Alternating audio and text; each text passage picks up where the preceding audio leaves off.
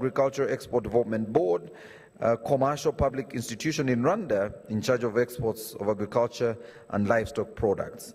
With over 20 years of experience as a lecturer and researcher in one of Rwanda's most prominent academic institutions, Claude Bizimana led different initiatives at the national, regional and continental levels, including the country office of the Comprehensive Africa Agriculture Development Program, the most ambitious and comprehensive agriculture reform effort ever undertaken in Africa, made by African heads of state and government. So, ladies and gentlemen, welcome with me Mr. Claude Bizimana. May we give him a round of applause?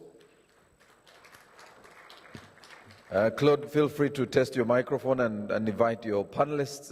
They are all here and ready for you. We can't wait to hear from you. I'll manage your time and I'll keep coming to you. So when I come to you, just know I'm giving you some information.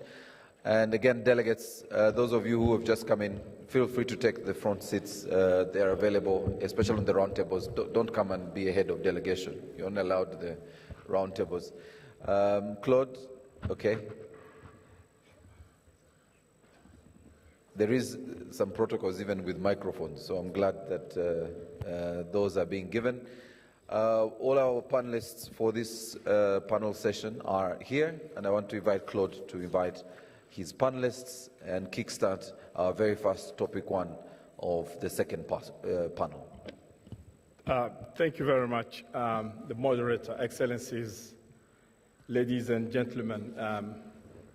I'm very honored to invite three panelists for this first topic. As you've seen in the program of today, our session was supposed to start at 10:30, but due to what the moderator talked about, our topic one will be talking about production, productivity in the African coffee region. So it's my really pleasure to invite Professor Joseph Kia.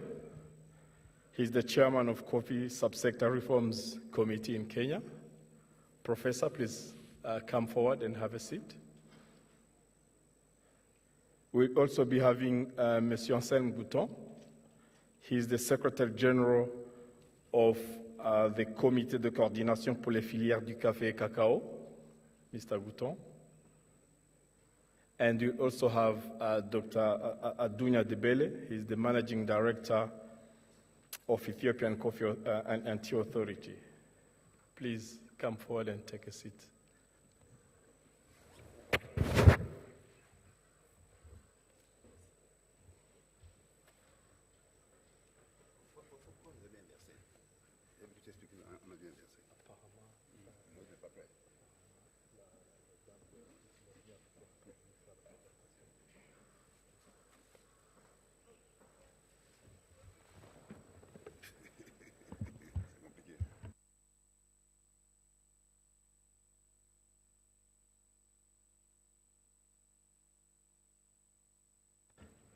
So our three panelists are here. I will start with Professor Joseph Kia. I'll make a brief introduction about who he is, what he has done, before taking the floor. So, yes. So Professor Joseph Kia, he's a trained, he's trained as lawyer and economist with the PhD in economics and Juris Doctorate in law firm from the University of Connecticut and University of Iowa College of Law. He taught at Pennsylvania State University until 2009, when he returned to his home country, Kenya, he's been serving as a principal policy analyst. In March 2016, he was appointed by His Excellency the President to chair the National Task Force on Coffee Subsector Reforms, with a mandate to conduct a rigorous coffee value chain analysis. Upon successful completion of the task, he was honored by the President with the Presidential Medal, namely the Elder of Burning Spear, for his outstanding work. Thereafter, the President reappointed him to his current position as the Chairman of Coffee Subsector Reforms Implementation Standing Committee. He's coordinating, overseeing, and monitoring the progress of implementation process of the coffee reforms under the Executive Office of the President. So, Professor Joseph Kia, the floor is yours. Okay.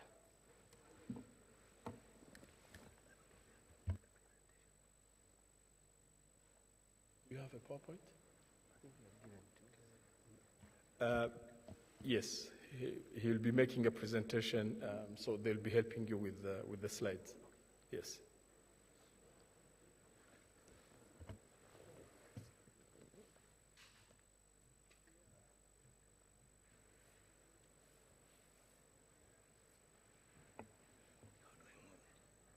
They're going to appear up, be able to use that. Okay. So which window? Just center button. It's the bottom, okay.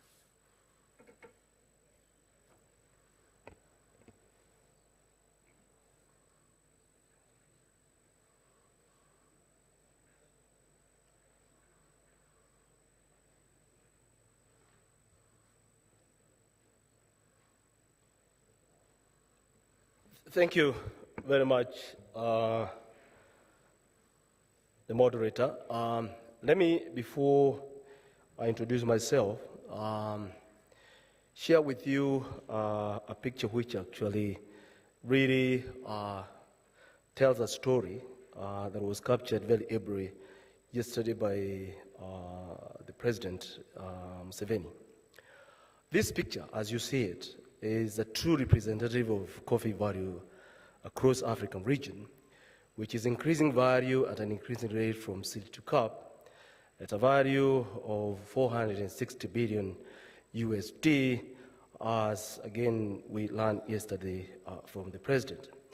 It epitomizes a contradiction of a separate and unequal world of a global South and global North in the market of the most traded commodity second to oil. On one hand, whereas Africa enjoys a competitive and cooperative advantage in the production of coffee, its global share in coffee production and export is shrinking. The colonial imperialism legacy has internally condemned and marginalized African coffee farmers to a less profitable market of green coffee. This marginalization has been further sustained by government policy failures due to externally and locally induced regulatory capture. On the other hand, monopolistic dominance of international roasters and importing trade barriers has denied entry to the most profitable market of roasting. This further has been exacerbated by the fact that with the exception of Ethiopia, the rest of African countries do not consume their own coffees. I find this state of affairs very troubling and totally unacceptable. I pray and hope it bothers you too. Therefore, I want to humbly submit that in our hearts, as policymakers and drivers, more than the goodwill of the consumers, brothers of the global North, lest the future of coffee is an anchor commodity to the rural development and inclusive growth for prosperous Africa. Collaboratively, all of us must consciously and deliberately find what President Museveni likely stated, the winning strategy, as the final call in this meeting.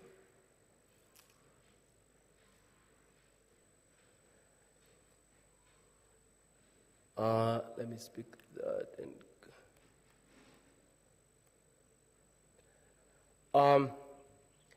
Like I was graciously introduced by the moderator, my name is Professor Joseph Kia. I'm trained as a lawyer as well as an economist, with a PhD in economics from University of Connecticut and Juris Doctorate in Law from University of Iowa College of Law. It is indeed an honor and a privilege to have been invited as a guest speaker and a witness was this very, very successful Second African Summit. This is very, very gratifying and fulfilling. Mr. Chairman, please allow me to borrow a leaf from the Chinua Achebe's great novel, Things Fall Apart. A lizard that jumped high from the local tree said he should brag himself if no one else did. I'm proud sitting here and happy to disclose that I and the coordinator of this Second African Coffee Summit, my sister Hamida. And I would like you to really, where is Hamida?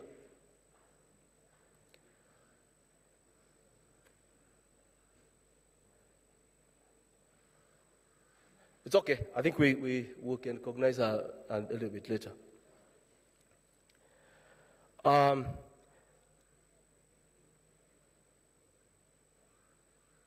We conceptualized and executed the first inaugural African Coffee Summit that was held in Nairobi last year.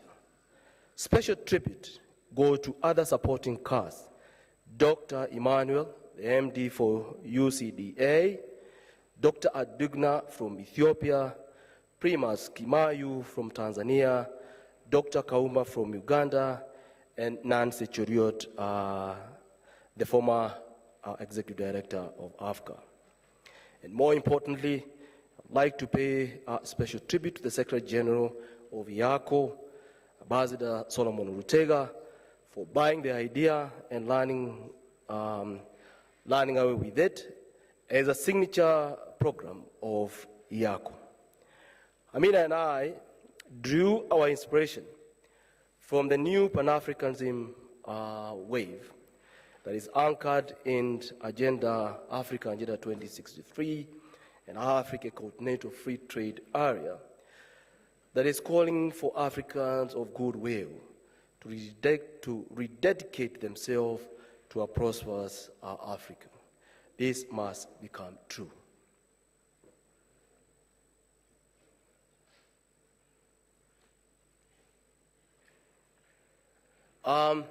There are two slides which I go back.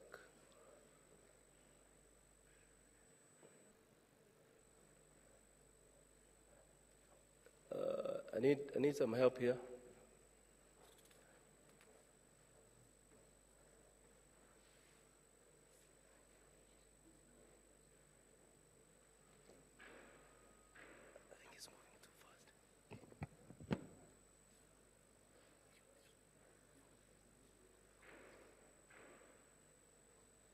Okay.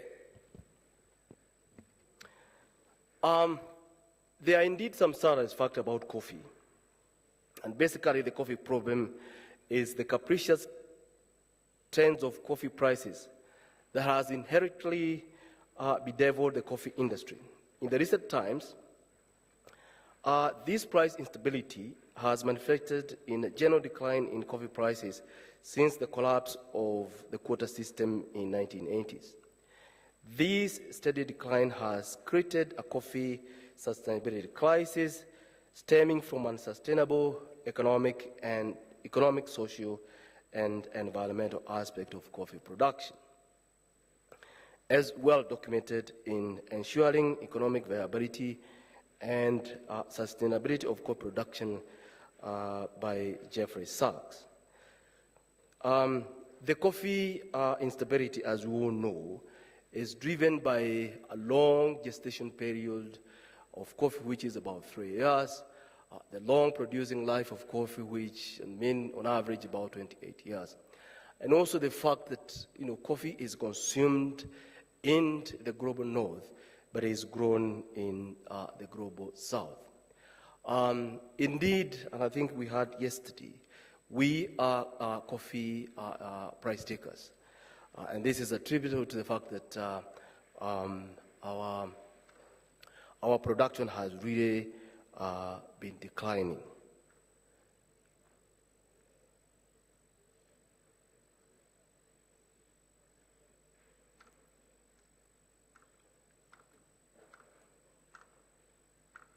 Now, this is a very simple statistics. It's just basically underscoring what we have been knowing, that the total production of our African share contribution to our global production is about 11%, which again is explained by the fact that some of the things that we have really highlighted. And again, these are comparative trends comparing Kenya, Uganda, and I think Ethiopia.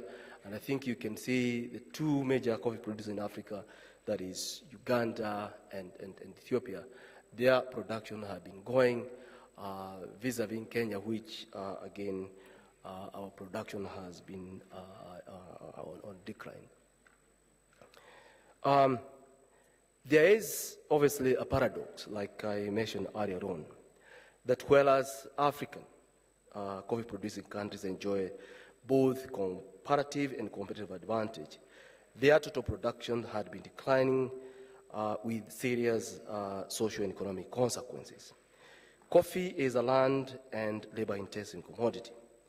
Africa has the highest population growth rate. It is endowed with about 6% of all world Arab land is located in Africa. This statistic notwithstanding, Africa's contribution to global production is only 11%, which again, like I later stated, it is driven by the fact that we are price takers. And I think the point I'm trying to argue here, it is that the geographical of where we are, being on the tropics, give us that competitive as well as competitive benefit, as well as the land endowment. But again, our export, what we call the FOB export prices, we get between 50 to 70%. If you do that comparison to Brazil and Vietnam, which is over 90%. Now, what is the question here? I think because this is the most important thing that we need to really answer. This problem we can look at this problem from two sides. In two sides, one on the supply side and the one on the demand side. On the supply side, what we have seen is a market failures. Market failures in terms of our production. The input markets are not, tend to be inefficient. Talking case in Kenya where the distribution of inputs like fertilizer and chemicals are not usually efficient, well done. The processing also, again, is fairly inefficient, and as well as what we call the information asymmetry, where the trading is usually done without the knowledge of the farmer, and again, that creates what we call the inside trading problem. The other problem, which I stated earlier on, is that coffee price is inelastic on the supply side. What does that mean? It means that if there is an exogenous forces, it is usually very difficult and for the farmer to adjust to any price changes. For instance, if the prices decreases, from an economic theory, you'd expect that to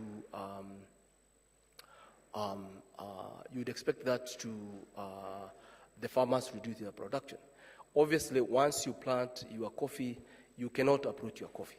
So that makes it very, very difficult for what you call price equilibrium to take place. The other important aspect on the supply side is all the policy failures.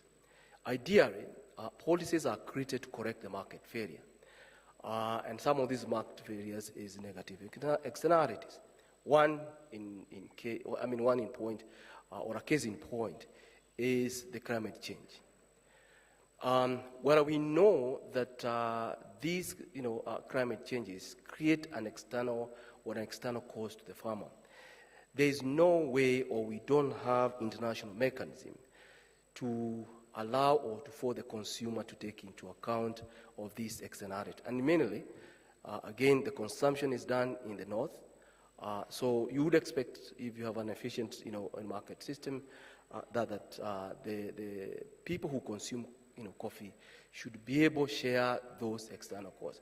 But sadly, this cost is borne by the farmer, and in most cases, it's usually very unfair to ask the coffee farmer to pay, for these externalities that I think that is internationally created. The other issue is also inefficient support research, resort and dissemination, inadequate protection of the property rights of the coffee farmer, weak intergenerational linkages. What we have this in mind, if you allow me to cite the Kenyan case, is that an average coffee farmer in Kenya is about 60 years of age, and we have not actually provided provision on allowing these strong linkages between young and the old. And we all know that sustainability of coffee has to be predicated on the participation of the youth.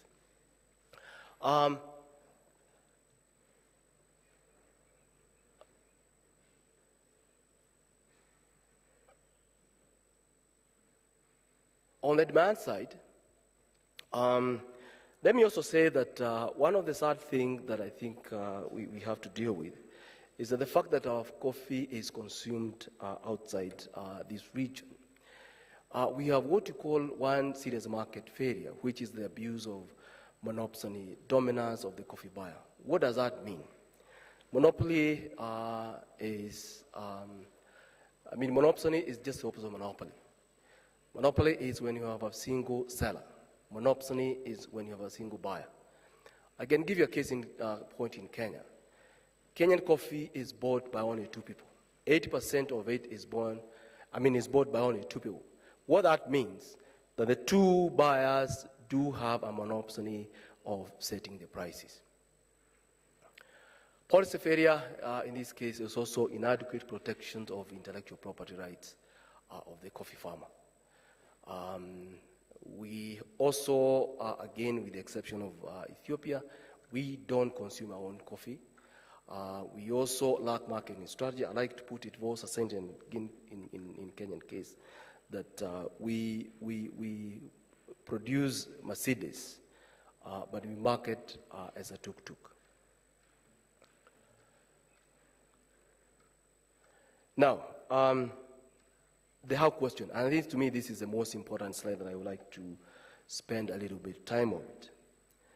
Now, I think what I've really thinking after listening what President Museveni talked about, it is what is this win-win strategy that I think all of us need to adopt.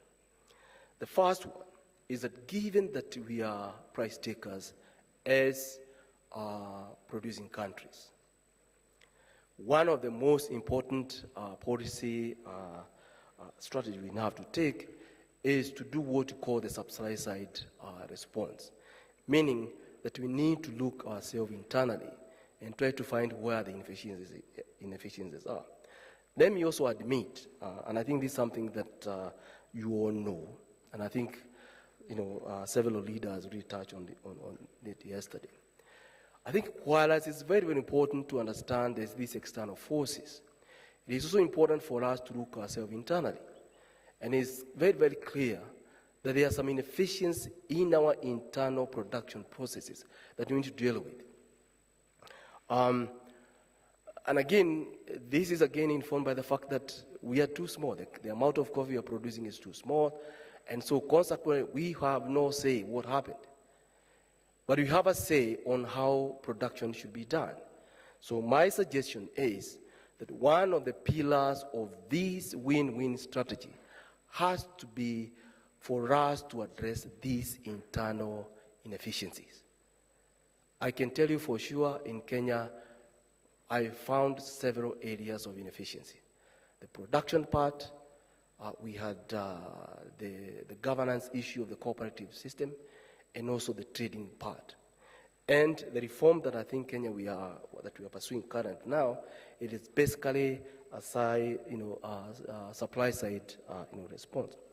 The other key principle, which have to be an anchor of this win-win strategy, is the unit of analysis has to start from the farmer. The property rights of coffee belongs to the farmer. That has to be where the inquiry has to really start. I don't claim to have any theological authority or deep understanding, but there are two things I know. That the God who created all of us, who gave us life, also gave us liberty. And one of those liberty is the right to own property. So coffee belongs to the farmer.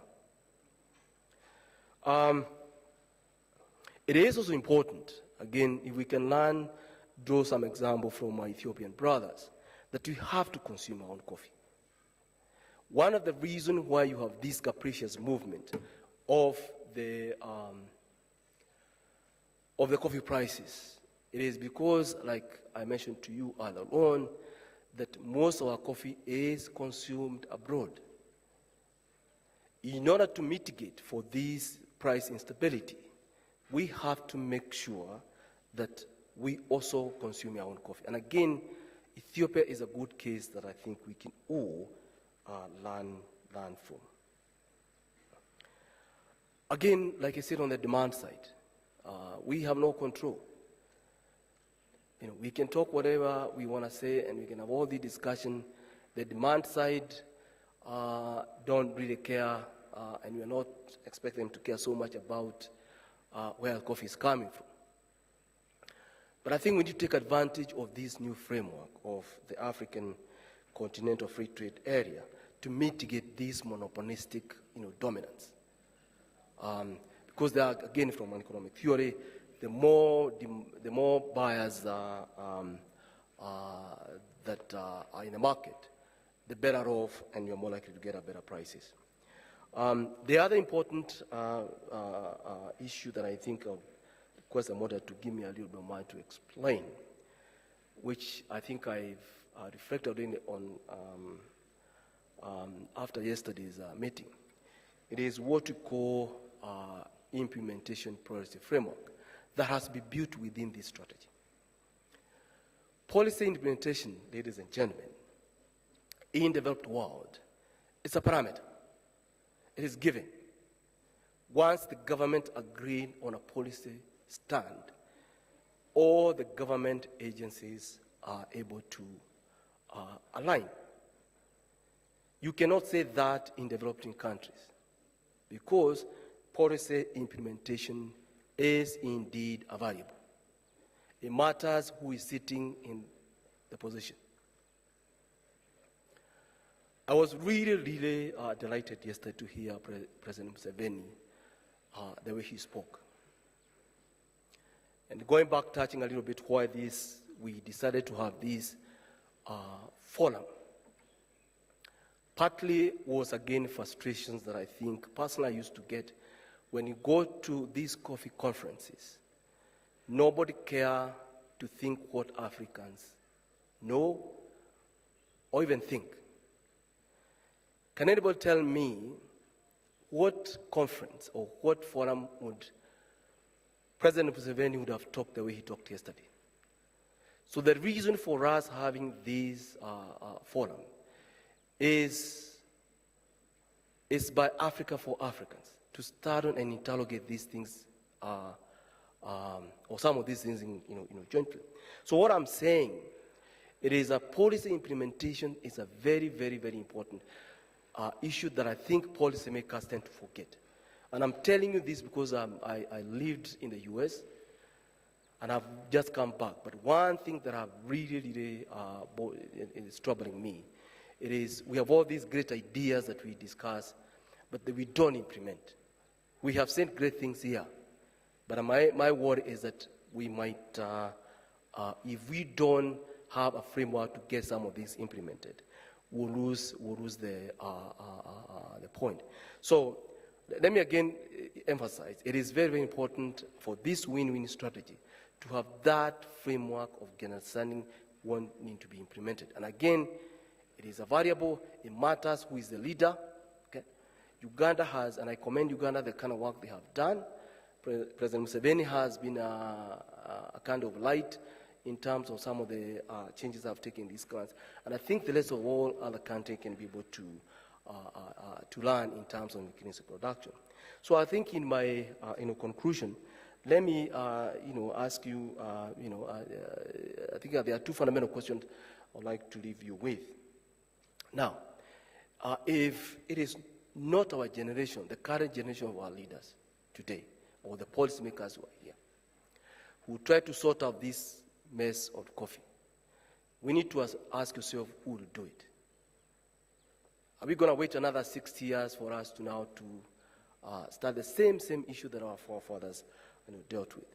And the second question, if it's not now, how long would we have to wait? Thank you all.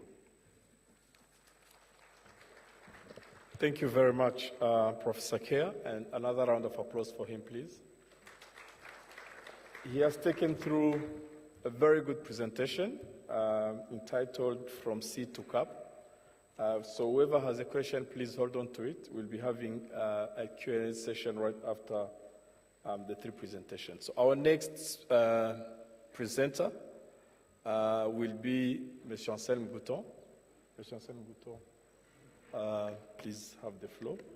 As I said earlier, Monsieur Anselme Gouton, he is the Secretary General of the Comité de Coordination pour les filières café et cacao in Togo, which is the coordination committee for the coffee and cocoa sectors. He is currently a special advisor to the National Council of Employers of Togo and vice chairman of the International Coffee Organization since October 2022. He has held several high-level positions in banking sector, international commodities, and agribusiness sector. He is also currently the chairman of the African and Madagascar Robusta Coffee Agency, ACRAM in short, a private sector coffee agency. Monsieur Gouton holds a PhD or Doctorate of Economics from the School of Economics and Management of the University of Bremen in Germany. He has also over 40 years of professional experience in management of agro-industrial and financial companies at national and international level. So, Monsieur Gouton, the floor is yours.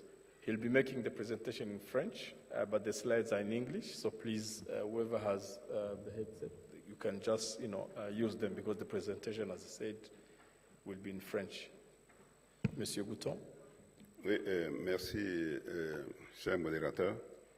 Je voudrais aussi remercier, bien entendu, l'OIAC pour m'avoir donné l'occasion de pouvoir faire cette présentation. Bien entendu, comme vous le savez, il y a eu beaucoup de communication hier, surtout la communication, comme l'a dit celui qui m'a précédé tout à l'heure, la communication du président Yoweri Museveni, qui était suffisamment riche sur les différents aspects que nous connaissons au niveau de la problématique liée à la filière café chez nous en Afrique. Il y a eu aussi beaucoup d'autres communications. Donc, nous devons nous inspirer de tout ce qui a été dit pour nous permettre quand même de continuer à poursuivre la réflexion. Donc, je me dois ici non pas de revenir encore sur tout ce qui a été dit, tout ce qui a été apprécié ou commenté, mais je me dois certainement de vous parler un peu de ce qui se passe actuellement dans la région que couvre, bien entendu, l'ACRAM. Vous avez vu déjà sur l'écran, l'ACRAM, bien entendu, comme vous l'avez vu, c'est l'Agence de café Robusta d'Afrique et de Madagascar qui couvre quelques pays membres en Afrique de l'Ouest et en Afrique centrale. Donc, je parlerai, bien entendu, de toutes les activités qui se déroulent dans les régions membres de l'ACRAM. Je vais naturellement commencer par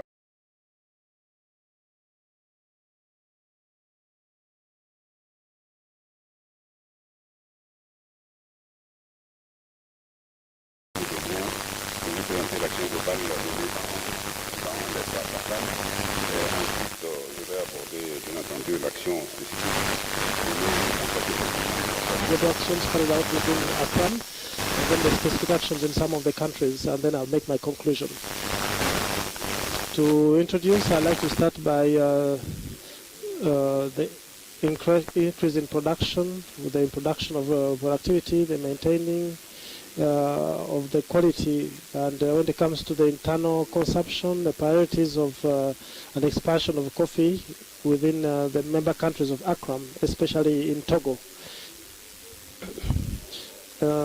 Important, very strong actions have been carried out within and planned within ACRAM, both publicly and within the private sector, to create coffee culture within Africa, especially within ACRAM. And as I told you already at the beginning, I would like to talk about the different activities taking place within ACRAM area. You can notice that we begin with the promotion of the cooperation of and the sharing of technologies and professionalism within the industrial sector when it comes to the technologies, and also within the value addition. It's the role which is part of what ACRAM has been doing, especially through the actions which has taken into place with all these different activities. So we also, as an agency, take into consideration when it comes to issues of gender, not only as women, but also the role, the important role that women plays in the economy as an African economy, and especially within the sector of coffee particularly. So the gender has a very important role to play that we are taking into account on a very serious level, especially when it comes to also environmental research and capacity building related issues. When it comes to our initiatives of research, within the last decade, ACRAM has actually specifically been interested in scientific research and development with consultation of our researchers, so that we can effectively put into place a framework to lead in the implementation of a framework that has helped us as within the region when it comes to the performance and the extension. When it comes to the scientific committee, we are also having a scientific research and a development committee that is having within Ivory Coast and Cameroon. We have pilot projects that are really helping in high performance of planting materials, and this has produced about a network of researchers who are working towards the variety of products, and I'd like to share with you some of the experiences that we have. Like, for example, when it comes to the studies, we have collaborated with the authorities responsible for coffee, like, for example, UCDA in Uganda, where we are in Uganda.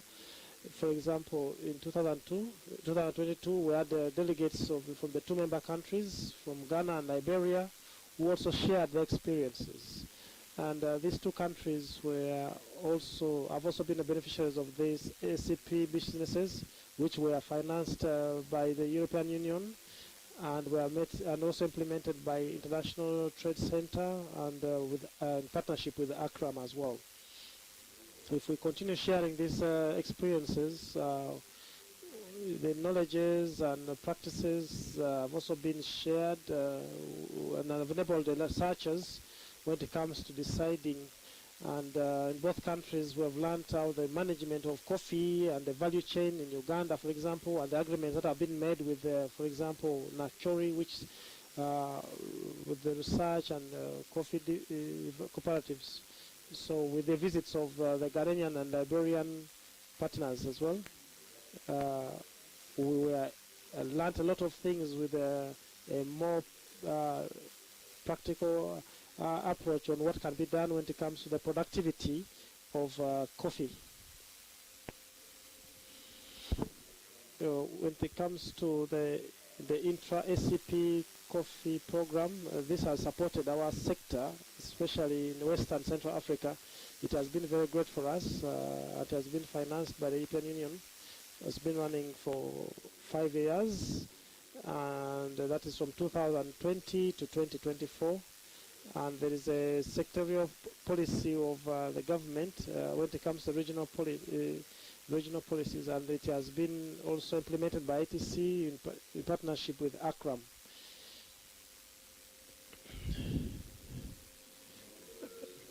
And if we talk about this program in detail, we focus so much on the training, and when it comes to the practices, when it comes to the good agricultural practices, distribution of the different productive coffee plants, and also when it comes to technology, when it comes to the income and the qualities, and we also take into consideration when it comes transfer of technology among the ACRAM countries, especially when it comes to the value addition. And these new opportunities also have come for the young people and for women. We would like to talk about the second point, that is the specific actions which have been carried out within the ACRAM countries, like in Cameroon, Gabon, Ivory Coast, and Togo. What comes to Cameroon specifically, this initiative has been very good in Cameroon, whereby there has been growing and has been inspiring other countries with more than 30,000 young people, youth, with this interprofessional coffee and cocoa council. And we have actually been having over 3,000 youth who have been involved in this growing of coffees up to 2025. So there has been an ambitious program, and it has employed both youth and women with a lot of inclusion. If you have questions about this, please, I would appreciate. My whole team is here in this tent, and they can be able to respond, especially the executive group, on how it comes to application. So we have this great initiative. When it comes to, we can think that this program is very, very great to make sure that we identify and move towards the sustainability of coffee in the future. So we have actually had alliances in the value chain, and we have been supporting each young person or youth within an area of about 3 acres, so that we can have production of about 800 kilograms to about 1 ton in an acre, and this has provided additional income so that the young people can be able to be motivated to do more. And I'm going to talk about Gabon now. Gabon also is in line with the COP21 commitment, which is very encouraging to producers to incorporate the agroforestry systems into their production, so that they can preserve the forests of the greater Congo Basin. We also have the CONSTAB, which has been able to encourage the local consumption of the Gabonese production of coffee, and also with the association of the coffee with the food crops within especially the Haute Ogule, Ngune, Oguelolo, and also in estuary. When we talk about the Ivory Coast, which is the largest producer in West Africa of coffee, and of course the third largest in Africa. So the Cocoa Council has provided support when it comes to the different products, measures, and producers. So they have also introduced new varieties thanks to the CNRA, which is responsible for the agronomic research. When it comes to the Cocoa Council as well, they've been planning to introduce a traceability program and also now a certification tools that can improve on the quality and also to boost producers' incomes.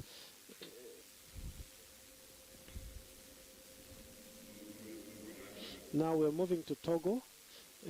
Togo is definitely in the promotion of processing and also their coffee and also in the consumption, which is seeing a great increase. And there is also a sustainability of these actions for the future, because like in yesterday's communications, we have been talking about this, of maybe not only transforming, but better transforming in a way that this transformation can encourage the beneficiaries, who are the producers, to be sure of their future when it comes to coffee production.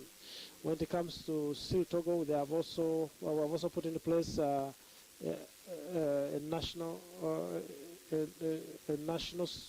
policy that enables the support of this local consumption.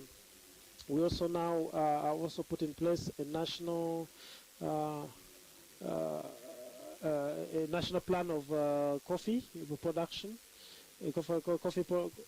coffee consumption and development for 2030, and it has been drafted. It was not there before, so we want to understand better how we can develop all the activities connected to the coffee sector and cocoa as well. We are already in the process of organizing how we are going to achieve this plan through all the vision of 2030 within the member countries of ACRAM.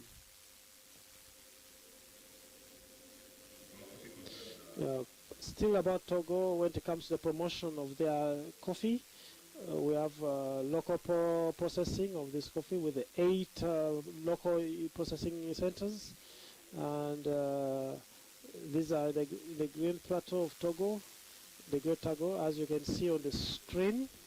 We have also another zone which is called Café Coma, and there is another zone as well. There are 3 of them, and which are so much involved in the transformation of coffee for production purposes and consumption. We also have local consumption of coffee, which is an initiative with the support of the IOSC and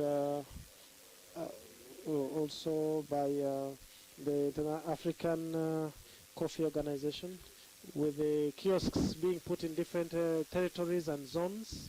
And we have already mobilized and continue to mobilize youth who are well-trained youth as baristas, and supported to promote in a mobile way the mobile consumption of Togolese coffee.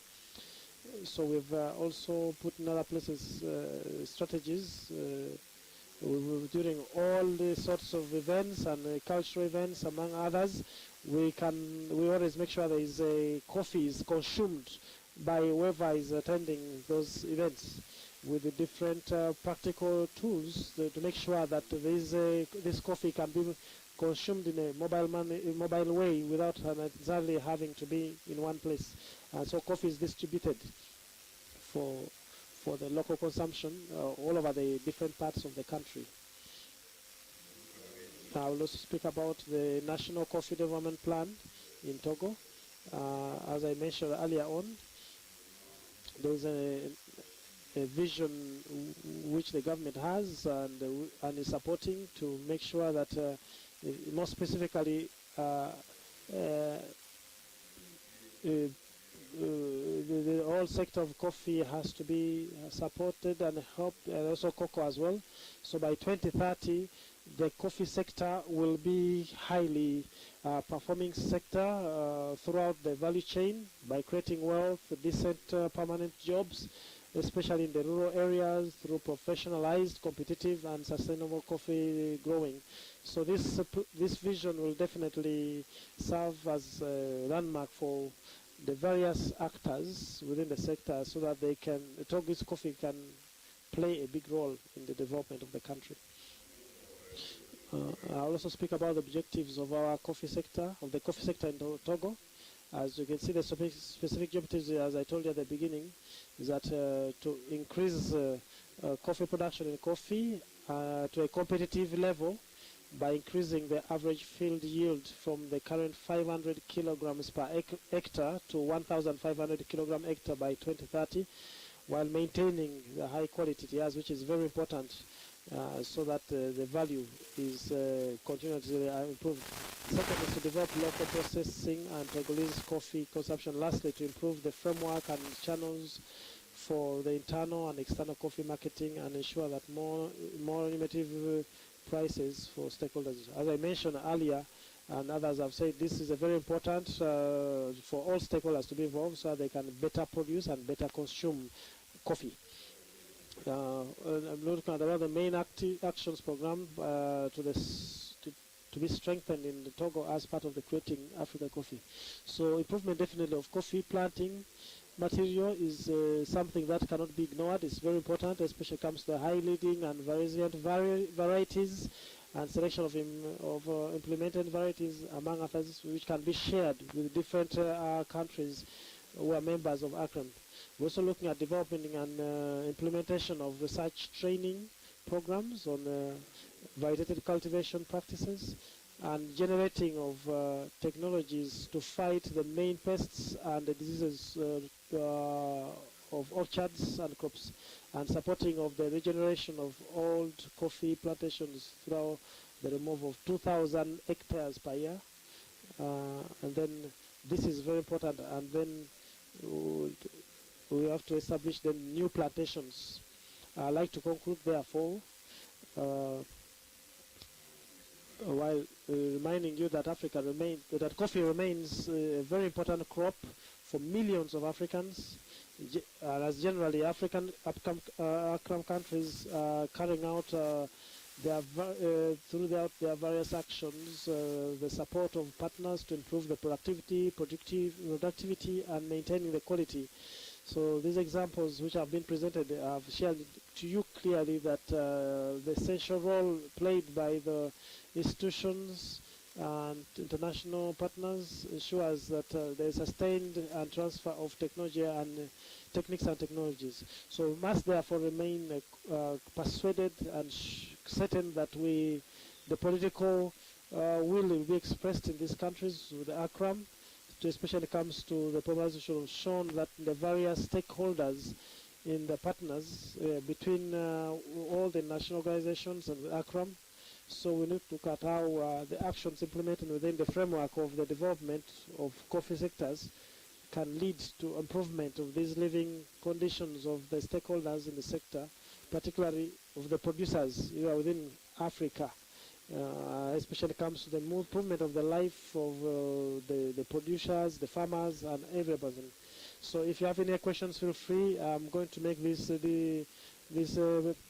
presentation available for all who would be interested. And like as I told you earlier, all my team is present. So if you have any questions, please ask. And my whole team, anyone will be free, and they are all ready to answer. Thank you so much for listening to me. Experiences in creating a coffee culture in the space of ACROM, with specific case studies of Cameroon, Gabon, Ivory Coast, and Togo. It's my pleasure to welcome Dr. Dugna, Dr. Dunya Debele. Please take the floor. Dr. Dunya Debele is a senior horticulturalist who holds a bachelor's degree from Jima University and master's degree and PhD from Wageningen University of the Netherlands. Previously, he was employed as a lecturer at Jima University and served the university as head of Department of Horticulture and Plant Sciences, and has been different universities, Jima, Ambo, Hawassa, and ASI, at the capacity of associate professor. He published more than 25 articles on international and reputable journals. He also served Ethiopian Horticulture and Agribusiness and Agriculture Investment Authority as Deputy CEO and CEO. Currently, he's working as Director General for Ethiopian Coffee and Tea Authority, and he's President for Ethiopian Horticulture Science Society. He's a reviewer of different international journals, and is also an active member of International Society for Horticulture Sciences, Coffee Science, and other science societies. Dr. Jula, the floor is yours.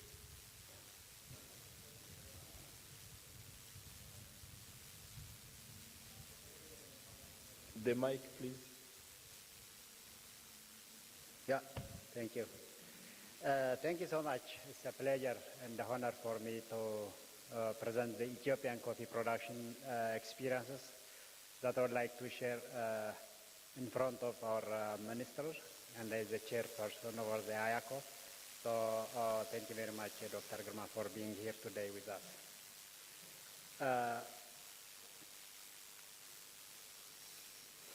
So I want to show you some of the activities that the Ethiopian coffee is currently doing. You know, the Ethiopian coffee production system, starting from the last 5 or 10 years back, the production is increasing very significantly, and also not only the production that is increasing, but also the amount of coffee that we export to the international market is also progressing well, and the productivity is also increasing. So on average, from 2050-60 to 29-20, the average production has been increasing by about 3%, and our productivity is also increasing from 0.74 per hectare to 0.82 per hectare, depending on the activities that we have already taken.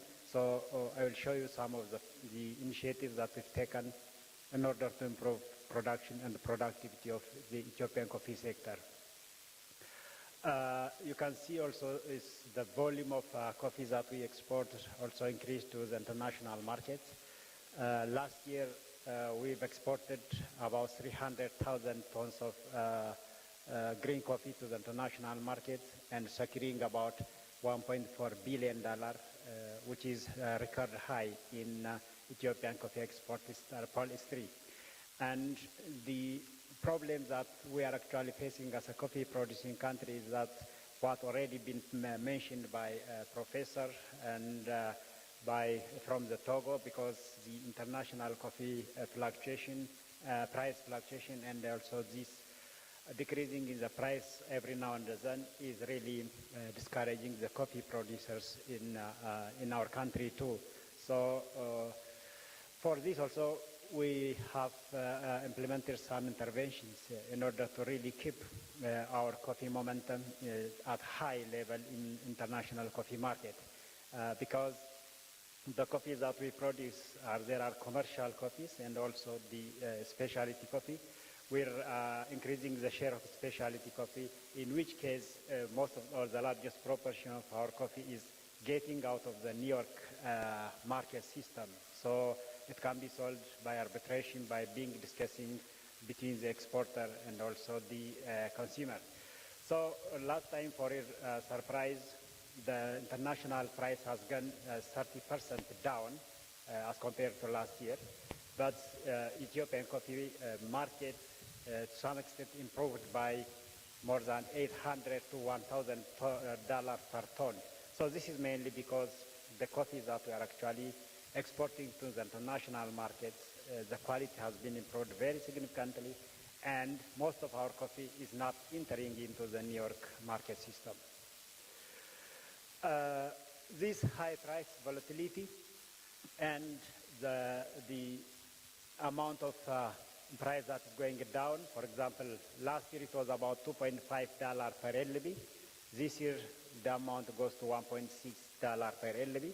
So this significantly affected the income of the farmers. So this low income will result into low quality, because if the price that we are getting from coffee is not paying back for our farmers, our farmers are not taking care of about the quality of the coffee. So if the people are not giving due attention to the quality, the production is also increasing. So looking at this, it is having a vicious circle. One is affecting the other. So the cyclical behavior of this price over time is affecting the quality of coffee and also the amount that is produced every year and every year. So there should be some mechanisms that has to be implemented at African level in order to really tackle this kind of problem. And what Ethiopia is currently doing can be taken as a best example and a very good practices that can be scaled up at Africa level. So what are the interventions that we've taken in order to improve our productivity is, most of the coffees that we have are or old age coffee, like what has been presented in Togo. So what we've decided is, even though the amount of coffee that we have is about 1.2 million hectares of land, 70% of the coffee that we have are quite old, and they are not able to provide sufficient amount of yield.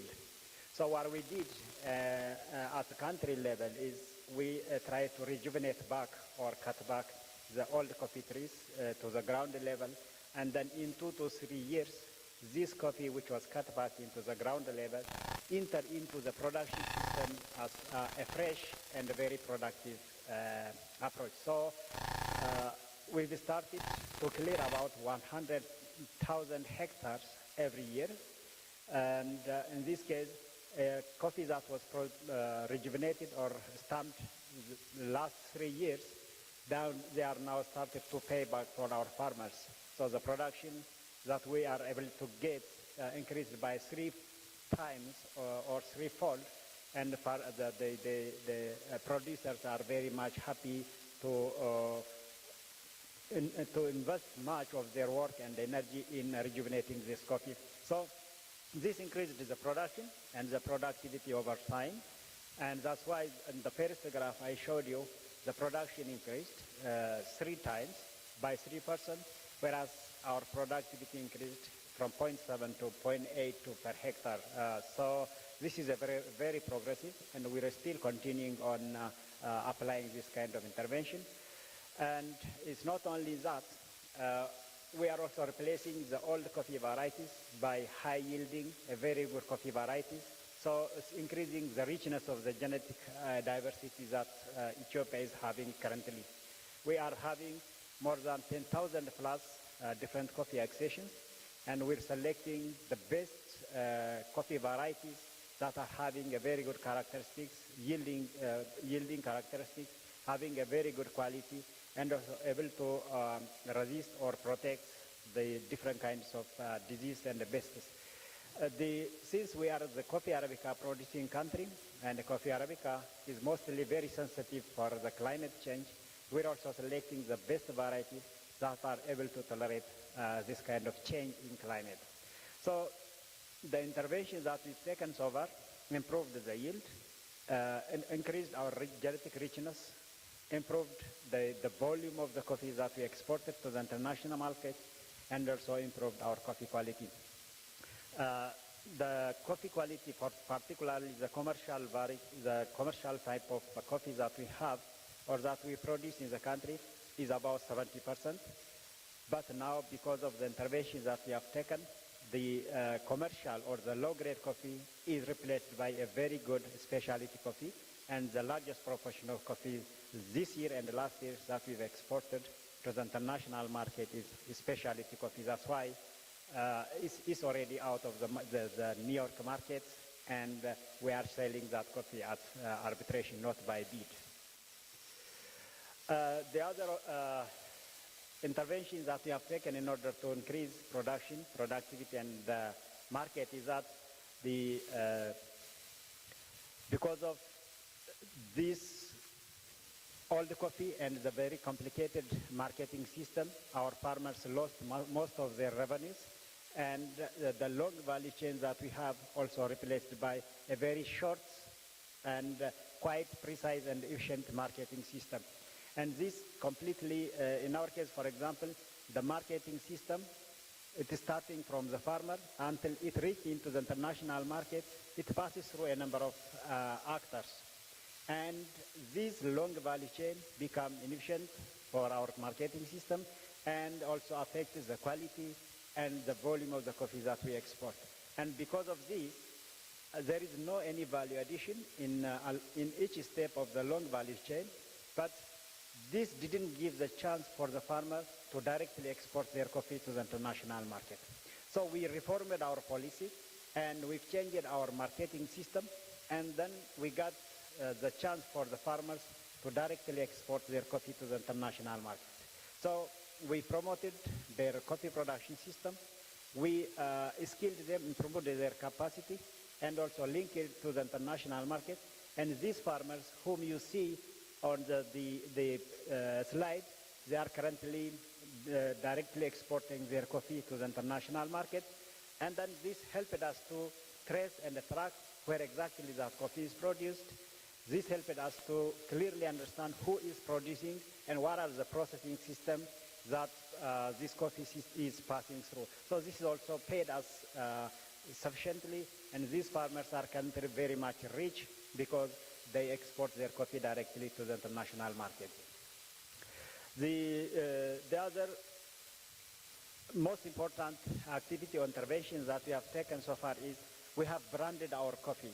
So if the Ethiopian coffee is a very good quality, as a coffee that is having a very good quality, and most of the buyers, they buy Ethiopian coffee to spice or improve the quality of some other coffees that they brought from elsewhere in the world. So in that case, they do not want to buy in highest volume, and this reduces the volume of coffee that we are exporting. Currently, we have already branded our coffee, so in the international market, the Ethiopian coffee is sold using this brand. And this brand helped us to keep to maintain our property rights, and also help Ethiopian coffee not to be smuggled or mixed with other coffee collected from elsewhere.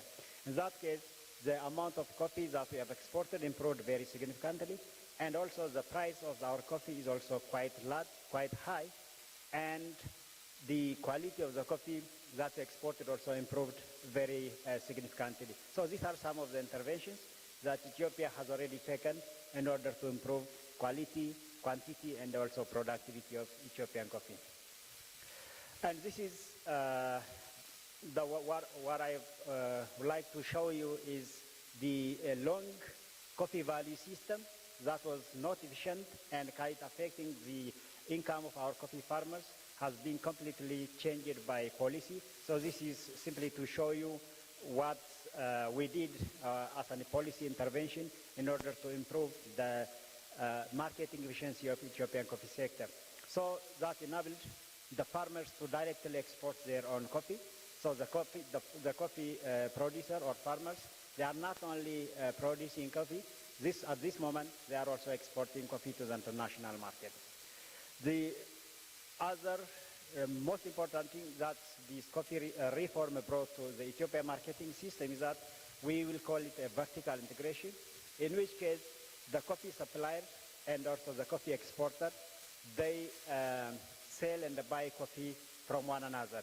So in this case, only the supplier and the exporters, they do the business without involving any other third person.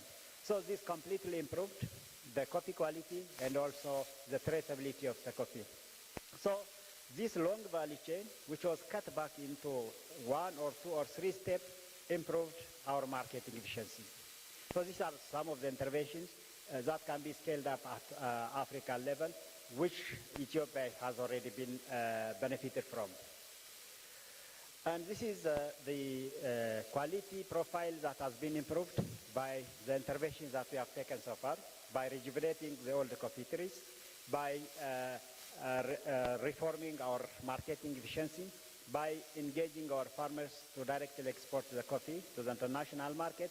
You can see that the percentage of the quality of the coffee has completely improved. In the first figure, right, the left-hand side, is about 34% only that we have been exporting as very good or grade 1 coffee. But this has been improved to 58%. Currently, 58% of the coffee that we export to the international market is high quality and high-end market coffee. So this is the result of the intervention that we have taken. And the one that we've seen is the price of Ethiopian coffee. Even though the price of the international market is going down, the Ethiopian coffee prices is going up because of the intervention that we have taken. The coffee that we have exported to the international market is having a very good momentum and a very good prices at international level. So this is the marketing price has been reported by Bloomberg, and Bloomberg was very much appreciated the intervention that Ethiopia has taken in order to bring change in the livelihood of the coffee farmers at large. So this is also the quality coffee profile that we had in the last 5-6 years, but the history has been completely changed. And you know, grade 1, currently the farmers who are producing grade 1 coffee, they get about 90% of the FOB prices. Farmers who are producing grade 2 coffee, they get about 90% of the FAO prices. Farmers who are producing about the grade 3 coffee type, they got about 80% of the FOB prices. Previously, the maximum FOB price or percentage that the farmers in Ethiopia get is only 40%. So this is a very significant improvement. So the amount of cost or the prices that is getting back to the farmers' pocket is also increasing significantly because of the interventions that we have taken so far. So another most important intervention that we brought to Ethiopia was the Cup of Excellence. This is the international renowned competition. So we brought this competition to Ethiopia level, and the farmers who produce their coffee at a very good quality, they sold the coffee at the international market. You can see that it's about 185 in the first round. The first person sold about $185 per LB. In the second round, the first person, like Tamiru Tadese, already sold at $150 per LB. So this is really a very huge amount of money that was generated by bringing this intervention into our country system. So these people, previously they were farmers, currently they changed their life into exporters. So this is also some of the intervention we brought to the Ethiopian coffee sector and seen a very significant change in their livelihood. Another activity that we are currently working on is characterizing the quality of the coffee at their specific localities. So genetic indicator, or we call it a GI. So working with a number of international experts or international organizations.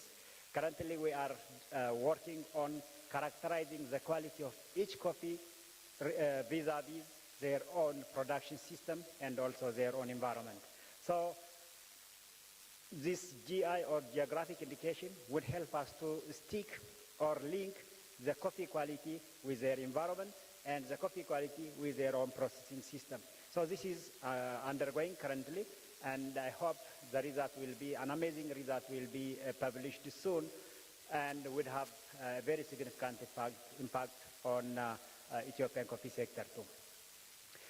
The other activity that currently we are doing at government level is that we are creating a very enabling environment for producers, for suppliers, for exporters, and also for the international investors.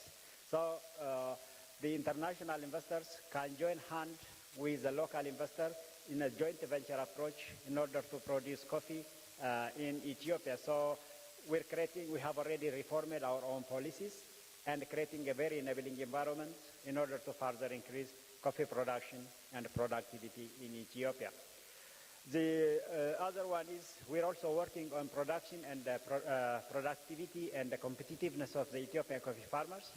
So in order to compete in the international market, we need to increase the volume of the coffee. It's not only increasing the volume that guarantees our own product, our own marketing system, but also we need to work on the improvement of the quality. So we're also working on further increasing production and improving the quality of the Ethiopian coffee. Because Ethiopia coffee, they have a very unique characteristics and quality profile. So we want to maintain and increase that quality profile in the international market. The other one is we are working very closely with a number of NGOs, with a number of international organizations, and having a very strong partnership in order to leverage the potential that we have at country level. So a number of NGOs have already joined hand with us and supporting our farmers, our marketing system, and we have also created a technology in which case we can control our coffee marketing and production system. So these are some of the activities that Ethiopia is currently doing, and I'm thinking that this can be further scaled up at Africa level. So if we are together, we can solve the problems that Africa as a continent is facing currently. With this, I would like to thank you very much. Finished. Thank you so much. Thank you very much, Dr. Debele. Excellencies, ladies and gentlemen, you've heard our three panelists. For those who have joined a bit late, this is topic one. This is topic one for panel 2, and we discussed production and productivity in the coffee, in the African coffee region, and we've heard experiences from different regions, being in Kenya, in Ethiopia, or in the Akram region, with specific cases from Cameroon, Gabon, Cote d'Ivoire, and Togo. It's my pleasure now to open the floor for any question, supplement for what has been discussed. We'll be having 15 minutes for that. So the moderators can help us passing the mic across. So whoever has a question to any of the three panelists, the floor is open.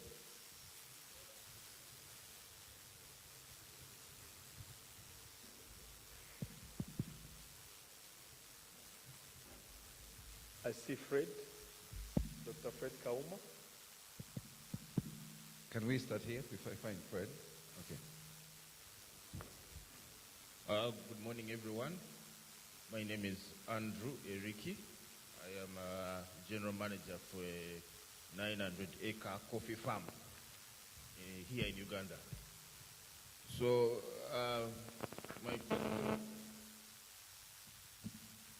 my question is on some specifics. First of all, to Ethiopia, because for the farmer, the most important thing is how many, for example, kilos am I getting per tree, or what is my yield per acre. So my question is, for Ethiopia and still the rest of Africa, what are we thinking about planting density? Meaning that how many coffee trees should I plant per acre? Many farmers believe that we should increase, as Africa, we should increase the number of trees we are planting per acre. What are the stories from the other side, or what?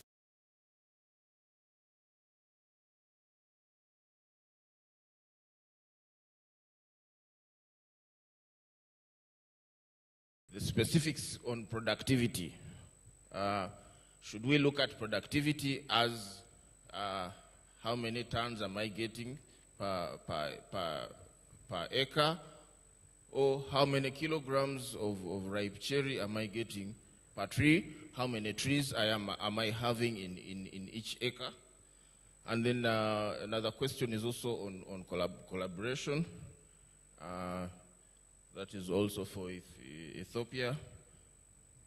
How can we collaborate in things like varietal development? Because if we have good varieties that are high yielding, how can we share that knowledge as Africa? Thank you. Thank you, Andrew. Next. We can have a set of 5 questions first, and then if need be, we can go back to the second round. Thank you.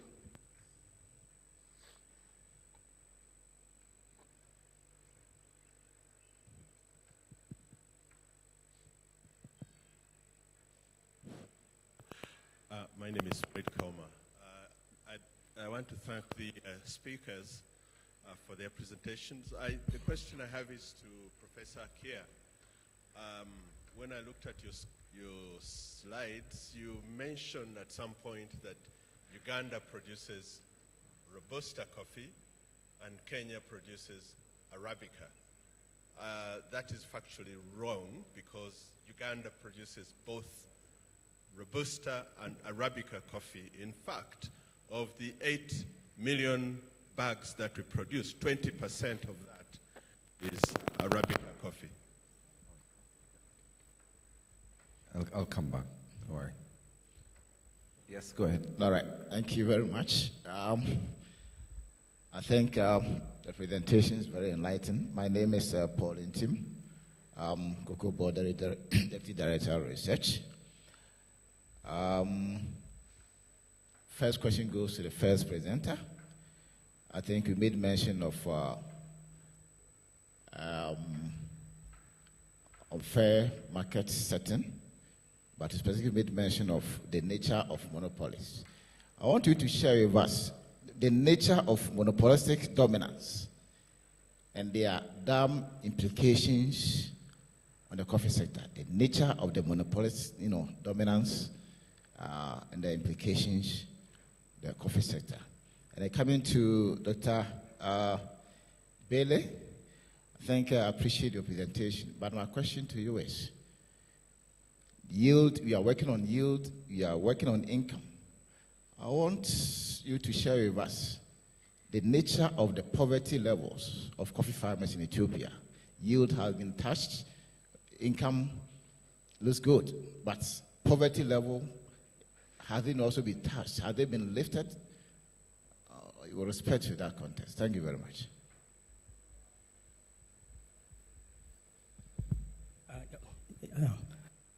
Thank you very much, presenters. My name is James Kizito Mayanja from Uganda Coffee Development Authority. I have 2 specific questions to the Ethiopian presenter. Okay, when we are presenting, I think you talked about, a low, proportion of the farm gate to the export price, the FOB price. And yet I know that in Ethiopia, you have strong cooperatives. So what could have been, what could have led, to that proportion? Because like in Uganda, you find that at least 70% of our FOB value goes to the farmers. Then the other one is about financing. I would like to know who champions financing. Is it the Coffee Board of Ethiopia? Is it any other institution? How is it done in Ethiopia? Then the other one, very interesting, is about the GI, the geographical indications. Yes, I know that Ethiopia, has the best coffees, in the whole world. We would like to share how you've done it, and possibly we would also take a leaf, because we have also started on that journey. Thank you.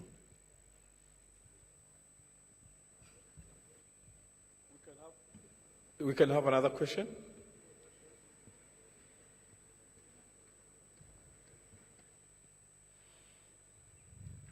My name is Nangoli Martin, and I belong to the group of specialty coffee producers in the country of Uganda. And my concern will go to the Ethiopian presenter about the quality profiles. What are you doing to maintain the smallholder farmers' quality profile from manipulation? Thank you. So thank you very much. Let's first respond to these 5 questions, actually questions from five delegates. And I'll give the floor first to Dr. Agnuna Debele. Most questions came to you. Then Professor Kea will be taking care of the other question. Thank you very much, Mr. Moderator. And also, I'm very much happy to hear this kind of questions. They are very much and quite pertinent questions that I would like to clarify them. The first question is, how much coffee trees are there per hectare of land?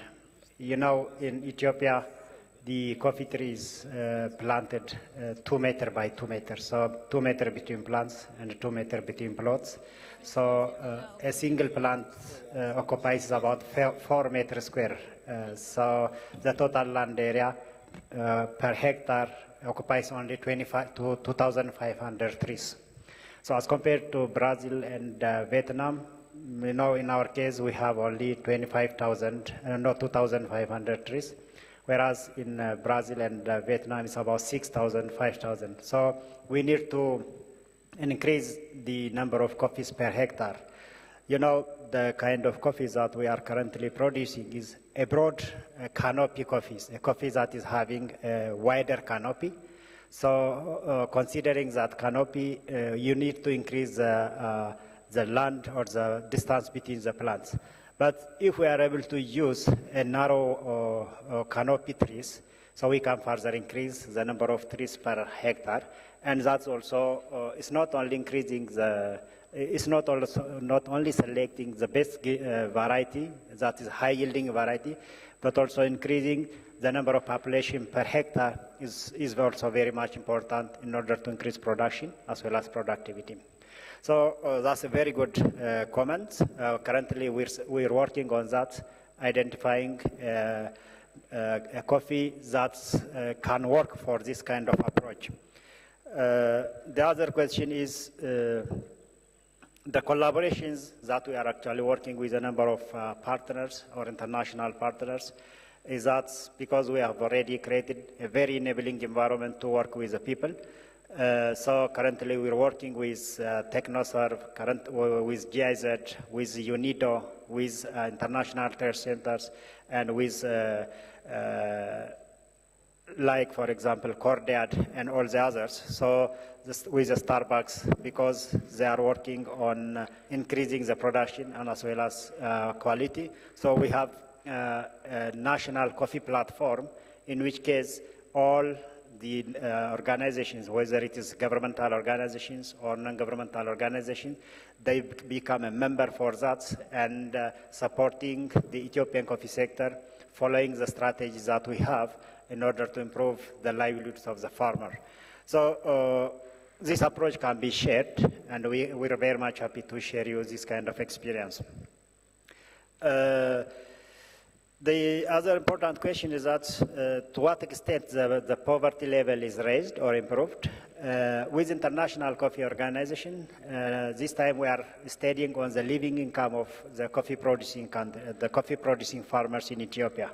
So the figure will be published soon. Hopefully, the interventions that we have taken so far in order to improve the marketing efficiency, the long value chain into a very short, and are allowing the farmers to directly export to the international market, improved the livelihoods of the farmers in Ethiopia. So the figure will be published very soon by the International Coffee Organization.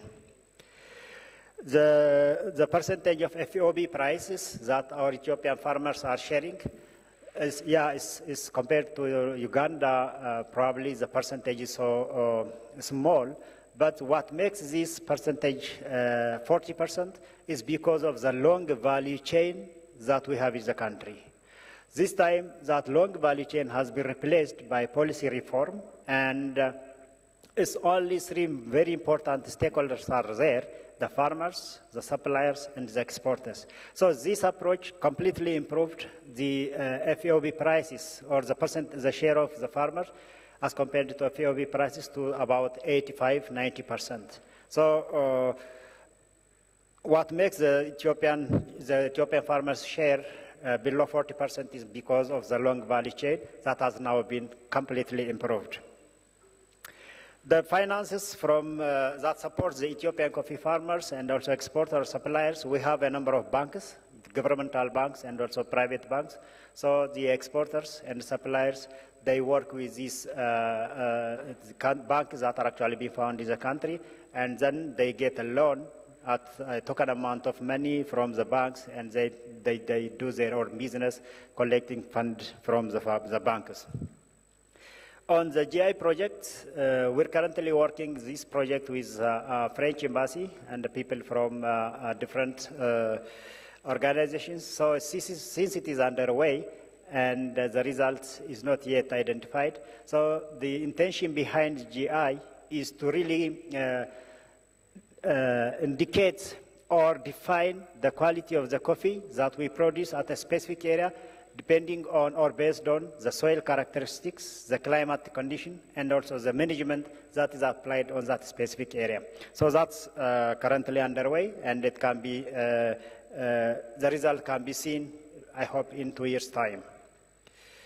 How do you maintain the quality profile? The GI will support us to maintain or to develop a quality profile of a specific origin in the coffee producing area, because we have coffee producing areas from lowland to along all the way to the highland. So the quality of the coffee from one production region vary from the other production region because of this management, climatic condition, and the soil. So depending on that, we will develop a profile for each of the coffee that we produce, so that it can develop trust and also the confidence of the coffee buying, international coffee buyers. These are the questions that raised so far. Thank you so much. Let me respond to the question that I was raised on this monopolistic dominance and the nature of it. Kenya have a very unique coffee value chain, which tend to be very, very long. And the way this monopolistic dominance appears is that you have a collusion between the miller, the marketer, and the buyer. There are two ways that coffee is sold in Kenya. We have an auction, the Nairobi Coffee Exchange, and also what we call the direct sales. Initially, before we changed the law, because we have changed the law, the only person who was allowed to go to the auction was the marketer. And one of the financial requirements that the marketers has to really meet, they were required to have a minimum guarantee of between $1 million USD and 10 million USD. Obviously, these regulations were created to eliminate the local participation. So the only person who could be able to go to this auction were marketers which had ties or symbiotic relationship between them and the buyer. Like I mentioned earlier on, our coffee, almost 90% is sold through the auction. And in this auction, there's only two major buyers of the Kenyan coffee.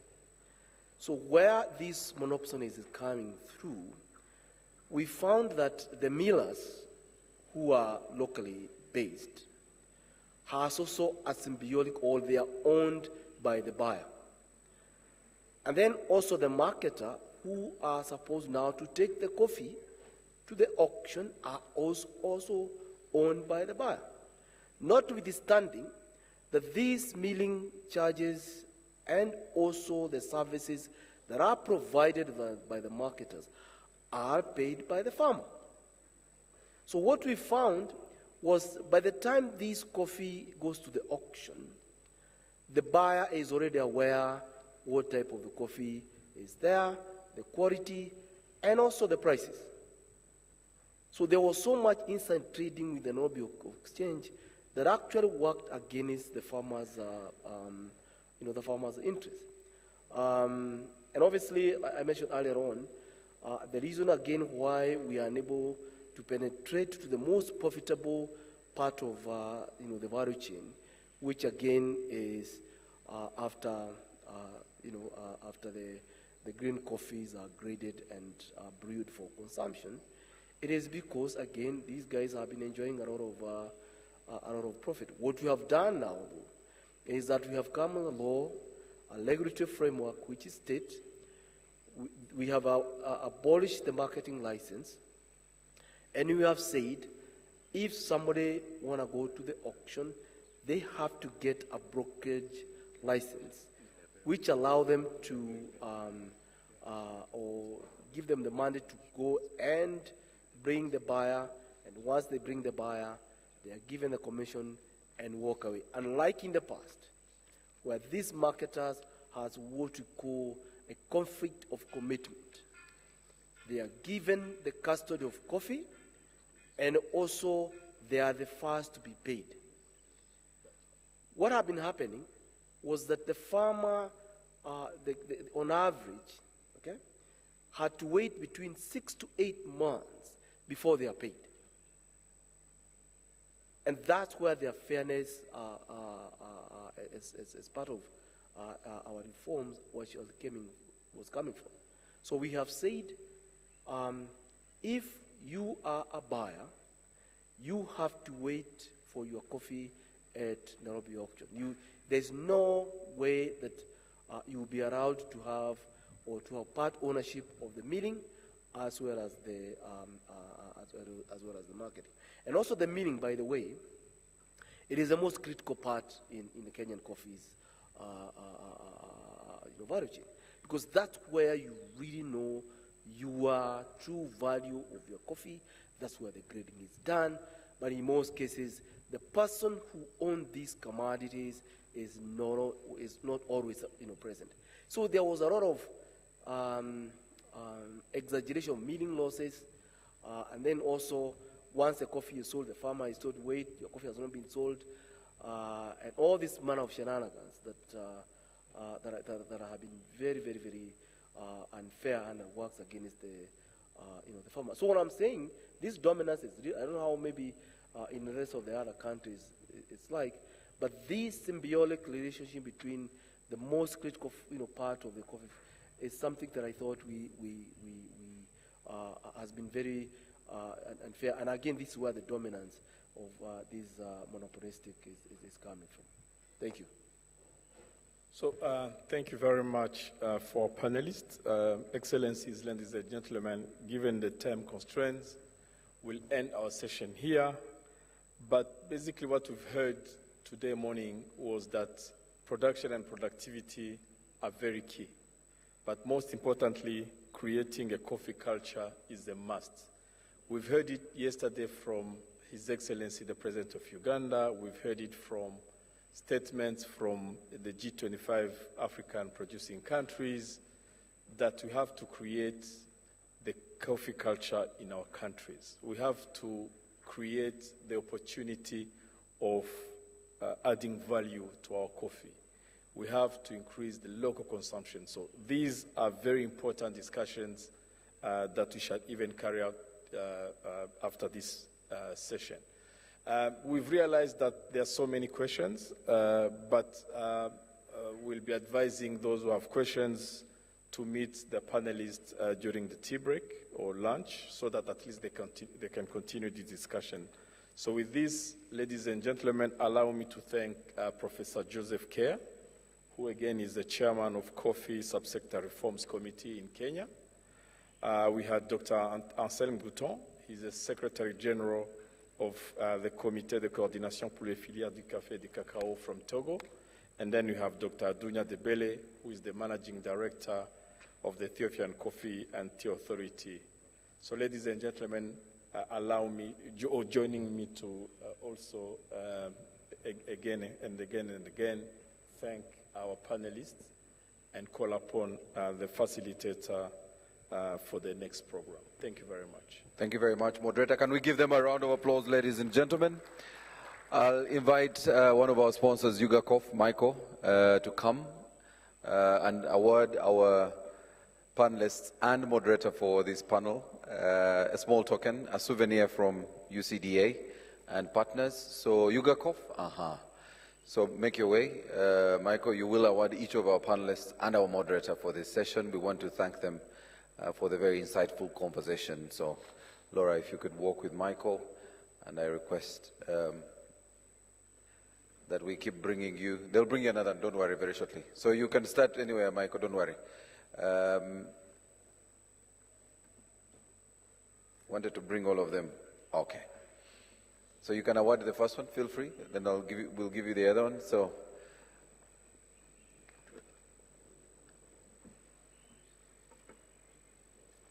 Yes, there you go. Thank you very much, our panelists. We want to thank you for sharing with us this conversation. Professor Joseph Kea and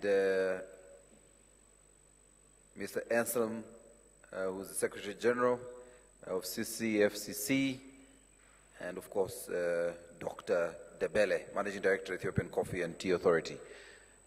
And finally, we'll award our moderator for this session, Mr. Claude Bizimana, who will return later to discuss the role of research in value addition with his panelists.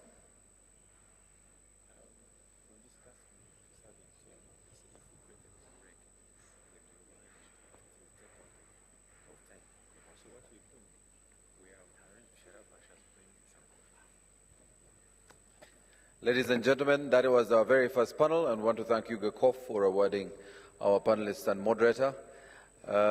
We will now quickly run into another session, and I wanted to invite the chairman, Uganda Coffee Development Authority, Dr. Charles Francis Mugoya. He's the board chairman, Uganda Coffee Development Authority, to come and take us to topic 2, which is financing options for value addition. And that presentation is ready, and my team, please do load the presentation, because Charles will run us through financing options for value addition. Chairman, you will invite the presenter for that particular topic, and then we will invite questions for you and your panelists. You're welcome, Chairman.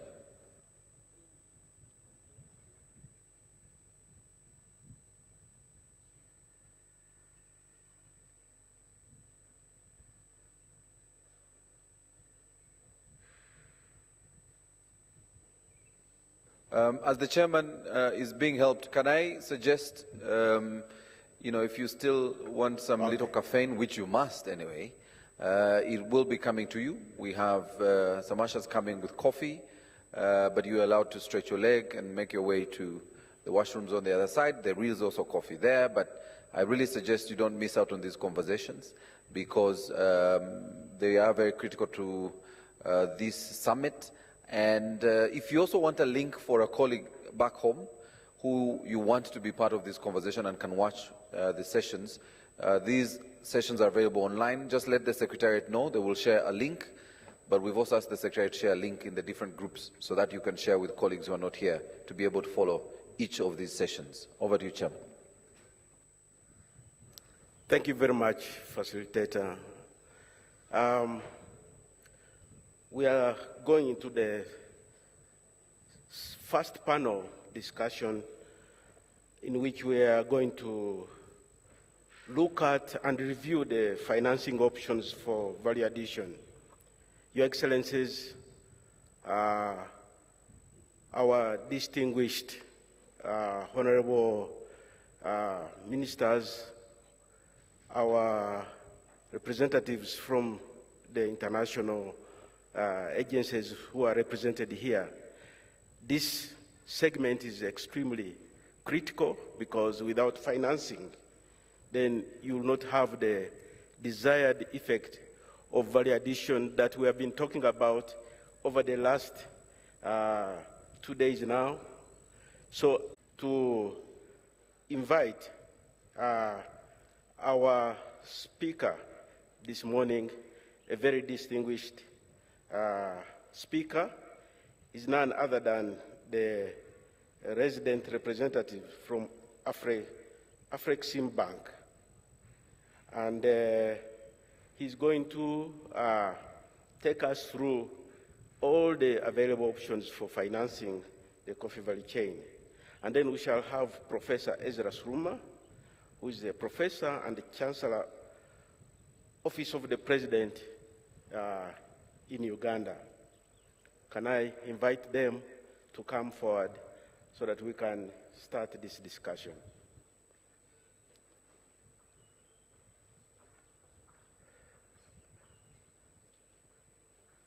Are they available?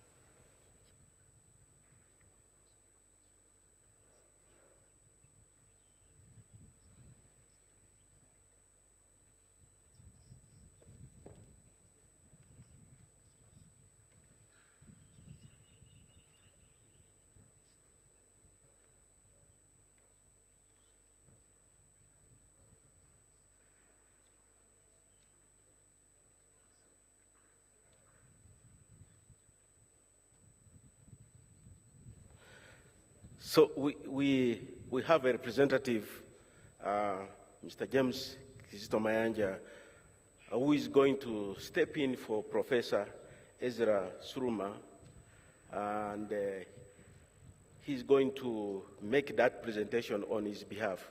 Professor Suruma is held up on some official duties, but we have an able representative in the name of James Mayanja.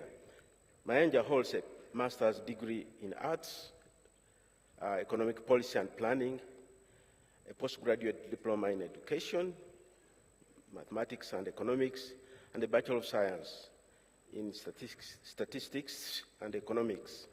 He has worked in various capacities since 1985 in the fields of education, agricultural statistics, agricultural economics, monitoring and evaluation, as well as marketing in a number of institutions. He's practicing agricultural statistician, marketing expert, and he has participated in research, designing, instrument development, primary data collection, and analysis using both quantitative and qualitative methodologies. James's vision is making Uganda a progressive and prosperous country through formulation of prudent policies and strategies based on reliable statistics. His career objective is to enhance his analytical capabilities in the fields of statistics, market analysis, economics, and social development whenever an opportunity emerges. His core competences are in the area of statistics, coffee market analysis, and policy development, as well as analysis. Can we put our hands together to welcome Mr. James Mayanja? The floor is yours, Mr. Mayanja.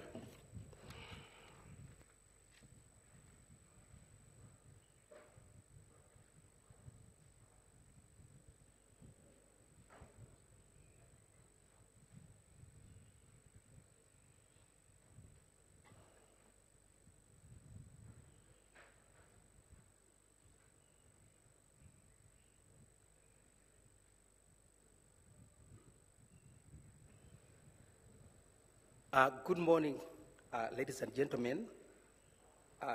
His Excellencies, the ambassadors, honorable ministers from coffee producing and consuming countries in Africa, members of parliament who are here, the chairman, Ayako, the Secretary General, Ayako,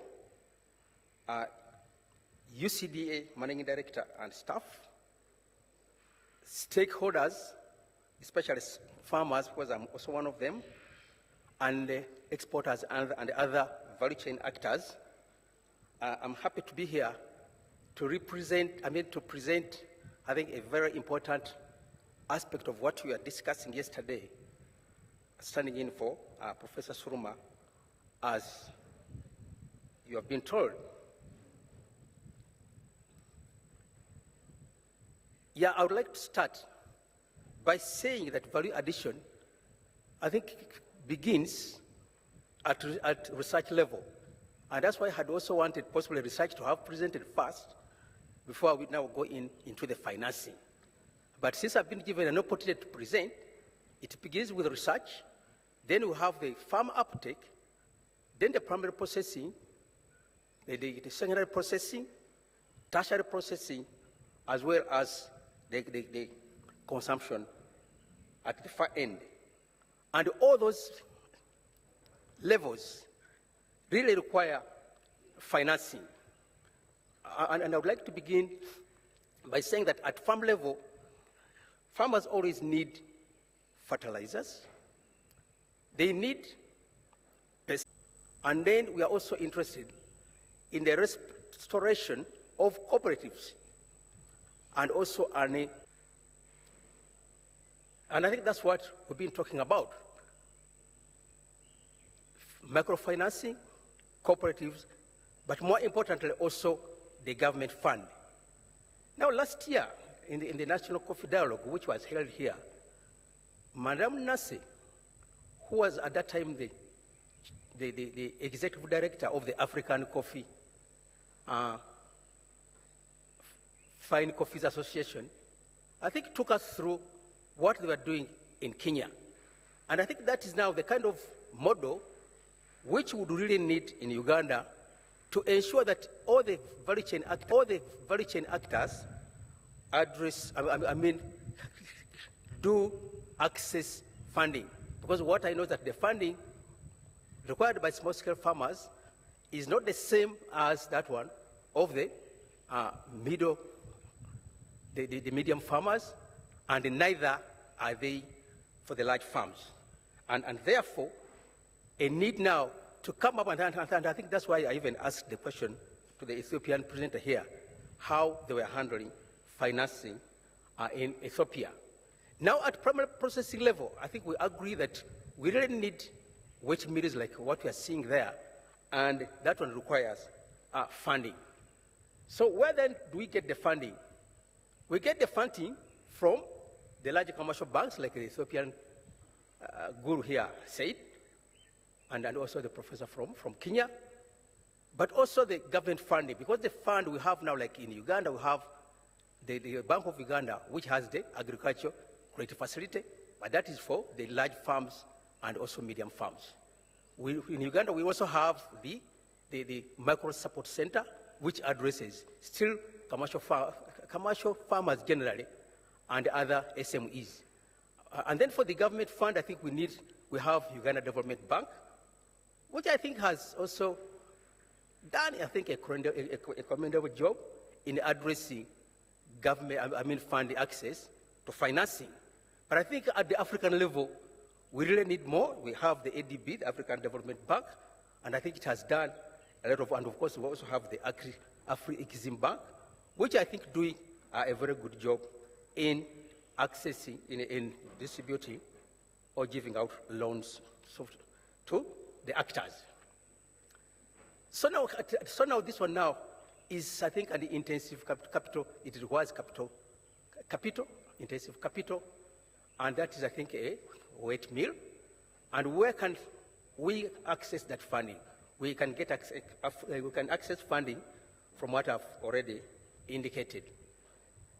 Of course, all this one now requires financing.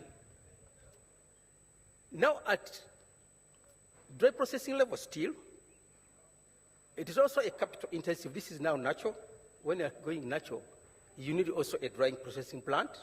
And for a dry processing plant, you do need quite a substantial amount of dollars in order for you to be efficient at that level. And what you are seeing there is now at storage level, at transport and storage level, where you also need funding. So the question now, I wanted, IT, could you kindly come and assist here?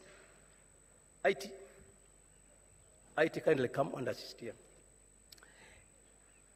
Yes, so now in here, we are now looking at financing, and now for at all those particular levels, you do see that we need funding, because when you are establishing, okay,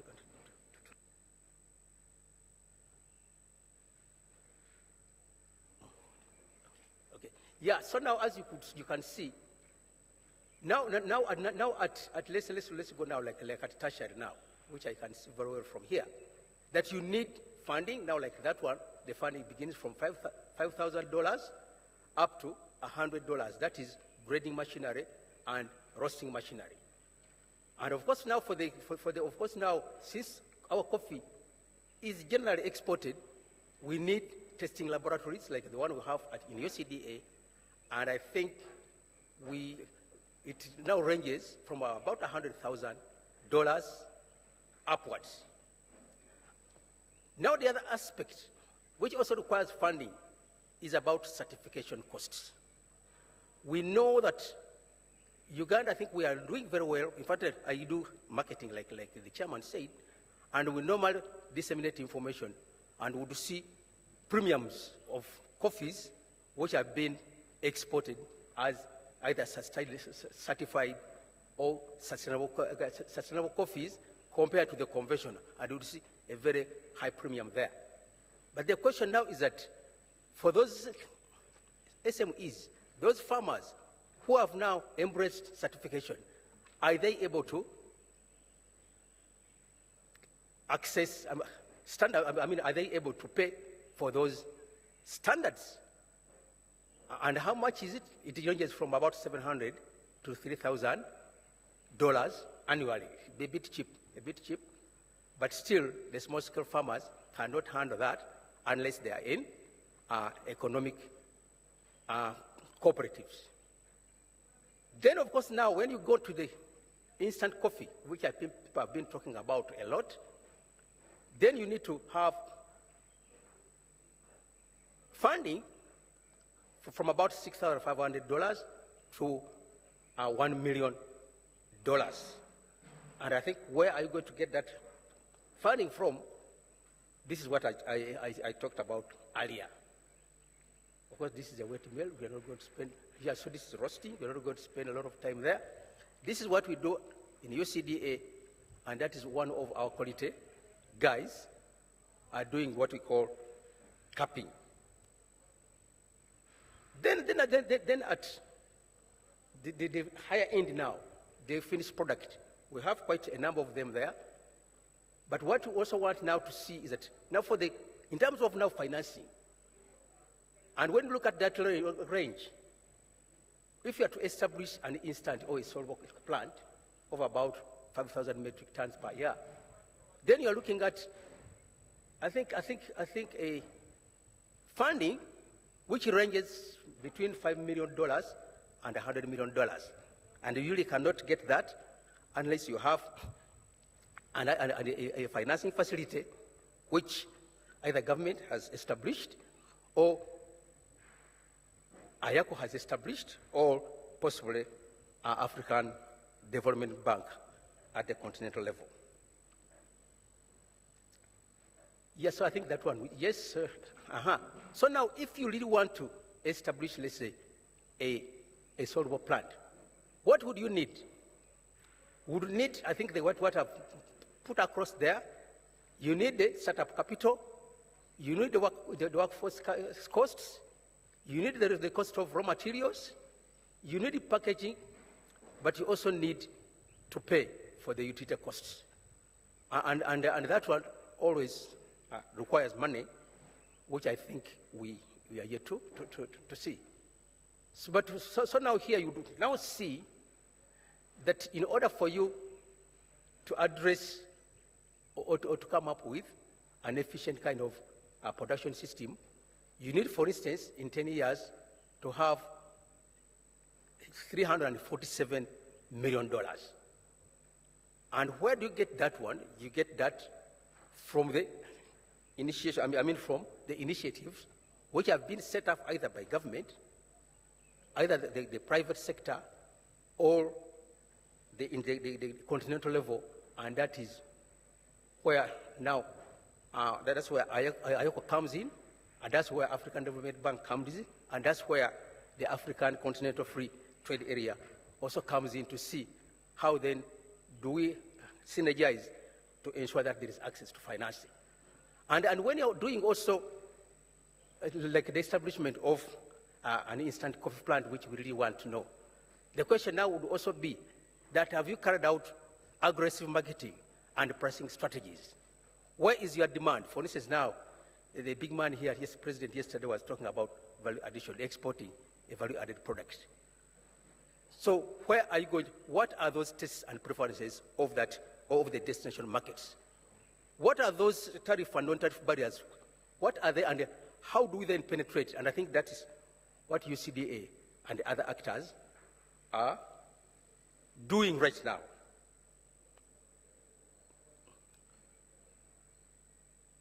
So I would like now to, yes, I think I've talked about the export taxes. I've talked about the role of Development Bank and the African Bank in value addition. Although the professor was also saying that they should be evaluated. I don't know exactly what he wanted to say, but it looks like he was thinking that they need to do more, ADB and the African Bank, they need to do more on value addition, but they also have to, I think, to link up with us to ensure that the products which they have suit our requirements. Now government, I think in 1991, government abolished, I think, or removed what was called the export tax, coffee export tax. So the question now is that was it a good thing? It was about 20% of exports. Now we only have 2% of the export value.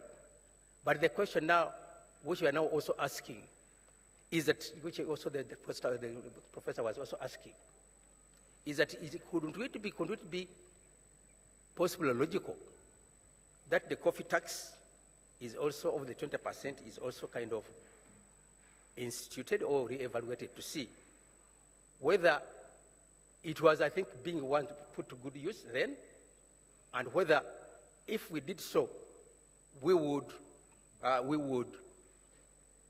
increase our competitiveness, especially in exporting value-added coffee. And then lastly, professor was saying that for you to have an investment, a small-scale kind of investment, you need about $100,000. And the question which was asking, which I'm also asking now, is that will ADB grant it to us? Will African Bank grant it to us? Is Bank of Uganda, the agriculture credit facility, able to handle that? Possibly PSFU, is it able? PSFU is private sector foundation in Uganda. Do they have funds which we can access? How about UDB, Uganda Development Bank? Does it also have that kind of financing facility which the SMEs can access in order to make them efficient and able to export to the markets? And I would like to stop here and say that on behalf of the professor, thank you very much for listening to me, and in case there are any questions, I would be able to address them. Thank you.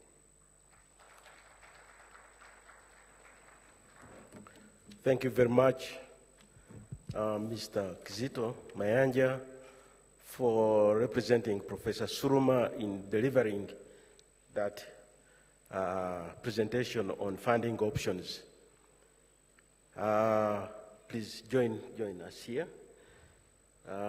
We are supposed to have a second presentation from a representative of Afrexim Bank. Is he around?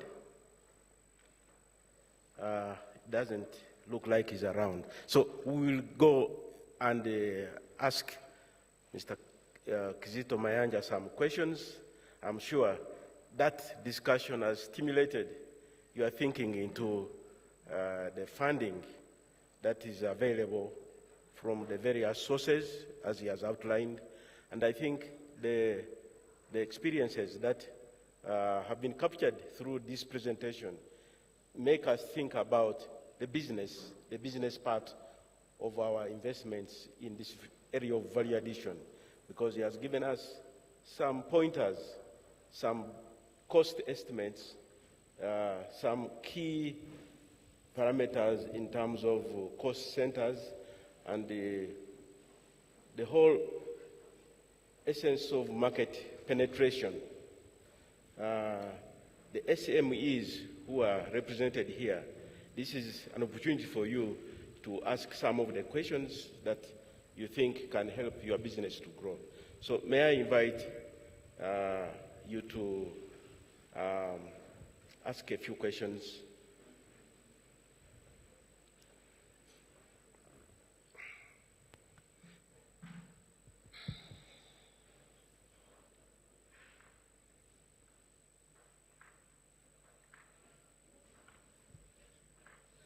Thank you, Chairman.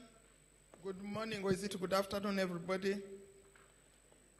My name is Victoria Sectoreko from the Private Sector Foundation of Uganda. I put up my hand in the previous session and I was not given an opportunity to say what I wanted to say. And I want to tell everybody I was upset, basically because in Uganda we don't give 5 men to talk without a woman. So next chairs, please take note. In Uganda, we are very gender sensitive. Okay. Having said that, of course, when I looked at the book, I kept asking where are the women, and of course when I got here, I kept asking where are the women. So next invitation, please make sure there are balanced invitations. Some women are not here because they were not invited. But that is not what I stood up to ask. Specifically on financing for coffee. One little question. Irrespective of the source of money, where you are borrowing it from is irrelevant. Is there any possibility of the tax people talking to the agriculture people and the industrial processing people before they tax? Because when I see Professor Suruma saying we should reinstate the coffee tax, export tax, for me, I'm looking at the sector as a sector. Currently, as we talk now, if you are drinking soluble coffee from Uganda, that coffee is actually shipped to Egypt, where it is processed and then re-imported. And when you are importing, you pay those taxes of importing your own coffee from Egypt because that is the only place where you can process it. So, are we looking at financing a sustainable value chain of coffee? If I can be specific about this, when you say we are not going to export any green coffee, it's okay. But have we looked at the sector? Because packaging material which is used in the coffee sector is imported, and in Uganda we actually pay a not set tax. Because when you go to ask before you import it, Uganda Revenue Authority will say, it depends. In Uganda, if you ever hear the word it depends, be careful. It is best if they tell you it is 20%, you budget on that. But the moment they say it depends, in this case it ranges from 15 to 40%. And quite a lot of machinery and packaging material have been left to rot, basically because that is not what we had budgeted for.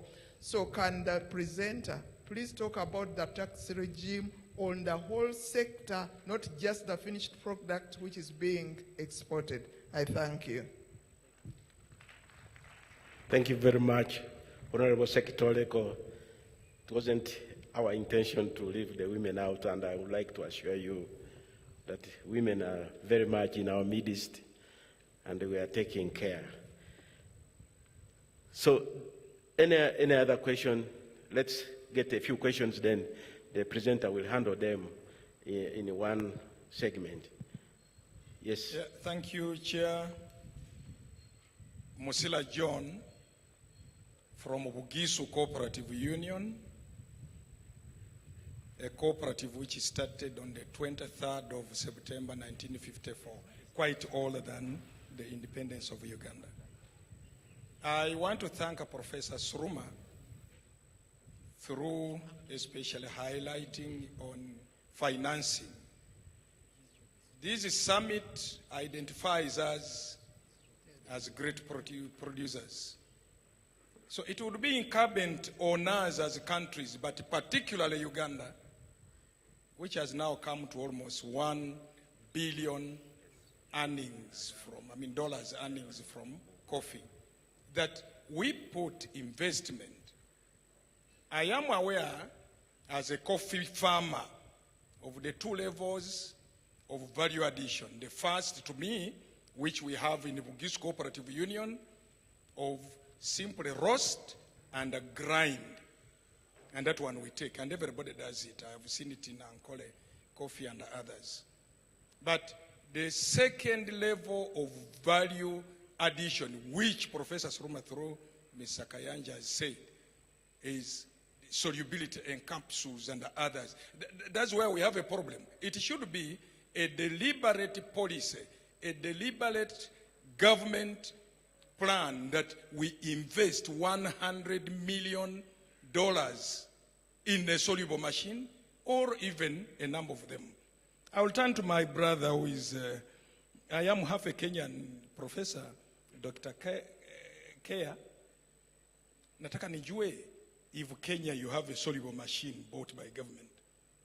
I'm told this so, or somebody gave me a rumor, or even in Tanzania. Just like Dr. Sekitoleko has just said, we take our coffee for solubility in Egypt. Can't we do it here? Deliberately as government, as a member of parliament, I will be able to support that kind of intervention. But we want also to say, thank you, UCDA, for what you have done.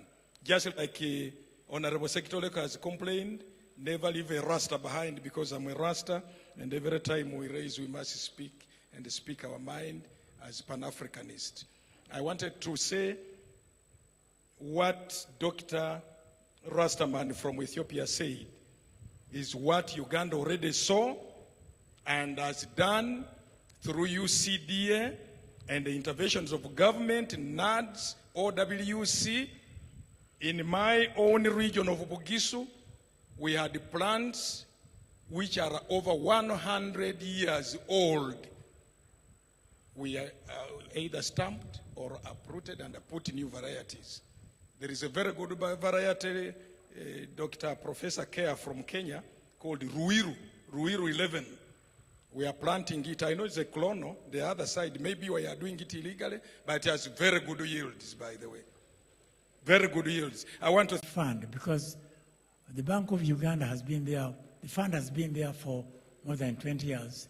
But I think it is the problem of getting the actual support from it to the farmer. The farmers find it very, very difficult to access these funds. Please, I'm one of them. Thank you. Let's have maybe the fourth question, and then after 5 questions, James will respond to them. I see a hand. Thank you, Mr. Chairman. My name is Amir Hamza. I'm from Tanzania, and I'm owner of one of the soluble plants next door to you, 80 kilometers south of Uganda. Unfortunately, I don't know why our brothers in Uganda do not understand that there are only 6 soluble plants in whole of Africa. Whole of African continent has got only 6 soluble plants. And when you talk of value addition of coffee, you cannot You cannot do it in a small scale. When you do it on a small scale, it is, in Kenya you call it jua kali. I don't know, in Uganda you call it amagezi gabaganda or what, I don't know.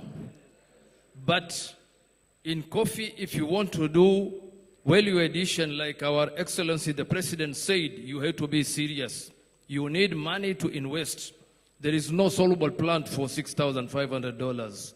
It will be a laboratory plant for pharmaceutical medicine, not coffee. Coffee plants, you have to go in large scales. If you look at the world companies which dominate the coffee market by doing the value addition, you find companies like Kraft Heinz Company, which is leading. You come to Starbucks Coffee, you come to JM Suka, you come to Luigi Lawaza, you come to Nestle, Coca-Cola, Jab Holding, and Tata Global.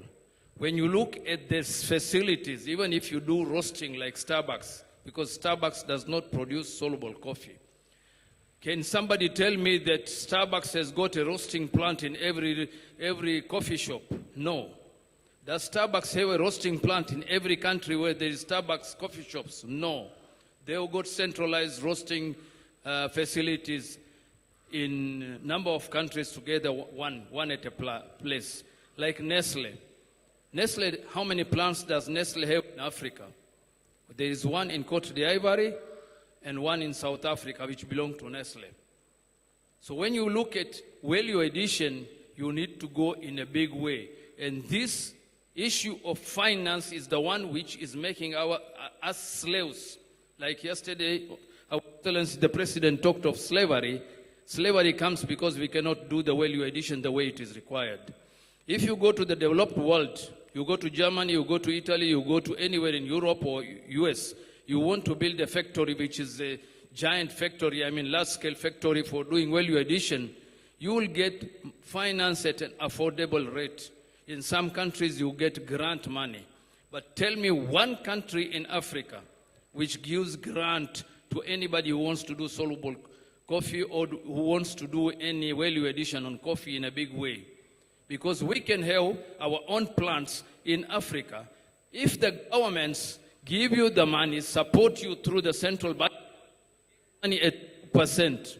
I've been myself to a company in Germany, in a place where they had an industrial park or something, and there was a soluble coffee company. I will not mention it. I went there, and the system which they use is that you write your write-up. A good professor like Professor here can write a very nice write-up and take it there. If it is accepted, the authorities give you 60% grant. And after that, you are told to go to industrial bank, and they give you a loan of 25 years, 5 years grace period, and the interest rate of 2%. And that country is Germany. How can you compete with Germany when we say that Germany exports coffee when it does not grow? Because the country is serious in financing. African countries, if you want to move forward with value addition, there is no other way except financing. So I was requesting the authorities, our honorable MPs are here, our ministers are here, our leaders from various African countries are here. This is G-25, all of African nations which grow coffee are here. If you are serious about value addition, we have to support the value-adding companies in one way or another. This was my comment. So I will not say more to have my presentation in the afternoon. Thank you very much, Mr. Chairman. Thank you very much, Mr. Hamza.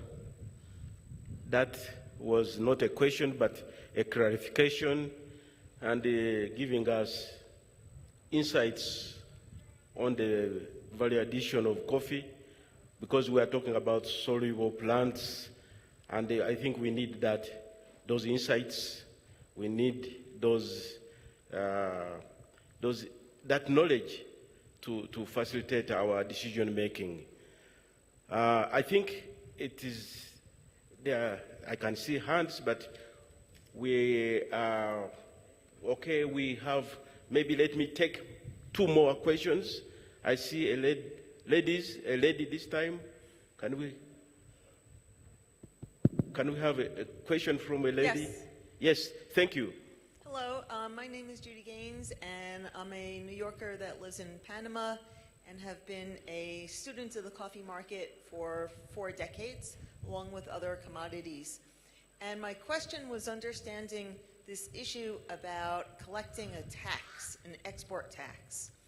And my understanding on that is if you're collecting a tax and putting into a fund, what you're really doing is taking money out of the farmer's pocket indirectly. Because if you're charging a tax to buyers of your coffee and you're competing in a global marketplace, then a buyer is going to say you're too expensive and you need to lower your differential or your price to be competitive against Vietnam or Brazil. And how is the exporter going to manage that?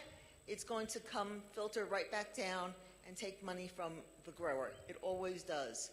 And so we need to be very, very careful about this idea of taxation because it always winds up hurting the producer from my experience. Thank you very much for that insight. Very useful, very, very, very good to know the challenges that we face. Let me have now the last question from research. Yes. Geoffrey Knightley from research. Probably because I'm from research or from entrepreneurship, I do not subscribe to the idea of the first cut buy as a base. That's getting the giant soluble coffee plant for the first time. I tell you, if you risk doing that, you don't build capability of the industry. I need to look around. Many of us have never seen a soluble coffee plant. And if the first one is going to be the giant one, probably it's going to take us more years to do that. In entrepreneurship, we believe in start small, start now. We need to train Ugandans to do work on soluble coffee. We need technicians. We need electricians. We need servicemen. When are we going together? Are we going to import the whole thing into Uganda? We need to get something that we can begin building capability of Ugandans to go into the giant one.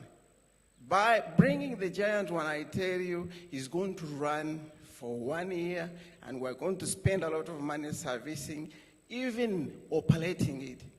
I really do not subscribe to that. Thank you. Thank you for your insights. It's a discussion, and we're having a very good discussion. So let me now invite James to respond to some of these questions. There are about 3 or 4 questions. I take that the others are comments, and feel free to weigh in on these comments as well. James. Chair, thank you very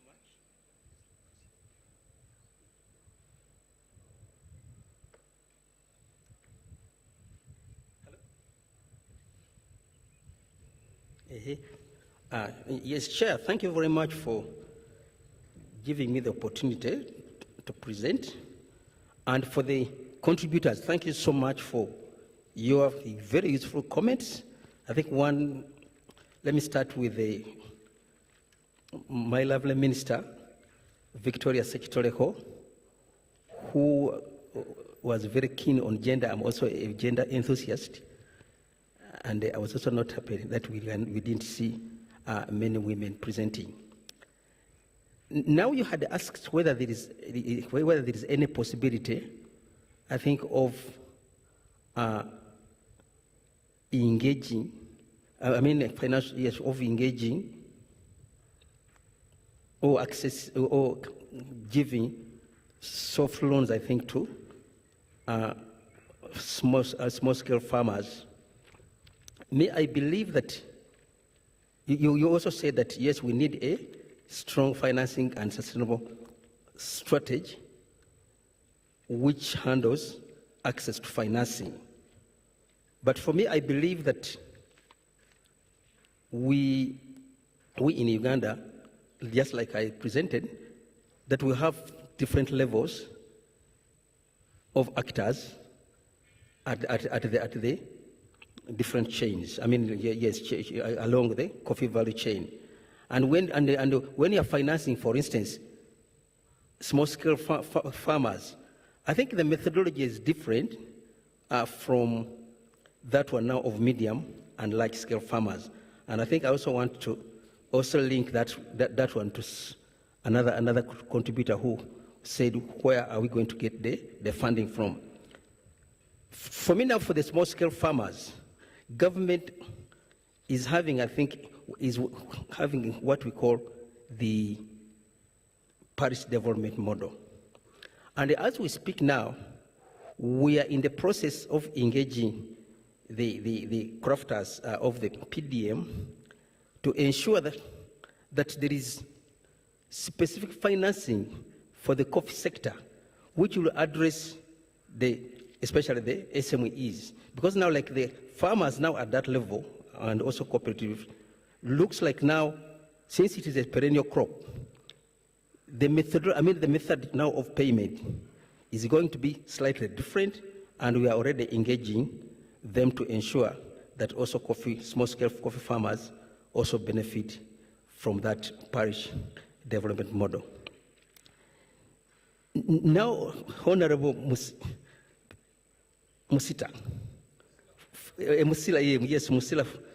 Rasta, VCU, the Vice Chairperson VCU, I cannot add more to what he really said.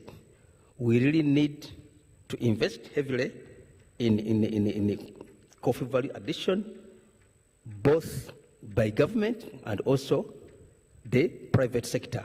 And we also need to do more on having products which we can sell locally or domestically, but also, I think, internationally. This morning, I had an intervention, an interaction with Madam Judy Gaines, whom we shared what we can do, the products we can put on the market, which can enable us to promote domestic consumption. If I think we linked up with her, she has very good ideas on how to handle that. Now, I would like to possibly agree also with Dr. Arnaitwe that it is always good to start small and then expand. And the silver plant which I was talking about was, I think, a 5,000 metric ton per year capacity with 4,000 metric tons of freeze-dried and 1,000 metric tons of dry, of spread-dried. And I think for the time being, I think that would be a good investment to start with. And as we speak now, government, this is the Minister of Finance, Uganda Coffee Development Authority, Uganda Development Corporation, are in the process of carrying out a pre-feasibility study to establish a soluble coffee plant. And if my director was around, Mr. Katunji David, I would have loved him to come and expound more on where we are in that respect, because we are looking now at a private-public partnership to ensure that we have that kind of funding and also investment. Then for Mr. Hamza, Chairman, Africa, yes, I think he had his issue about economies of scale, but I think like Dr. Arnaitwe said, you always need to start small, but also I think it is also important to benchmark. And I think it would also be incumbent upon us to also go to Germany, for instance, and see how they are addressing, I think, their instant coffee establishment, and get to know lessons learned so that we'll be able now to also implement them when we come. Because I also liked the way it was handled, because there was a proposal 60% grant, which I thought was good. And if we can access, I think, such funding, it will be very good for us to enhance our investment financing, especially of value-added products.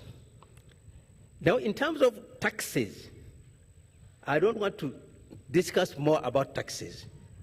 This was the professor who I think was very keen on ensuring that we have reforms way back in 1991, and he's actually one of those who advocated for a removal of the export tax.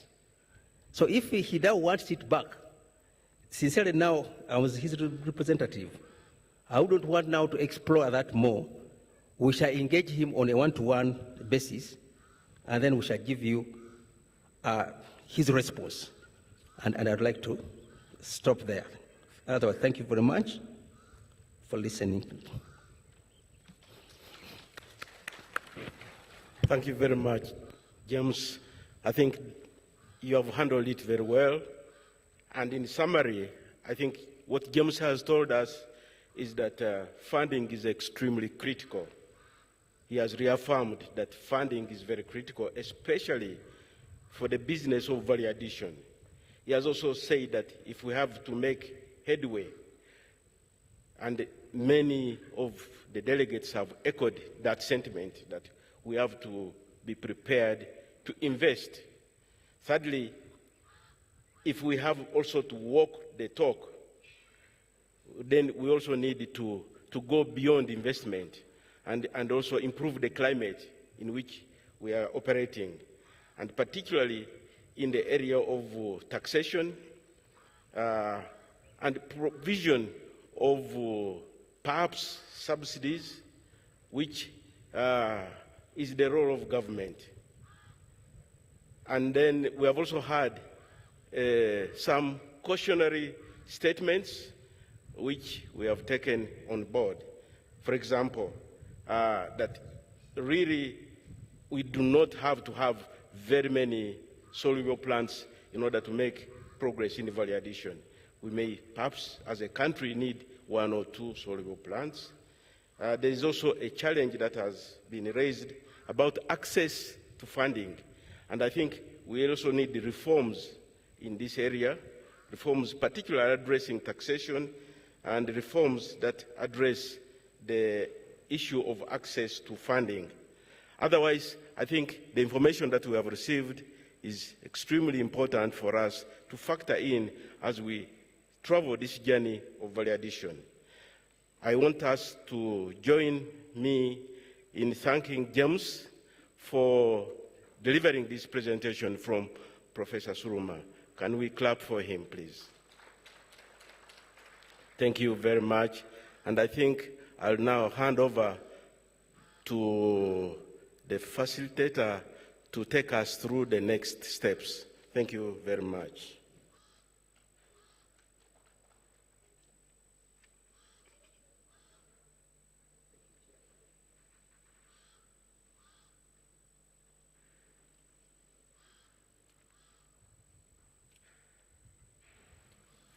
Thank you very much, Chairman. We have a very small token for you and Mr. Kizito.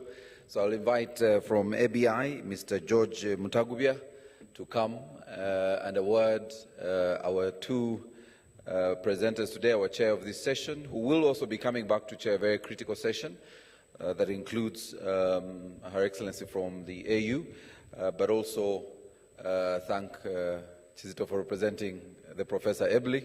I think the next stage is to become a professor, now that you've done the professor's presentation. And we will pray for you. So ladies and gentlemen, can we clap for our team? Thank Mr. Kizito and the chairman for ably working around the clock to present this particular session. I want to prepare my, my brother to come back and take over his second part of the session. So Claude Bizimana, if you can make your way back, you will not have the long period you had earlier. But as they do that, I think, George, if you can stand properly with our panelists so you get a better picture. I think the cameraman was, ABI needs to receive this. Kizito, we want a picture, a good picture. Without the papers, Mr. Kizito, they will not look very nice in the photo. There you go. So our next presenter, as we prepare for our final presentation and our final panel that will be chaired by the chairman a little later, I want to invite Claude back. Claude will run us through the next panel. But please note that in case you really want some sugar, those of you who still like cake, some of our pastries are available in the same place we had them yesterday. Unfortunately, I've been guided that we don't have time to break for this coffee. And so it will be very uncomfortable for us to break because we have just about an hour to lunch, an hour and a half. So Claude has 45 minutes, and then he'll hand over to the chair, who also has 45 minutes before we break for lunch. So Claude, your time starts now. So use the time you have to invite the panelists, and we'll only have 45 minutes, including the Q&A, Claude, please. And if you still need more coffee, let us know. There's a team that is serving coffee in the room. But if you want a piece of cake or any other pastry, that is also available. You can make your way to the tent and then come back. And Claude, as you prepare to invite the panel, we have some really special guests, and I'm glad the Honourable Member of Parliament introduced himself. We want to thank you, sir, but I think there might be some other members of Parliament. Do we have any other Member of Parliament here? At least I know that he's here. I want to also introduce our lovely member of the clergy and a member of the House of Bishops in Uganda, Bishop Sheldon. Please stand for recognition. You can't have a whole bishop and is seated there. We want to thank you, sir, as a leader of the flock in my area. I need to recognize him. But also he's a member of one of the biggest, if not the biggest, SACCO. SACCO in Uganda would be a grouping of people that pull their resources together for development purposes, and a lot of their money has also gone into agriculture, especially coffee from some of his members. Over to you, Claude. Thank you very much, Facilitator. Excellencies, ladies and gentlemen, we're going to hear from two eminent panelists on the role of research in value addition. So it's my pleasure to call Dr. Cecilia Katurima, who is the head of Quality Coffee Research Foundation from Kenya. Please join us on the stage. Then we have Dr. Geoffrey Arinaitwe, the Director of National Coffee Research Institute in Uganda. Please join us.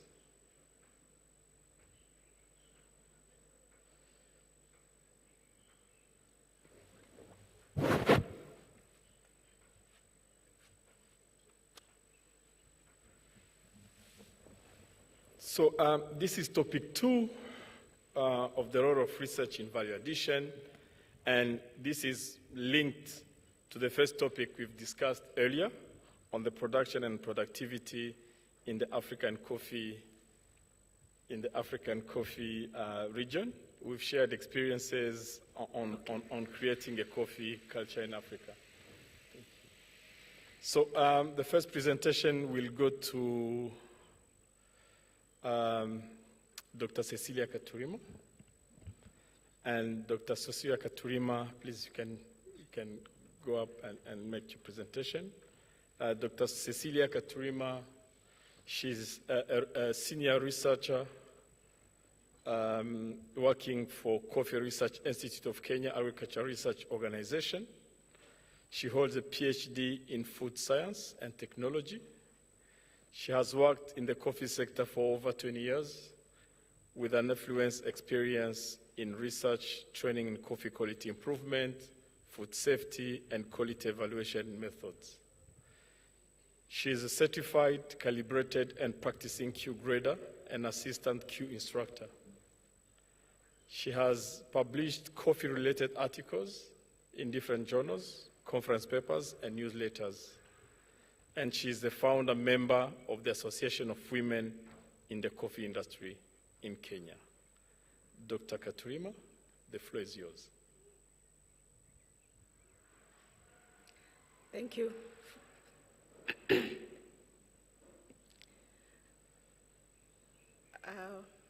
Ladies and gentlemen, all protocols observed, good afternoon.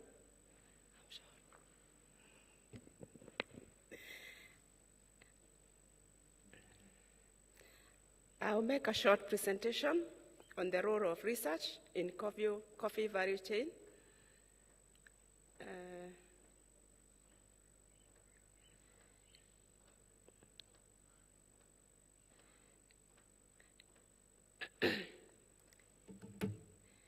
And as we are all aware,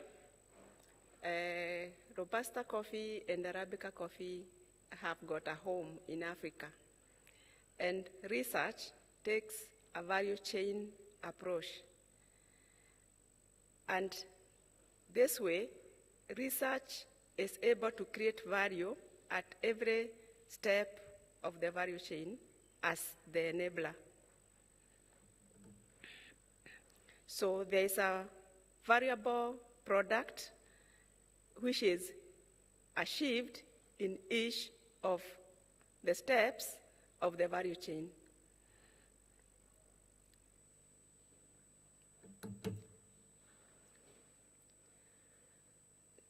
The role of research in production is to create materials or plants, elite plants, which are able to provide the farmers with high production,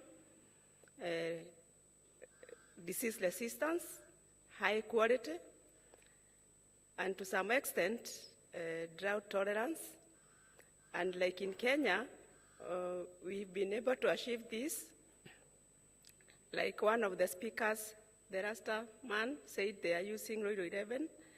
This is a plant which was released at Coffee Research Foundation then in 1985. And in 2010, we released another variety, which is called Batian. And these two elite plants have been able to solve or to help the farmers in management of the diseases such as coffee leaf rust and coffee berry disease. And coffee berry disease, as you know, is only found in Africa. So as much effort has been put in the control of coffee leaf rust, coffee berry disease is our problem. So together with the development of elite varieties, the role of research also is to bring solutions of how to manage these plants when they are taken to the farms. And when it comes to the densities, Roiro 11 has been able to solve the problem of land use or reduce it, because land for coffee plantations is declining. But with a product like Roiro 11, we are able to save on land because we reduce in the spacing, whereby we use a 2x2 instead of 2.74 meters by 2.74 meters, as was previously practiced when using the traditional varieties. Research has also been able to solve or to contribute to the production of fertilizers. So through soil analysis, we are able to come up with information which is given to the manufacturers, and they are able to make fertilizers which are regional based, such that you are able to feed the plant with the nutrients that are required, and you reduce wastage. Of course, considering also water availability, because the coffee trees need water in order to yield or to give high yields. When it comes to intercropping, the role of research is to come up with the appropriate products which should be intercropped with the coffee without unnecessary competition. And also, if you are planting trees, what are the spacing, what are the species that you should plant? And in the management of pests, because farmers are still keeping the traditional varieties, we work with the pesticide manufacturing companies to ensure that whatever products they are making are effective and also friendly to the environment when it comes to control of the pests and diseases in coffee. Research should also contribute to technologies that offer efficiency in production and also lower the cost of production.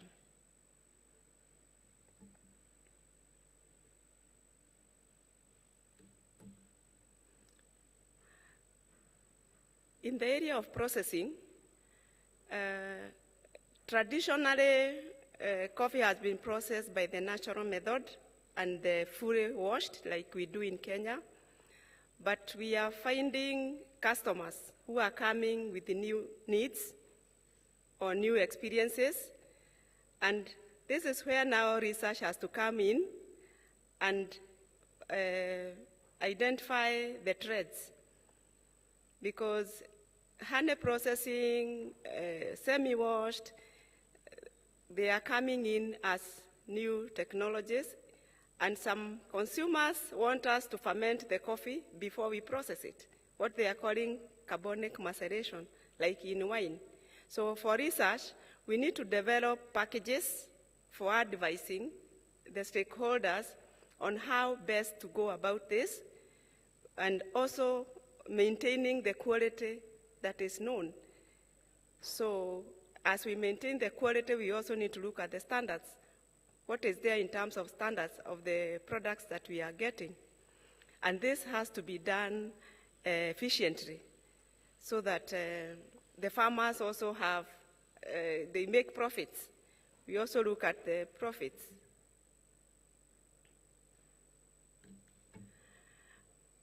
For coffee to be consumed, it has to be roasted. And yesterday, His Excellency brought a question forward, whether coffee quality goes down after roasting.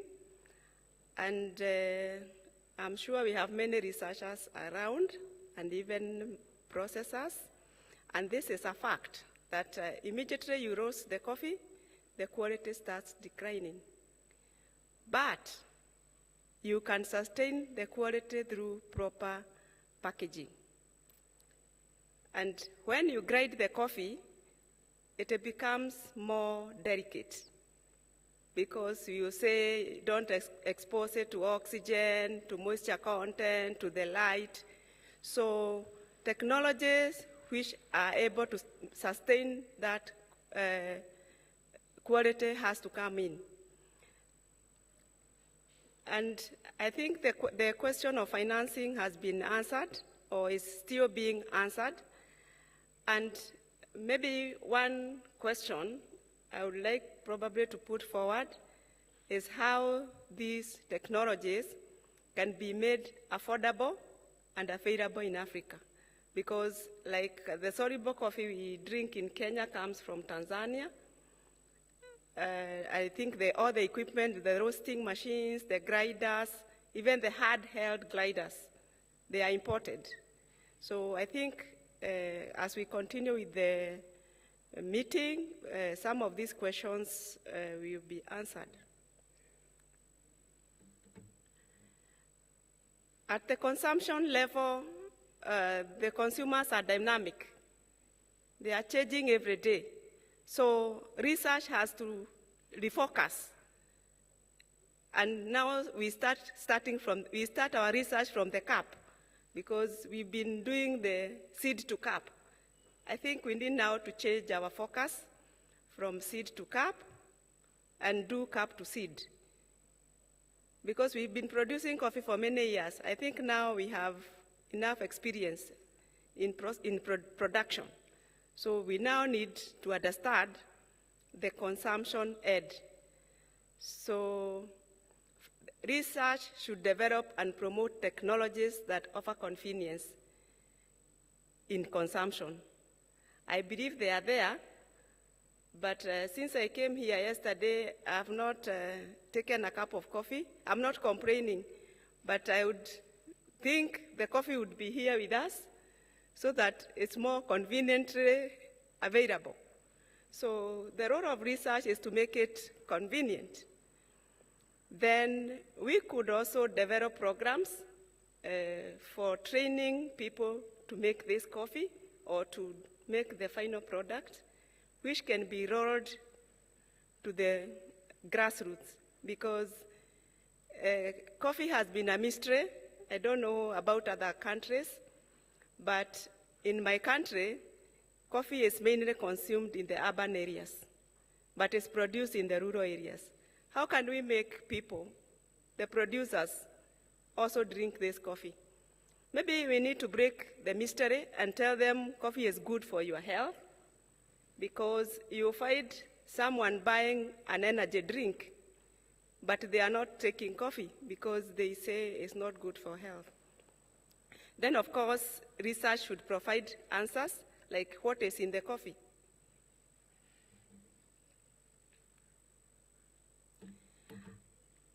Are there other uses of coffee apart from drinking? I think this question, if it is thrown to the researchers should unveil what is in the coffee bean.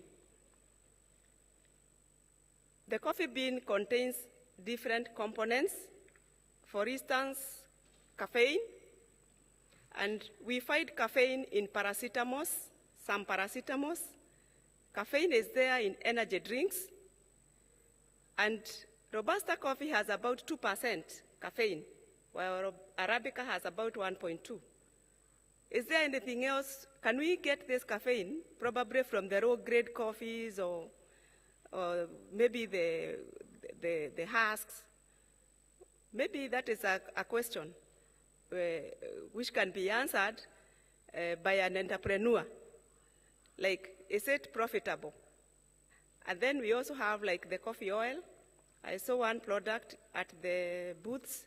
I believe someone has taken it and converted it into a product. Then,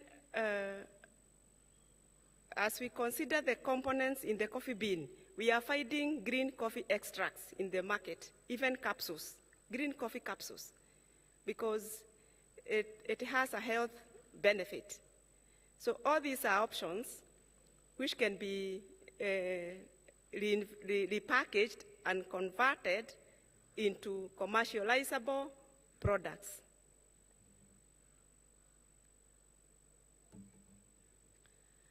Then on the issue of coffee byproducts, we have a lot of byproducts from the coffee.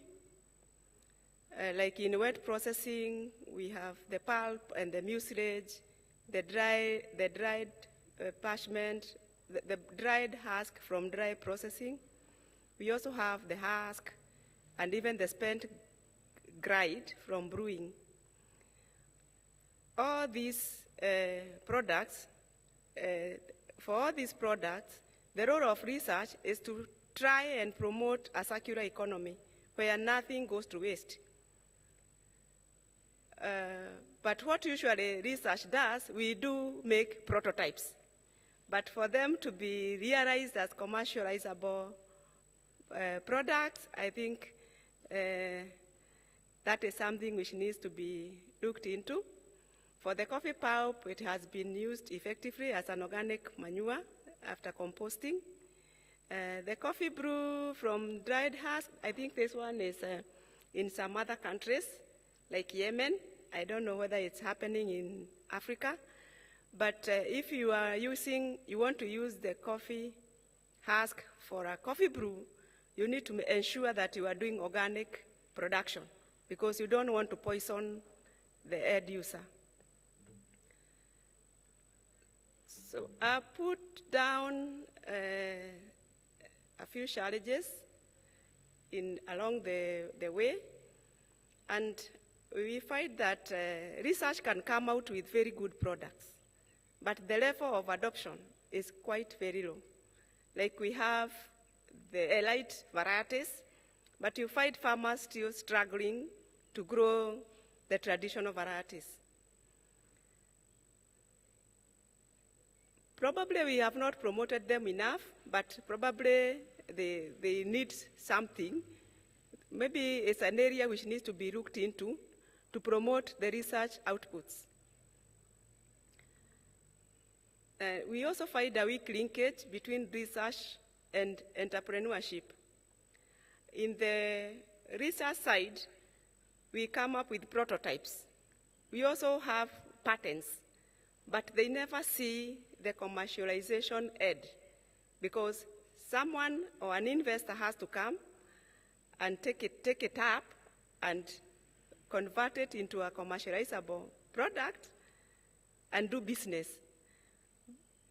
So I think we need policies which can support this kind of partnerships or collaborations or guidelines on how well to link the research and the entrepreneurship. Then last and not the least, there is too much emphasis on production and little emphasis on research on the finished product end. I want to stop there and thank you all for listening to me. Thank you. Thank you very much, Dr. Cecilia Katurima. You see now the linkages between topic 1 and topic 2 from our earlier discussions on production and productivity. She ended her presentation saying we need more emphasis on research towards increasing coffee production. This is indeed very crucial. I will invite now our second panelist. If you do have questions, please, you'll be given an opportunity to ask them after the second presentation. Our second panelist is Dr. Geoffrey Arinatwe. He's the Director of Research at the National Coffee and Cocoa Research Institute under the National Agriculture Research Organization, with over 20 years of experience in agriculture research and over 25 publications in peer-reviewed scientific journals. With a PhD in bioscience engineering and master's degree in biotechnology, he is engaged in developing innovative banana with elevated levels of critical micronutrients and resistance to diseases. Dr. Arinatwe's passion for research and scientific research and competitive research leadership has motivated him to serve as a program leader at the National Biotechnology and the Biodiversity Program of the National Agriculture Research Organization. He has spearheaded the development and positioning the National Coffee and Cocoa Research Institute as an African Center of Robusta Coffee Research and Innovation, with strategic contribution of 20% of the total coffee post-harvest value chain revenues through implementing technology development and value innovation research strategies to support export and industry development. Dr. Geoffrey Arinatwe, the floor is yours. His Excellencies, honorable members here, all protocols observed. I'm happy to have this opportunity to communicate my opinions and some of the opinions from the Institute and how we feel the coffee value addition should be implemented.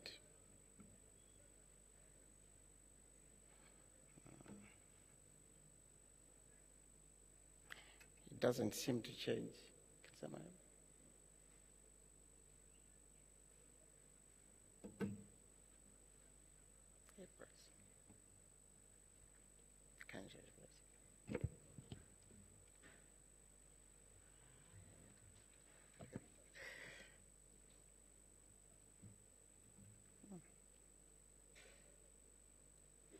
Come and do it. Can you please?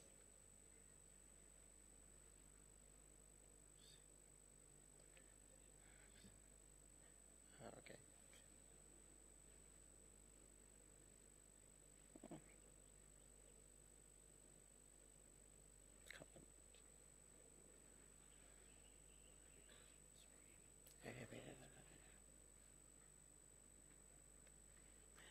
Yeah, that's why we need to do value addition to understand technologies. I think so. So I looked at value addition in an industry perspective. It's not only from bean to the product. Value addition to me is from the seed to the market. And to understand the real perspective of value addition, we need to first understand the market, then go downwards to respond to the opportunities in the market. So on this picture indicated, you can see the coffee roasted bean. You need to understand the genetics, then you need to understand the seed system, and then uptake to the farmers. To members who are here for the first time, I needed to bring you to speed. The National Coffee Research Institute, NACORI, conducts research innovation in coffee and cocoa. And the institute is supported by UCDA, Uganda Coffee Development Authority, and National Agriculture Research Organization, both of them under Ministry of Agriculture, Animal Industries, and Fisheries. It's important to note that NARO has 16 different public agriculture research institutions and conducting research on different commodities.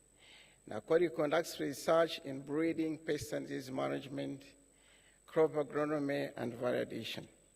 I'll continue with the last one.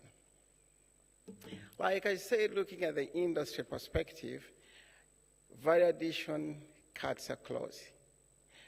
We've been talking about equipment and machines.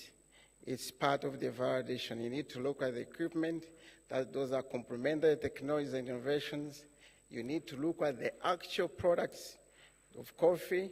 Mainly we look at the green bean, then we look at the roasted bean, and then the soluble coffee downwards. But like the previous speaker indicated, we have supplementary goods and innovations. You can go the extreme end, different values that we can derive from coffee. For example, green extracts, coffee oil that is a potent anti-cancer and applicable in cosmetics. But we have these big challenges. The president yesterday was indicating the raw value that we derive from the coffee we export. We've been exporting green bean and associated post-harvest processing jobs. We have declining coffee quality and productivity from poor farmers. We have aging communities of farmers with low gender equity and inclusivity. I was listening to discussion where our ladies say that revenues from coffee are not equitably distributed among coffee-producing families. But it's important to note also that over time, for the last 15 years, the coffee demand has been increasing and the market has been active. But I only look at the Africa. If you look at it, the demand for roasted coffee has increased, and then soluble coffee and green. That is looking at these ranges of years. If you look at Africa again for imports, the import for soluble coffee has increased to 529, and we should also note that the import for green coffee is increasing. In the near future, if we begin doing blending coffee, we will have different coffees imported from different countries to have the desired market blends. I will not go through this. The president emphasized yesterday, if you look at the value of benefits or the value of the business that we have, the producers and consumers, the importing countries, if you look at the developed world, you have more business value than the producers. The situation the president feels should change quickly. And if you look at it, I want you to focus on the non-producing countries. If you look at the way they do the business of coffee, 74% is processed and only 26% is done as green.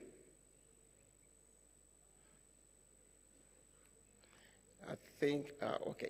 So what should research do to address these challenges?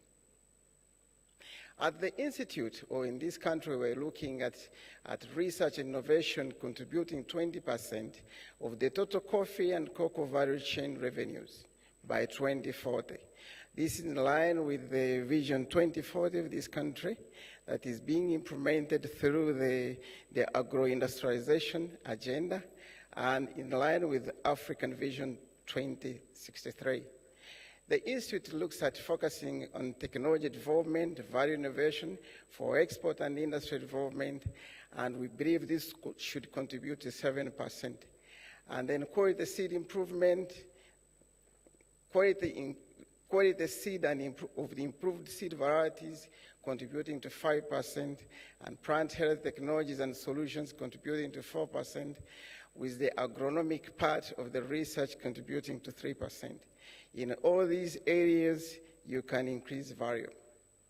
But it's important to note that the research that we do should be in line with our national policies, particularly socioeconomic frameworks for development.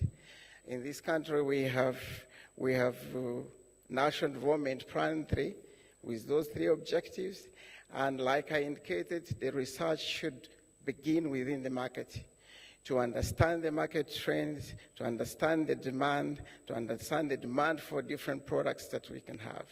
And then this should be combined or integrated with the community market opportunities or challenges, and then through which strategic intervention can be formulated. These interventions could be, for example, in plant health, optimized cropping systems, improved varieties, technology innovation, and promotion.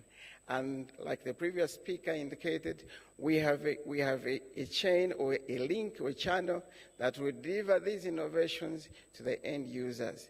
In this country, we're looking at parish development model. The president is passionate about it. And then through cooperatives, unions, and coffee enterprises. These are private companies, processors, and other categories. Then we believe at the end, if this was done correctly, we would have increased household incomes and improved quality of life for Ugandans. So if we have to do that, we have to rethink, and the way we do research, we've got to revise the research structure. We need to have research that is getting support from the international research, international market research, and also support from the local research service providers. And at the bottom then, we need to look at research innovation for technology development and acquisition, and also look at product and value innovation. In this case, you develop products and then incubate and then transfer to private sector for upscaling.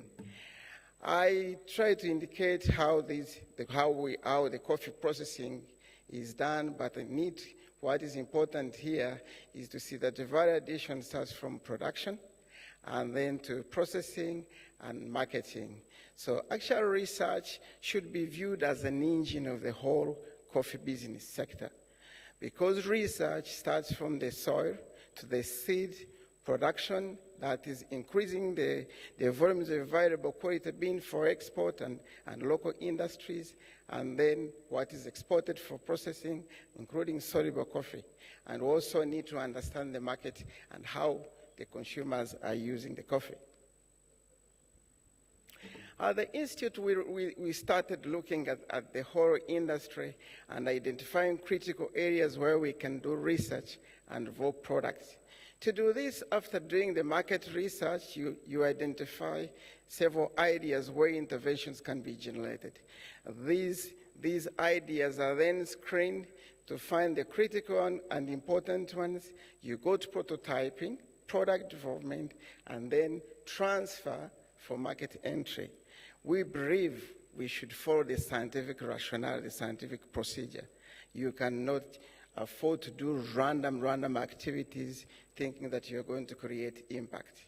We need well-aligned research activities across the industry.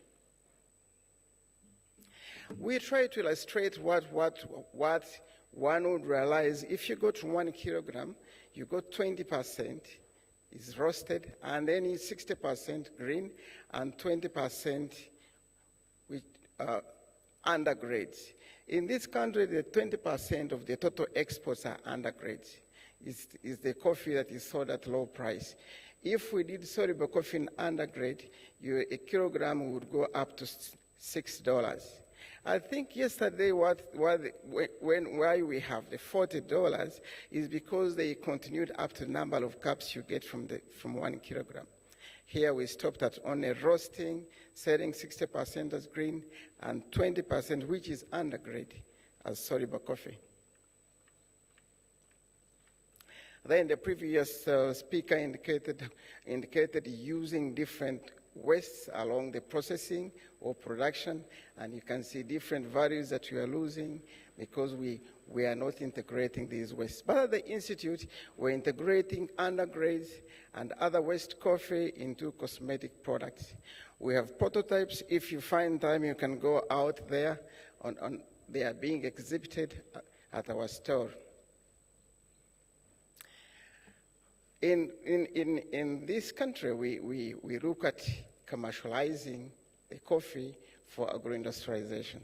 So in this case, we've got to find a way in which these regions, African regions, can be aligned to integrating value addition approaches in industrialization that is creating industry associated with the coffee business, and also export. So to do that, we propose that there should be centers of excellence. For example, in West Africa, we have one center of excellence, and then in East Africa, another center of excellence. We already have a center of excellence for Arabic coffee in Rwanda. And since this country is the birth of Robusta coffee, we propose, or we're developing a center of excellence for Robusta coffee research for Africa. If we did that, then we can address different areas of the industry, and these centers then should address the high-end or high-tech initiatives in value addition, concentrating all resources to the core areas value addition should address. This is in line with the Africa Agenda 2063. You can see we have climate resilient, that will be on varieties, but much more important is science, technology, innovation, where all innovative technologies and innovation should be channeled through centers of excellence, producing high-quality products that are competitive on the market for commercialization. If these activities are to happen, you need to integrate knowledge. You need extension services, you need certification services, you need imports, you need the roasting category, and then you need a stable market. If you have that, then the subsector will be sustainable. But we also need to think about value addition as an important component.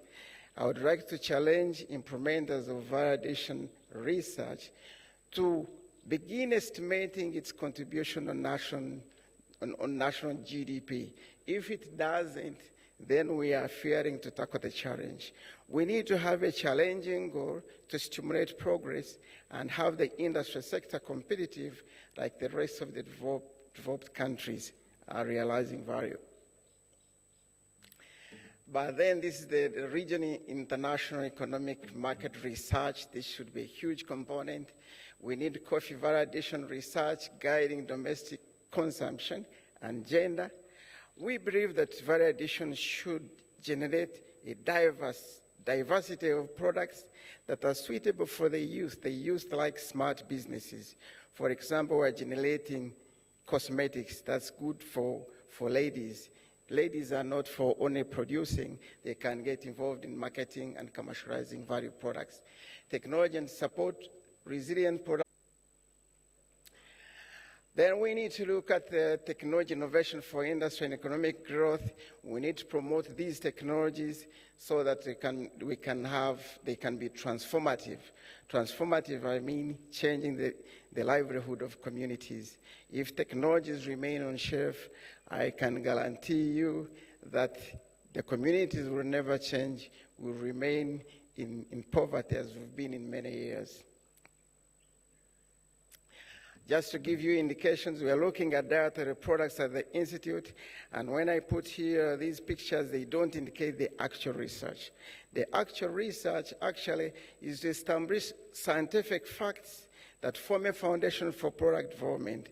For example, biochemical analysis using GC, HPLC, we have data sets that we need to understand if you have yogurt infused with coffee, how many cups of yogurt you drink before you exceed the caffeine levels that we require. We know that they discourage children from taking coffee with caffeine. So children like yogurt, so we are looking at different yogurt categories that are targeting different markets depending on the caffeine requirement and regulations. We're also working at developing better brands of coffee that is ground, roasted and ground. You can see some examples there. Then probably that's the wine that we saw there. We are getting wine, very good wine, competitive, like the South African type or the French wines. If you get an opportunity, please go and taste this wine. You begin seeing other values that we have not been realizing from coffee and cocoa. We have the coffee liquor. The flavor is like high quality coffee. You need to taste it. The beauty with the coffee liquor is that you will take it and you won't stagger like other types of liquors. Because of the caffeine, you remain steady, presentable to your family. It's the best drink you can have. Then we are looking also at coffee. We don't want to start from beans. We need to understand product development from leaves, from immature green beans. There are values in there.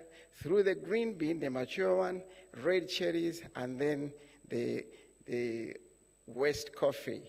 We have shown beyond doubt that you can have all these cosmetic products across, but we prefer that these cosmetic products come from the rejected part of the coffee. I don't want to spend a lot of time convincing ladies that if you use coffee cosmetics, you look much younger. This is a proven fact. We promote these cosmetic products for the first time from Robusta coffee. This is because Robusta coffee has high quantities of soluble solids compared to Arabic coffee.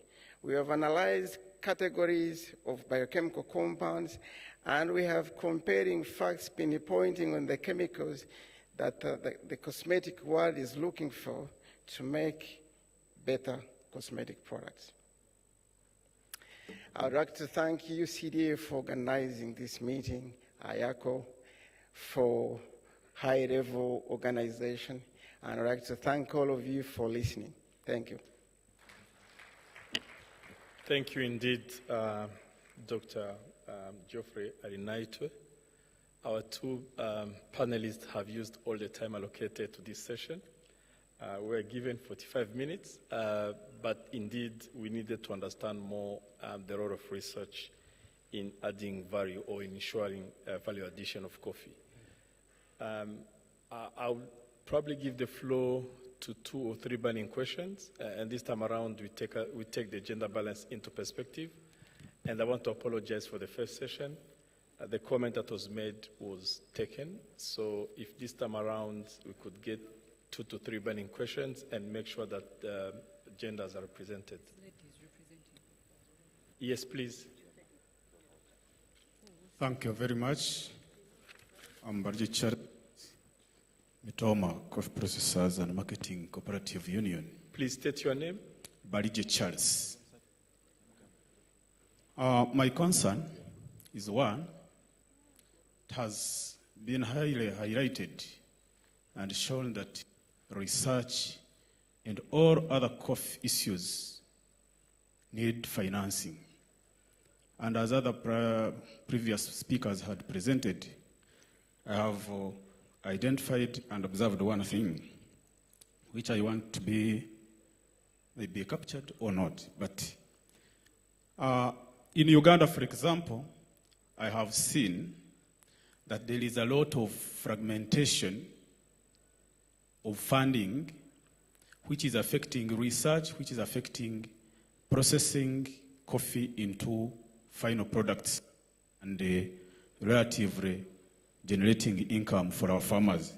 I therefore have an opinion to say that what if, for example, in Uganda we borrow a Kenyan context where there is establishment of a coffee fund that runs across so that small people involved in a coffee lifestyle and bigger ones, they all access funding from one source so that it reduces the idea of patronage and godfathers, godparents. So I'm of the that under the Ministry of Agriculture and maybe of cooperatives and trade, let there be an establishment of a fund, and we avoid issues. For example, someone here talked of PDM. There is a component of money there. There is a component of operation wealth creation. You find the NADS is also working on coffee. So why don't we bring it one way, that there is a coffee fund here, small-scale farmers, small-scale producers, small-scale processors, they access funding processes, funding money from one source. It is my humble request that at this summit, it is taken into consideration that in Uganda, there is a lot of agencies. For example, UCDA now, if all this kind of research, kind of money, kind of processing is strengthened, then we find that access isn't, and it is taken into a productive venture. Thank you very much. That was an addition. Thank you very much, Mr. Barige. Next. Yeah, my name is Andrew Eriki. My question is about research supporting coffee drinking culture. One key problem, or some of the key problems we have, I think even women, Ugandan women, have issues with drinking coffee. They say when they drink coffee, it's a myth that they makes them dry.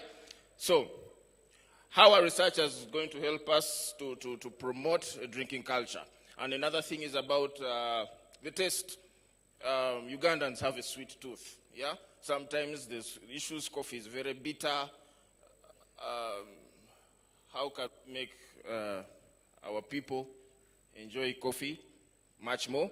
And then lastly, it's about collaboration with farms, the researchers. How much are you collaborating with the farms and the farmers to see that we push research ahead? Thank you. So thank you very much. The first part of the question will go to Dr. Cecilia Gaturima. Research in value addition, especially at consumption level. Then the second one will go to Dr. Geoffrey Arinatwe about the collaborative engagement, since you've talked about different collaboration between research institutes. So, Cecilia.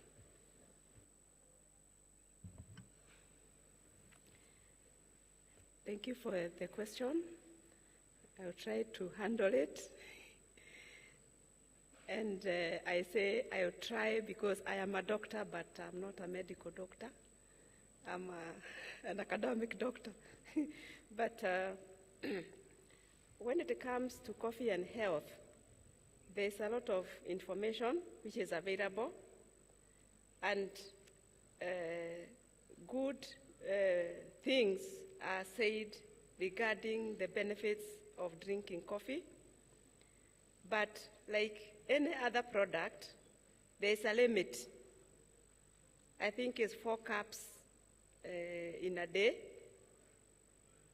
You cannot overdo it, because if you do it in excess, it will affect you. It will affect your health.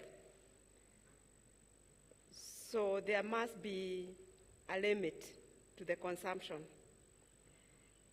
Then when it comes to personal taste, we recommend you drink the coffee without enhancers, such as milk and sugar. But when it comes to personal preferences, I think that one, now the consumer becomes the one to make that decision. And the question of what happens when you drink coffee, I think this is case to case, because even in the normal life, there are some foods you are advised not to take. For instance, if you have ulcers, you are advised to avoid acidic products. So I think this one does not cut, it's not the total population, it's case by case. And what happens when you drink coffee, you have informed your body that something is coming, and it is starting to prepare the enzymes. So if you have a problem with acidity, it may affect you. But all coffee is good for health. As for the analysis of caffeine, this is something which is done because decaffeinated coffee is a value-added product.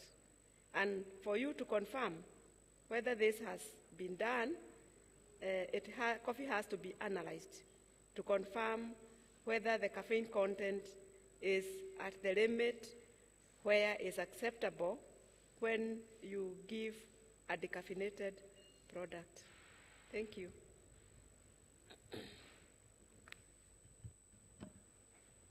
Probably I first add a few things on what she said.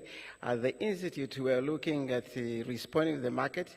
We know there are people who do not want to have caffeine or they need little caffeine. How can we do that? I had the genetic manipulation. This is not genetic engineering. Through mutation or breeding, you can have reduced caffeine content in some coffee clones. We also know that we have germplasm that has almost no caffeine. So it's also under product development. We're looking at coffee mixes, adding other herbal components that will even reduce the myth that Ugandan ladies have.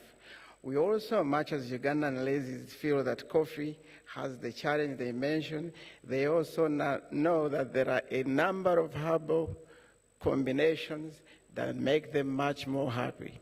So what we are doing at product development is to make a very appropriate combination where that negativity is cancelled and you can enjoy coffee. We look at different products, and we are looking at having yogurt, for example, with coffee flavor and no caffeine for children. It's part of the product concept. Then I go to technology transfer. Coffee research cannot be done by one institution.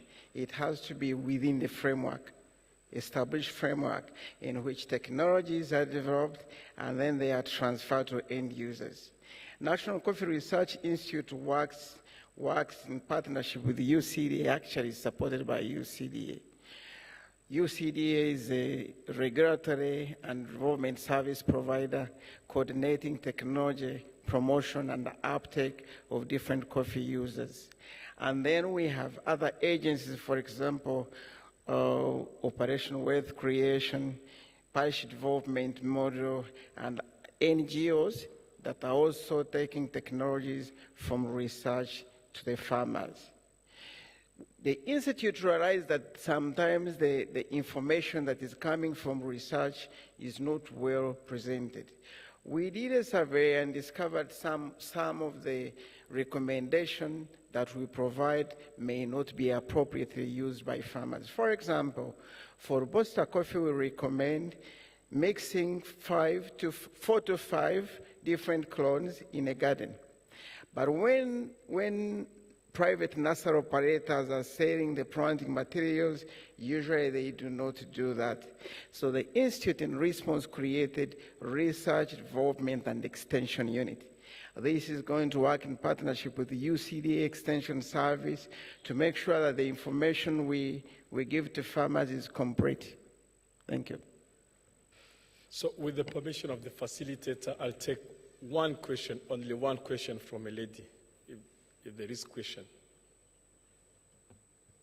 Because we've had 2 questions from gentlemen, so I don't want to also do the same mistake again. In case not, I think there is a lady here. I'm liking the fact that you said it must be a lady. So please, thank you. It must.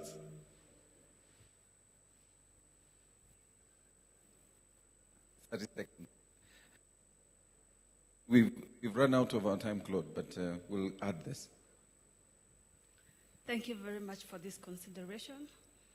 I work for Ndiro Coffee in quality analysis.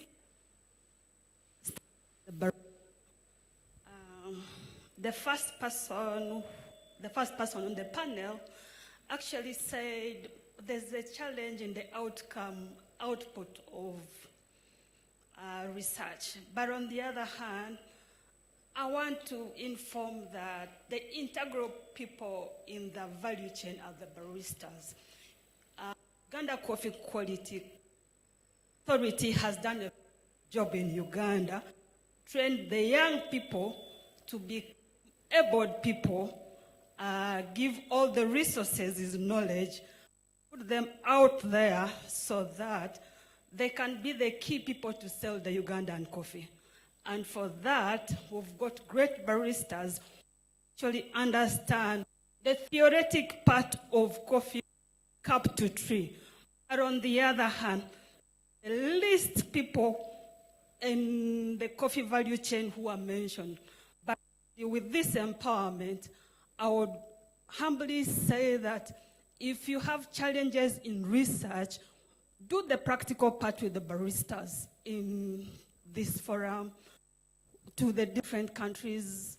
I think we'll have a greater coffee consumption in different countries outside in Africa. Thank you. Oh, just 30 seconds. I was promised she can do this in 30 seconds. Thank you.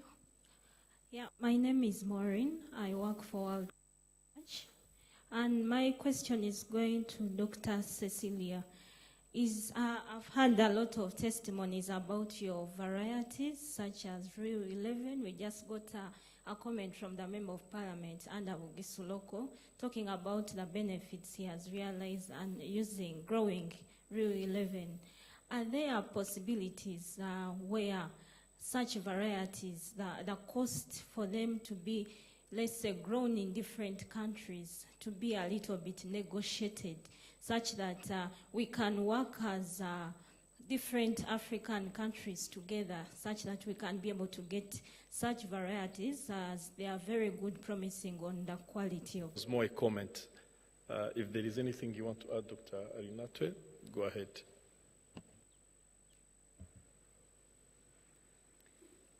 Thank you.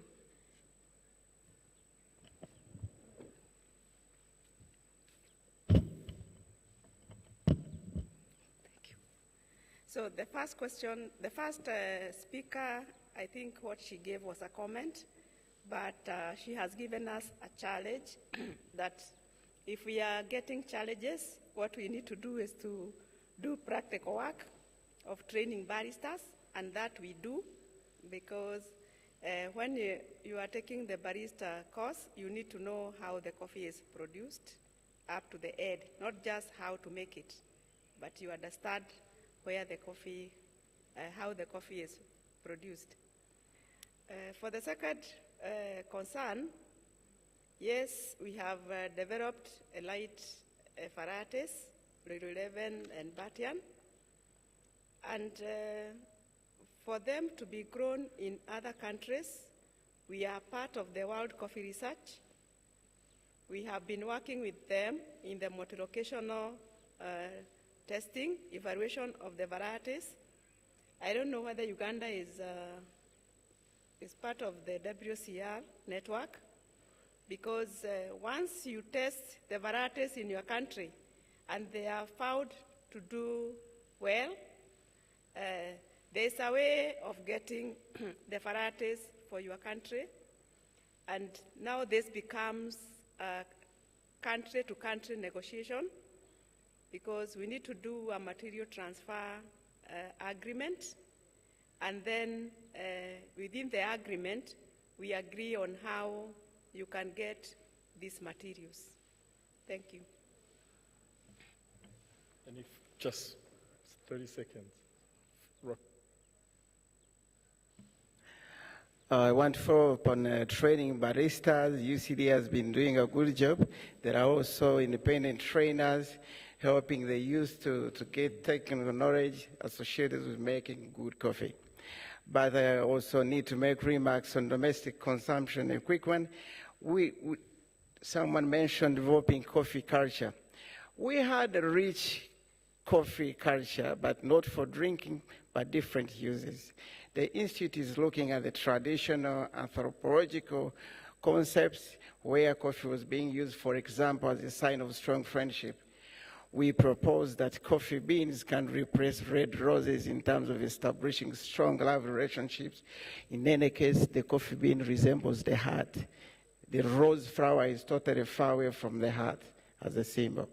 We also need to look at what is limiting the coffee consumption in our country, because if you go to districts away from Kampala, the coffee is still expensive.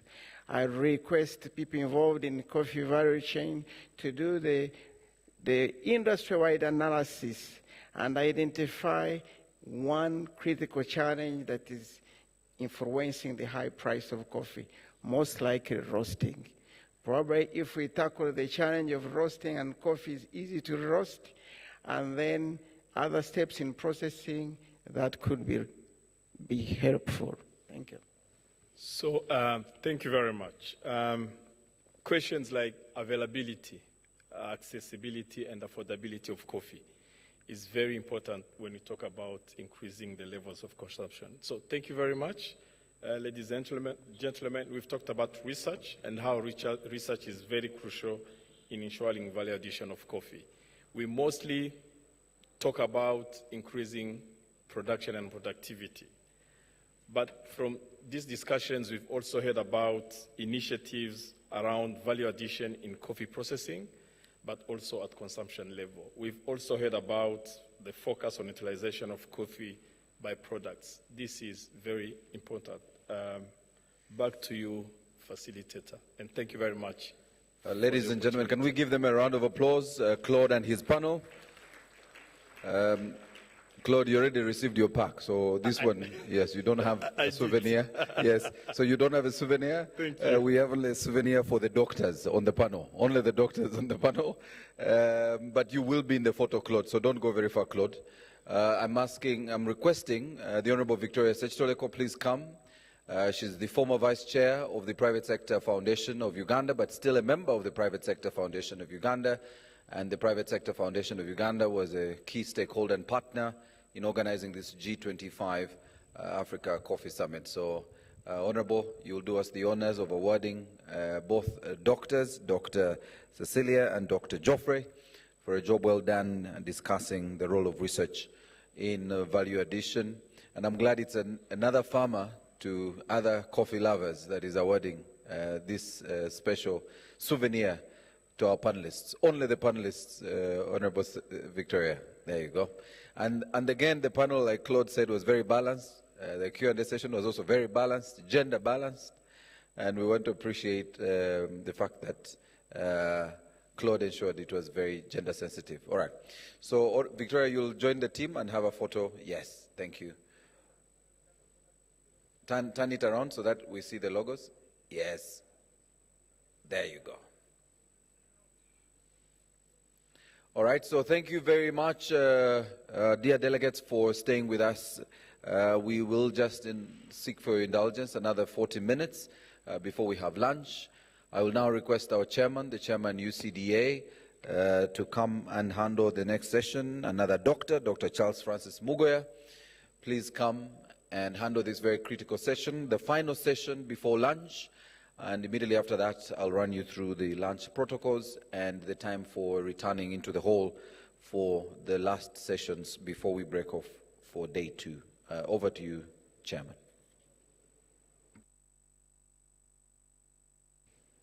Thank you very much, Mr. Facilitator. Your Excellencies, Honorable Ministers, distinguished delegates, all protocol observed. We have 2 presentations before lunch today. These are really, in my assessment, very high-level presentations because they are being presented by eminent people who are in our midst this afternoon. So we have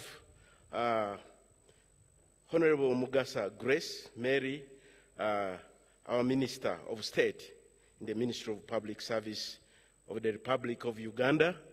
And then we have Her Excellency Ambassador Josepha Sako, the Commissioner, Agriculture, Rural Development, Blue Economy and Sustainable Environment, African Union Commission, Addis Ababa, Ethiopia. May I take this opportunity to invite these honorables to come here and join me in front here, because we are going to listen to them. This segment was supposed to be a very, the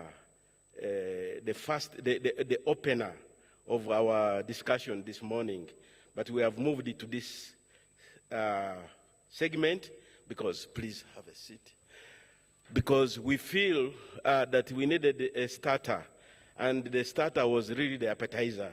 We wanted to understand the issues around production and productivity, the issues around financing, the issues about research. And this leads us naturally to trade, because all the efforts that we are putting into value addition is to facilitate trade.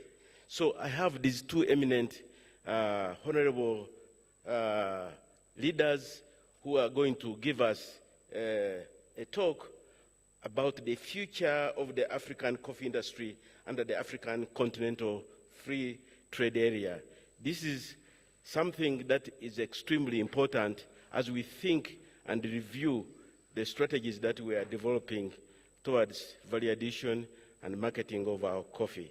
So it's my pleasure to welcome you to this panel, and I would like the delegates assembled here to give these two honorables a rousing welcome, please. Yes, please. So we are going to start with Honorable Mugasa, who is going to give us a talk about this topic.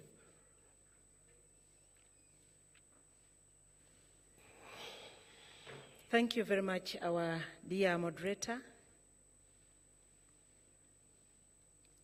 Your Excellencies, distinguished delegates, ladies and gentlemen, before I read the official communication, I would like to tease our brains. First of all, I want to congratulate Africa upon rediscovering that coffee is our gold. Secondly, I have questions. Why do we buy coffee expensively, and yet we are the main source of coffee? What went wrong? Why did we take long to celebrate our coffee? Why don't we promote and consume our coffee?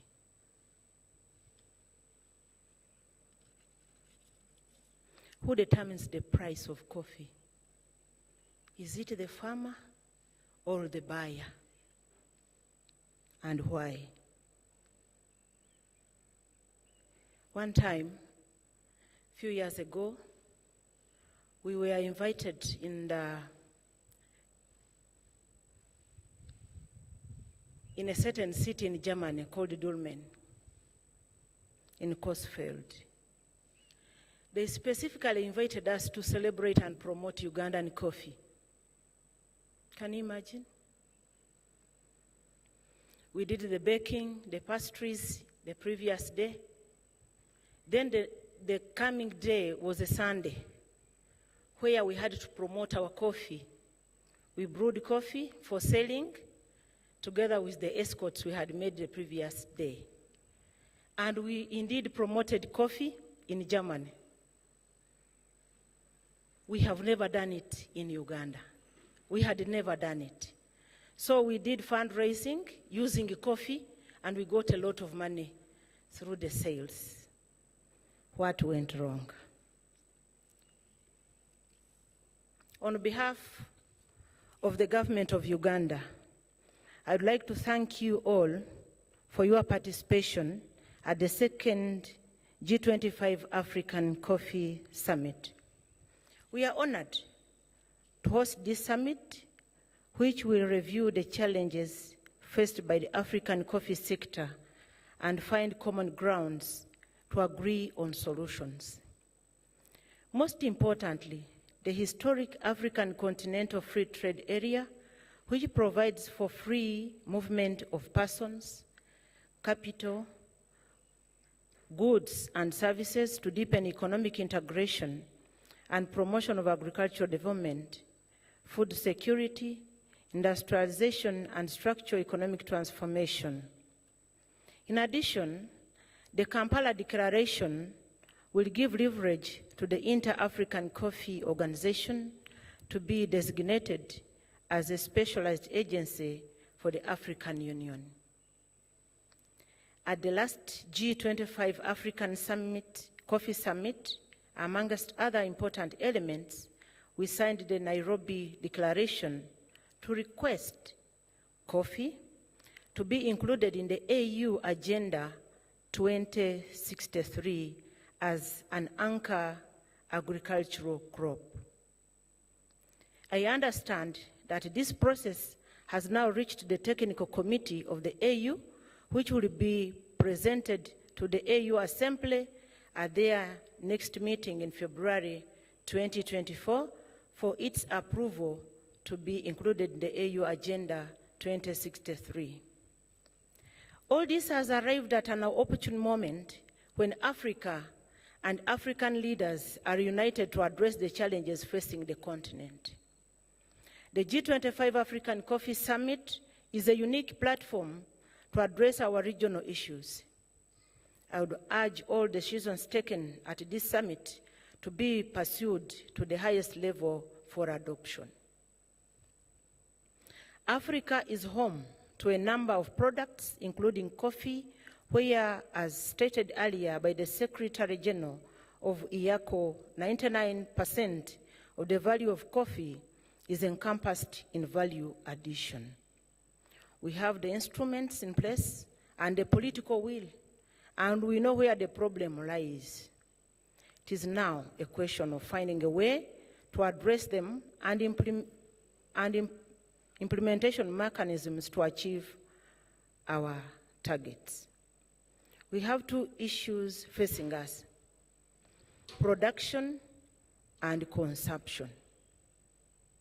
Production and productivity figures in the majority of African coffee-producing countries continue to be low. Domestic consumption, which is now picking up, especially among the young generation, is still at a very slow pace. From the presentation this morning, it is clear that Africa needs to increase its production and productivity. At the same time, we need to advance in our campaign to boost domestic consumption, which ties in with value addition. We need to be able to promote affordable coffees, and this can only be achieved if we process our coffees locally. My take on this is that all African coffee-producing countries should invest in value addition. With the best agricultural practices and other relevant factors, Ugandan farmers have been successful in increasing production and productivity. We welcome other African coffee-producing countries to visit our facilities to learn from our experiences. The Uganda Coffee Development Authority, our coffee authority, can organize regional workshops to share technological advances used by our farmers. My dear friends, let us make this our mission to convert Africans into coffee lovers. Once again, I welcome you to Uganda. Take this opportunity to visit some beautiful sites. Uganda is the pearl of Africa. I thank you for God and my country. At this juncture, ladies and gentlemen, let me take this singular honor to invite my fellow woman to the podium to share her wisdom from AU. She is High Excellency Ambassador Josepha Sako, the Commissioner of Agriculture, Rural Development, Blue Economy and Sustainable Environment of the African Union Commission from Addis Ababa, Ethiopia. Mama, you are welcome to share your wisdom.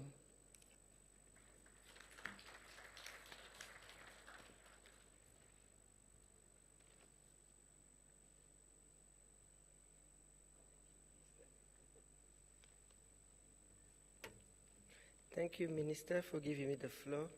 Good afternoon, every one of you. Excellencies, ministers present here, delegates attending this important meeting, Ambassador Solomon, the DG of SG of the African Union, African Union, AYACO, the development partners, ladies and gentlemen, all protocol duly observed. It is my privilege and honor to participate in this second G-25 Africa Coffee Summit, taking place in this beautiful city of Kampala. African Union is our common organization, and I'm happy that the G-25 invited African Union to be here. This African Union is one of the most important platforms for the transformation, socio-economic transformation of our continent. We have an advantage as members of African Union. African Union is the only organization that has all its countries to be member of the African Union. This is our strength. So we speak in one voice. We do our agenda together. It is important for us to really, give all the support to this organization, because even when we look at other regions, for instance, what is happening today in Europe, EU, not all the countries in Europe are members of the EU, but in African Union, all of us are members of this. And that's where a conversation like this, a decision like this, taking into account the importance of coffee, we all know. In Africa, out of 55 countries of African Union, 25 are coffee producers. So it's a sector that African Union should take it up so that we can improve the livelihood of our farmers, because we know that majority of our population, 75% on most of the countries, are rural. And as a leader, that's where we have to focus. As a leader, because we know the importance of coffee. Yesterday, President Museveni alluded it very well. That's where we have to focus. Let us, first of all, take care of our continent. Let us be made in Africa. Let us remove people from poverty. In African Union, we have the flagship program, which is KADEP Malabo. KADEP Malabo is going to, KADEP Malabo, I know that the Minister of Malabo is here. KADEP Malabo is going to expire the 10 years action plan in 2025. Up to now, what have we done? When we look at the biannual review report, we are not on track. Even the partners that are telling us that they're helping us, is not impactful. I think we should go to action, and we could not continue having studies and studies and studies to be in our shelf.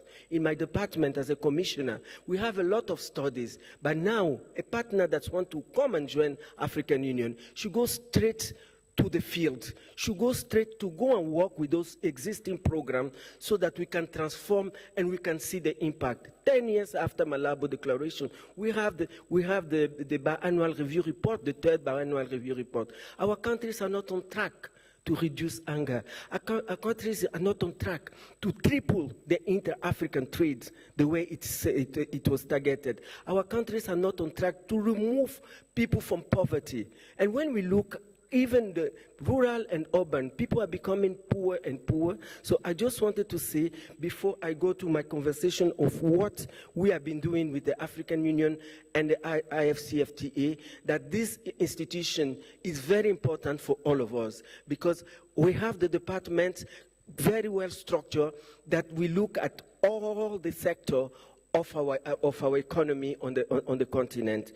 So let me just share with you what we at the African Union are doing in terms of this thematic of the inter-African trade. This is the commitment number 7 of the Malabo Declaration. So tripling the inter-African trade by 2030. Are we on track? We are not on track. But we believe with the IFCFTA, this is the way forward. And I commend Ayako for bringing this team really, on board so that we can discuss and see how can we start implementing the IFCFTA and our intra-African trade. When we talk about intra-African trade, the previous panel has already said we should promote domestic consumption. We should trade amongst ourselves, and then we should continue improving the quality of what we are trading.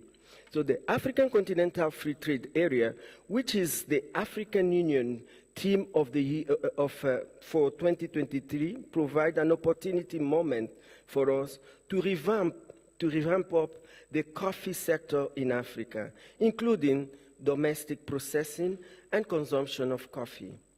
Taking advantage of the free movement of persons, capital, goods, and services to deepen economic integration and promotion of agricultural trades. Ethiopia currently process and consume about 50% of the coffee production. I think we should follow Ethiopia. It's not because Ethiopia is the birth of coffee, but I think we should continue following Ethiopia, because even when the prices are bad, Ethiopia has a market, because 50% of its production is being consumed internally.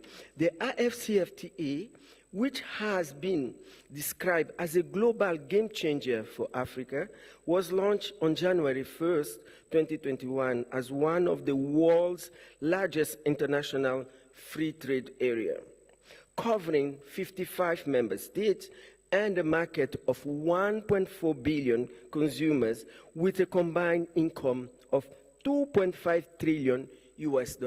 This is our market. This is really what we have as a strength for our continent. So we should go, because we have the consumption to $1.5 billion, and by 2040 we will be $2.5 billion. I think the market is there, so we should continue trading. As at the February 2022, 8 countries representing the 5 regions of the continent participated at the IFCFTA's guided travel trade initiative, which seek to facilitate trade among interested states parties that have met the minimum requirement for trade, and coffee was one of the commodities earmarked for trading by Tanzania and Rwanda. We need to foster synergy to expand regional coffee trade within the framework of the African Continental Free Trade Area. To be able to take advantages of the IFCFTA, we must first tackle the myriad of challenges, among them price volatility, climate change, and high cost of production. Most coffee farms in Africa are much smaller than other based in Asia and even in Latin America, with inadequate inputs such as fertilizer, irrigation, and access to finance. We've been having this conversation since yesterday. Many of our farms are aging and they need to be replaced. So we need to go and start planting our coffee. In 2019, study reveals that 3/5 of the coffee bean species are suggested to extinction. We used to have some good variety of species, but we are going to lose it mostly because of the climate change and some diseases that are occurring in our continent.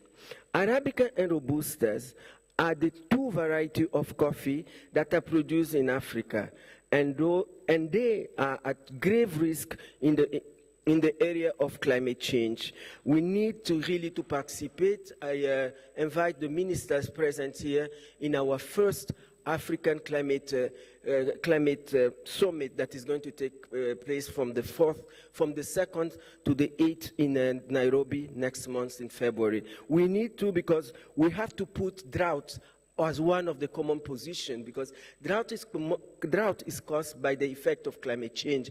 And almost all the regions on the continent, they are suffering from drought, starting from the northern part of Africa up to the Central Africa, Western Africa, East Africa, and the Southern African region. Central Africa, not as such, but we have some countries in Central Africa like Chad. They are also, they are also experiencing the issue of drought. So drought should be really our priority in order for us to make sure that we do not, it is really our priority for the moment, because we have to combat deforestation on our continent. The next one is Arabica and, well, I'm a little bit lost because we need to upscale climate-smart agriculture and continue investment in research and development. It also say innovation to develop resistant coffee varieties. High transport costs and other logistics pose challenges to transfer coffee beans from local farms to interested buyers. A major issue is how African farmers can reap more benefit from their labors.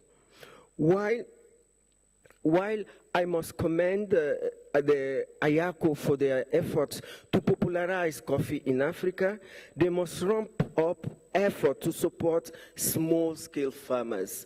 The structure of our coffee industry is producing is small-scale farmers. I think more attention should be given to those small-scale farmers who are still producing coffee on the continent. It is on record that as a former Secretary General of IACO for the year during 2000 and 2013, I successfully championed the empowerment of small-scale coffee producer farmers across the continent by setting up regional centers of excellence for capacity building for member states, genetic material conservation, coffee quality improvement, and crop testing liquor in Côte d'Ivoire, Uganda, Cameroon, and Zambia. This afternoon, I'm going to visit the center to see how the center is making progress, because the center for East Africa is being commissioned here in Kampala. So I will invite you, if you want to see this center, that we are doing baristas, crop testing here in Kampala. There's also some good practice that we must encourage other countries to adopt. That's why this type of platform is important, so that we can share lessons from one country to another. In June 2021, Ethiopia launched a state-of-the-art coffee training center to deliver modular and practice-based training that aims to enhance the sustainability and value chain in the country's coffee sector, located in the premises of the Ethiopian Coffee and Tea Authority in Addis Ababa. The center provides training programs on the fundamentals of coffee, processing, drying, storage, trades, and maintenance of coffee processing equipment. Kenya, the 5th largest producer of coffee in Africa, increased its coffee production from to 51,583 metric tons in 2022 from 34,000 metric tons in 2021, significantly meaning a 47% increase following a raft of measures taken by the government to revive the sector, including establishment of a revolving fund to a value of $26.7 million created in 2022, and 40% fertilizer subsidy program, which attracted farmers who have previously abandoned the crop. Excellencies, ladies and gentlemen, IACO requires the support of the African Union to change the policy framework. Let me table the following recommendation for your consideration. First, to actualize the Nairobi Declaration by the Inter-African Coffee Organization member states to anchor coffee as a strategic commodity under the African Union in harmony with the African Union Agenda 2063. IACO should apply, has already applied to African Union to become a specialized agency of the African Union that is focused on coffee sector in Africa. This will allow the decision of IACO to be enforceable and effective across the continent. Luckily, the next STC, the Specialized Technical Committee, which is our ministerial committees on agriculture, rural development, water, blue economy, and sustainable environment, is going to take place in November this year. So I think the Kampala Declaration is really timely, and we are going to present it to endorse. I invite all our ministers to be present to support the endorsement, the adoption, before we submit it to our head of state, so that we will have a continental framework for us to really revamp this important industry, which is IACO. IACO should develop a value addition strategy to be endorsed by the African Union and African Continental Free Trade Area for implementation and enforcement in Africa. IACO should build a coffee production ecosystem which map all the variety that are produced in Africa and build a traceability system from the farm to the cup. Because this geographic indicator, it has to be well explained to us, because the EU is working with us on the geographic indicator. So I think that we have to be on board, all of us, to see what type of indicators are we going to look in order not to be another barrier, trade barrier for us. IACO should work out a coffee farmers framework for compensation which is transparent and enforceable across Africa. We should stop the exploitation of our small-scale farmers.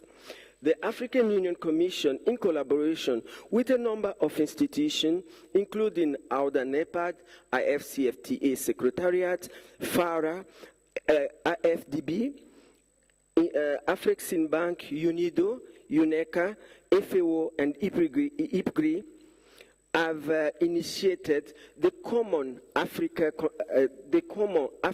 Agro-Park Program as a vehicle for attracting private investment in establishing transboundary mega agro-industrial hubs on the continent. We need to take the advantage of the IFCFTA in order to enable us to have our food sovereignty and our food basket. Lesson learned from COVID-19 pandemic is when we had COVID-19 pandemic, we have 38 countries in Africa. We are net importer. So when these countries wanted to import rice from the traditional market, which is Asia, they could not, because Asia had banned the export. So this is a lesson learned, and we need to have our own food reserve in terms of shocks. These shocks are coming, and they will continue coming. Otherwise, tomorrow they will say, how can you cascade it? Europe is already looking on another initiative of cascading climate risk. So we need to have really our own food sovereignty and even the export in terms of export, so that we can improve income for the small-scale farmer. The CAP constitutes 5 large common agro-industrial zone that will be established for the selected commodities. So coffee can be also one hub among this CAP. So one of each of the 5 geographical region in Africa to serve as agricultural development hub with a transboundary mega industrial and food supply corridor on the continent. The CAP will substantially reduce Africa's annual food import bill, which is currently around $50 billion.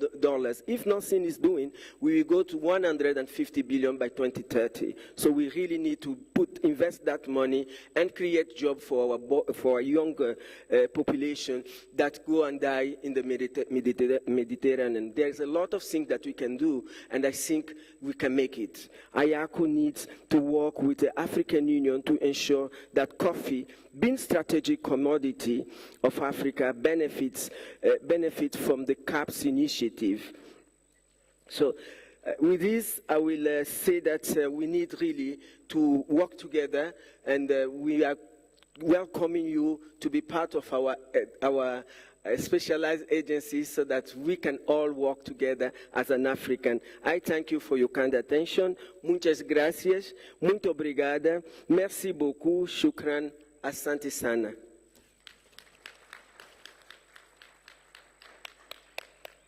Thank you very much, Your Excellency.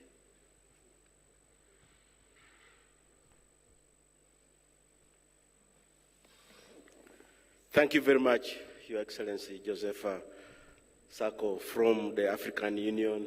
Thank you very much, Madam Minister Mugasa, our Minister for Public Service. These wonderful two ladies have given us a lot of food for thought, and I can summarize what they have said in just two statements, that they are giving us positive energy, and the passion by which they are giving us is something that should actually radiate, and we reflect upon what they have said. Minister Mugasa started by raising some key questions. These are questions that we keep asking ourselves, and we really need to find answers. Why are we not promoting our coffee ourselves? This is a very important question. Why don't we promote our own coffee? The second question was, why are we not consuming our own coffee? And she also highlighted the challenges that we are facing, the challenges in production, the challenges that we are facing in consumption. Is there something wrong that we are doing that we can correct? And she summarized it very well, and it lies in the issue of value addition. I think if we address that, we'll be good to go. So the other aspect she touched on, which is extremely important, is the issue of exposure. And I want to reflect on this issue, because when we get our brothers and sisters coming from the different parts of our continent, and we deliberate over a common issue like value addition, that is, and we share information, that's value addition to our exposure. So we really need to encourage ourselves to visit each other and also to understand what we are doing. The second presentation from Ambassador Josepha Sako was a curtain raiser to a lot of issues that were raised by His Excellency, the President, yesterday in his submissions. She reiterated the importance of coffee to the economies of Africa. And this is something that we need to take up and run with it. She was very passionate, and in her presentation, she reflected on the Kadap Malabo Declaration. This is an important statement of intent by African leadership, and we have stayed with that declaration for so many years. Why are we not putting this into practice? She mentioned that we have done a lot of studies, which was an instruction from the heads of state that signed the Malabo Declaration. We have done a lot of work, and the work is sitting on the shelves. We do not have to reinvent the wheel, so we need to just move forward and tackle the issues that we have been identified in these studies. The issues are about the reduction of hunger, the issues about tripling our trade, the issues about removing our people from abject poverty. And she it gave us an assurance that the African Union is determined, especially through the African Continental Free Trade mechanism, to address some of these challenges. And she assured us that the African Continental Free Trade Area is on track, which is actually very good news.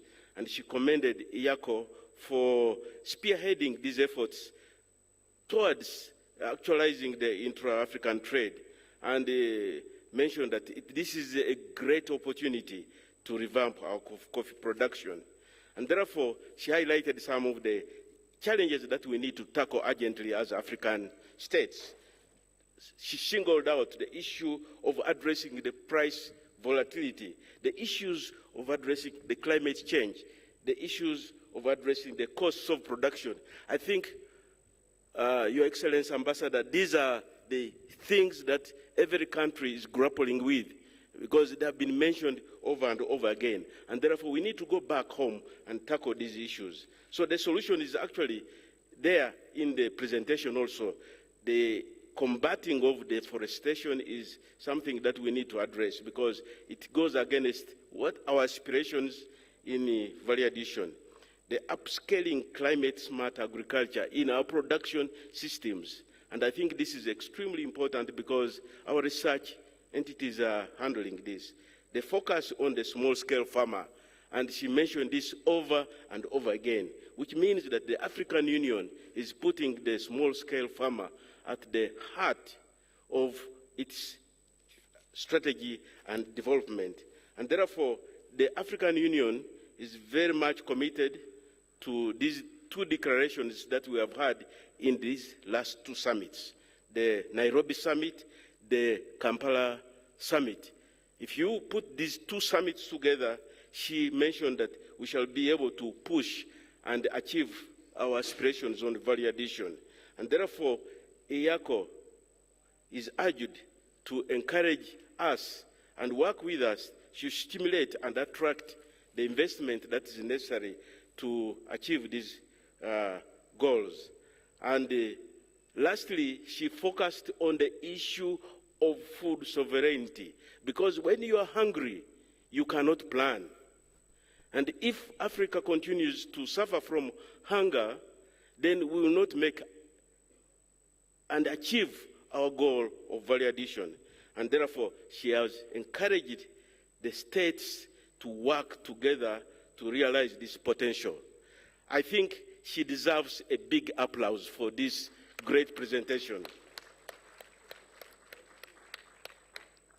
Thank you very much, and I wish to now invite the facilitator to take it up from there and give us a word of comfort.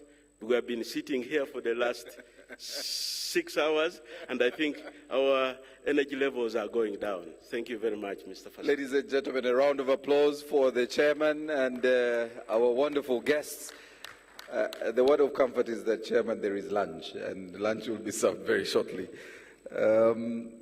Chair, I have been requested by the team that you will be the one officially handing over these souvenirs to the Honourable Minister, Mary Mugabe.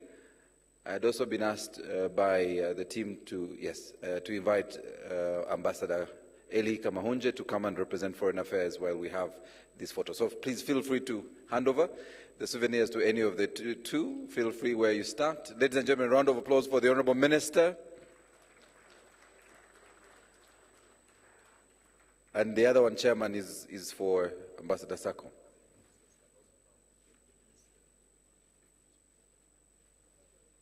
And the Honourable Ministers have been also asked to come for this photo. We'll have this photo, and then the protocol teams, please come and also guide our guests to lunch. Honourable Ministers, please come and join the heads of delegation, come and join the team for this photo.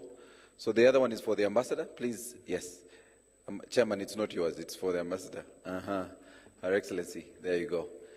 So immediately after this, we are breaking for lunch. We'll have lunch for exactly 45 minutes.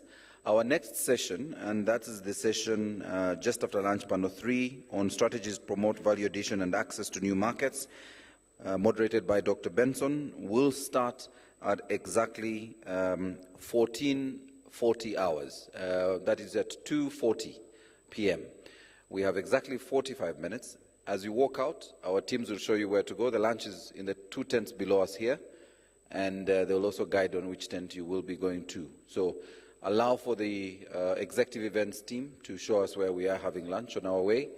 So protocol teams, please guide our heads of delegation and Her Excellency the Ambassador and the Honorable Minister to join us for lunch, and the rest of us feel free to walk just by the edge of the entrance and move on the paved lane to the 2 tents, and you will be guided. The coupons will be provided as you walk in.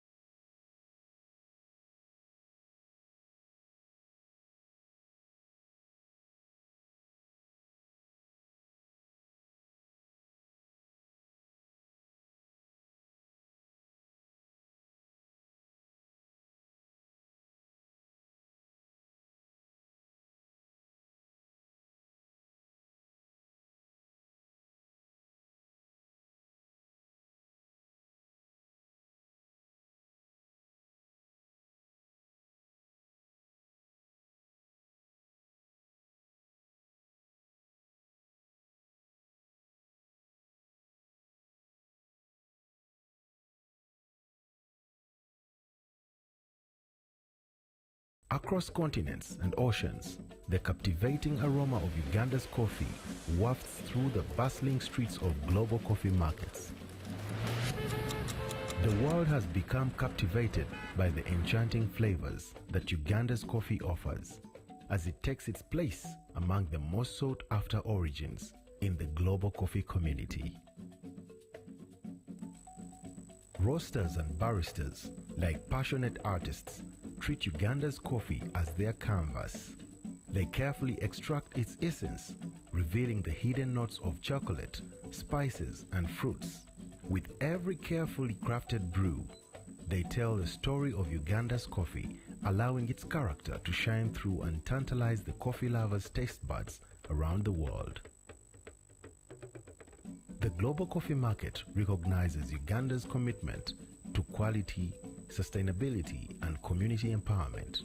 It applauds the tireless efforts of the farmers who, with unwavering dedication, nurture the coffee trees and harvest the cherries with care. The market acknowledges Uganda's strides in farmer training, processing advancements, and quality control measures, ensuring that each bean carries the essence of excellence.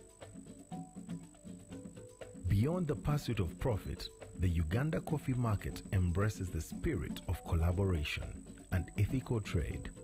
It fosters relationships that transcend transactions, connecting farmers and consumers in a shared appreciation for the craft and the stories woven within each cup.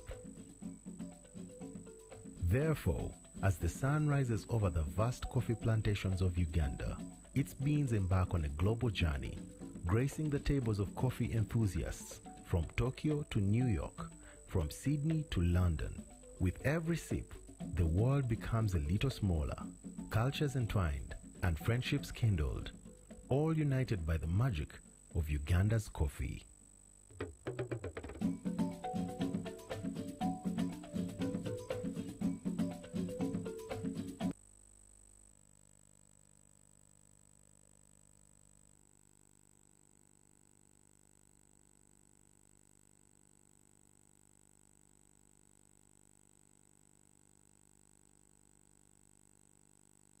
Beans of the Nile. In the heartland of East Africa, Uganda, known as the Pearl of Africa, embraces a captivating climate and soil fertility that conspire to nurture its bountiful coffee plantations. Like a symphony of nature, the elements harmonize to create the perfect backdrop for coffee cultivation. These elements make Uganda the second largest coffee producer in Africa and ranked third country with the best coffee globally. The eastern and western regions of Uganda have the soil quality and altitudes required for the successful cultivation of Arabica plants. From Mount Elgon regions in the east to the Rwenzori Mountains in the southwest and West Nile regions in the northwest, we have a soil that teems with life, brimming with nutrients and organic matter, a soil with rich tapestry of minerals that have created a nourishing foundation for the Arabica coffee trees to thrive. Whether Robusta or Arabica, it is only when these seeds are released from their shells that their true potential emerges. The scents of chocolate, caramel, and delicate floral notes dance through the air, inviting you to indulge in their captivating allure. These seeds embody the spirit of Uganda, where lush landscapes and the tenacious hands of farmers intertwine, giving birth to their remarkable essence. Uganda coffee unveils a captivating tale in every sip. It calls on you to embrace a journey of senses, transcending mere taste to an experience that evokes wonder and delight. Across continents and oceans, the captivating aroma of Uganda's coffee wafts through the bustling streets of global coffee markets. The world has become captivated by the enchanting flavors that Uganda's coffee offers, as it takes its place among the most sought-after origins in the global coffee community. Roasters and baristas, like passionate artists, treat Uganda's coffee as their canvas. They carefully extract its essence, revealing the hidden notes of chocolate, spices, and fruits. With every carefully crafted brew, they tell the story of Uganda's coffee, allowing its character to shine through and tantalize the coffee lovers' taste buds around the world. The global coffee market recognizes Uganda's commitment to quality, sustainability, and community empowerment. It applauds the tireless efforts of the farmers who, with unwavering dedication, nurture the coffee trees and harvest the cherries with care. The market acknowledges Uganda's strides in farmer training, processing advancements, and quality control measures, ensuring that each bean carries the essence of excellence. Beyond the pursuit of profit, the Uganda coffee market embraces the spirit of collaboration and ethical trade. It fosters relationships that transcend transactions, connecting farmers and consumers in a shared appreciation for the craft and the stories woven within each cup. Therefore, as the sun rises over the vast coffee plantations of Uganda, its beans embark on a global journey, gracing the tables of coffee enthusiasts from Tokyo to New York, from Sydney to London. With every sip, the world becomes a little smaller, cultures entwined, and friendships kindled, all united by the magic of Uganda's coffee.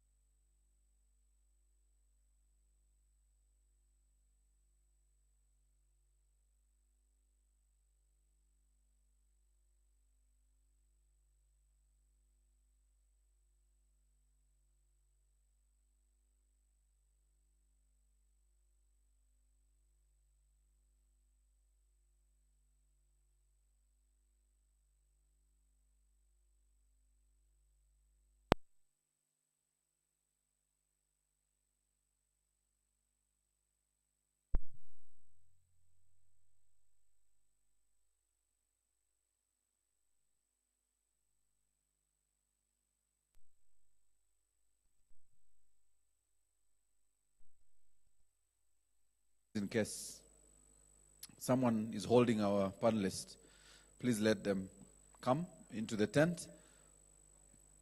We will have one moderator for the next two sessions for both topic 1 and 2 of session 3. And again, because we would like to have our delegates get some time in the evening to see the rest of Munyonyo, or even take a boat ride on the lake, or even, see the surroundings of the hotel, we will close at exactly 5. So Dr. Benson is in trouble because at exactly 5, I will be walking to him to pass on his souvenir, which will be a sign that his time is up. All right? And I'll also mention at that time the sponsor that will be awarding our panelists for both sessions. So each of the sessions will have under an hour, maybe 50 minutes at most, and then we'll transition. Dr. Benson will transition to the next topic, where he'll also invite the panelists for that topic. So I want to welcome all of you, and just mention again that we'll have a working coffee session. So in case you feel like you need caffeine in the system or some tea, you'll just walk, whether you walk to the poolside or walk just behind the commentary booths, you'll be able to get coffee. And that will be, but also we'll try around 4 p.m. to serve you some coffee within the room in case you want coffee to come to you, because you might miss out some very insightful conversations. All right? So I want to quickly move into the session, at least by the time our moderator is introducing all the panelists, we shall have another set of people walking in. But also we are mindful that these sessions are streamed online, and it would be nice to have the speakers in the room when we start. So our third for this second day of the G-25 Africa Coffee Summit is looking at the strategies to promote value addition and access to new markets. Our moderator for this particular session is none other than Dr. Benson Apoyo, the Acting Director, Agriculture and Food Authority Coffee Directorate of the Republic of Kenya.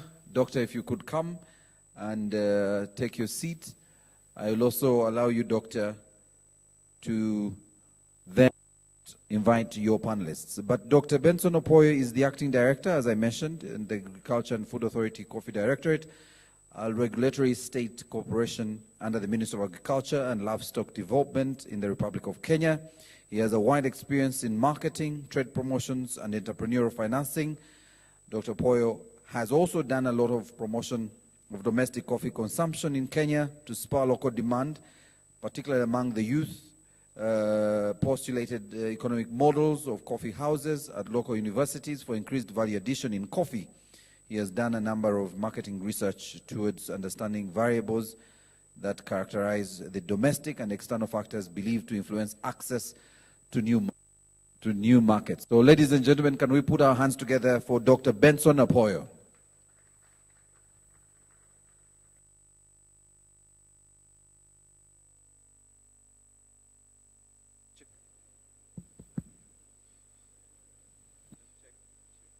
Check. All right.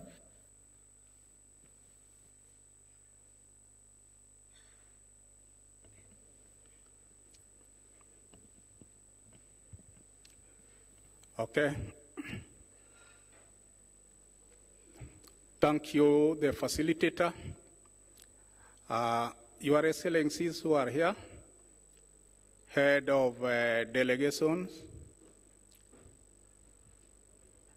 government officials, our distinguished stakeholders, ladies and gentlemen, welcome to the third session of our today's discussion. And I hope that you are going to enjoy.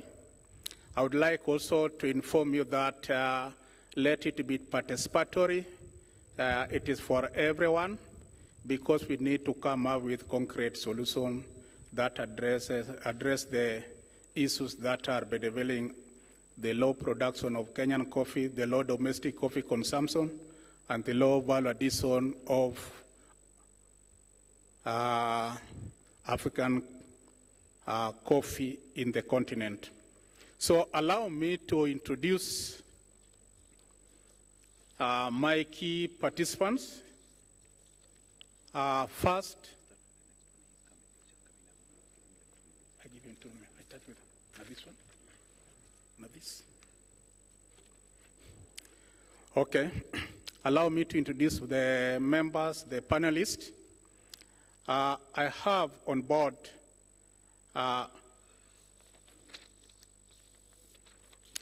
we have got 2 sessions. The first one is about strategies to promote coffee, promote value addition in African coffee and access to new markets. The panelists that are going to take us through: 1, Joan Luis Barros. Could you please take the stage? Joan Luis is a scion of the 3rd generation coffee growing from Guatemala. He's the general manager of the family coffee and a timber farm for about over 17 years. He's the immediate past president of the International Specialty Coffee Association, as well as the immediate past president of ANACAF, the National Guatemalan Coffee Association. Currently, he is the president of the Coffee Science Foundation and a board member of INTACAP, the National Technical Training Institute, in a representation of the Agro Chamber. He is a founding member of the Rotary Club Guatemala de la Emelta. Barros has been a board member of the Agro Chamber, Fun Cafe, that is the Coffee Foundation for Rural Development, working on education, health, and food security and nutrition. And the international board member, and is an international board member of trustees of AFS International, a global student exchange program, amongst others. He's a partner in Handletsa and a sales agent and distribution company, a sales agent and distribution company to the food production, processing industry for Guatemala and Central America, involved in selling raw materials and machinery and equipment for suppliers from around the world. Ladies and gentlemen, join me in welcoming Mr. Joan Luis Barros. The second panelist on board is Mr. Gilbert Gitali. Gilbert is currently the Executive Director of African Fine Coffees Association, AFCA. Gilbert is a passionate coffee enthusiast and a seasoned professional in the coffee industry for the past 17 years. Prior to joining AFCA, Gilbert has held a number of leadership positions in various coffee companies, primarily focused on specialty coffee export from East Africa. His career highlights include serving as a CEO of KZ Noir Limited, CEO and founder of Roots Origin and Roots Emis Limited, Managing Director of Ruasco, and Relationship Manager for Sustainable Harvest East Africa. Gilbert has also been a board member of various coffee organizations, including AFCA and SEPA, that is Coffee Exporters Association of Rwanda. He holds a degree from the University of Toronto, Canada, International Development Studies, as well as Social Cultural Anthropology. Once again, members, join me in welcoming Mr. Gilbert Gitali.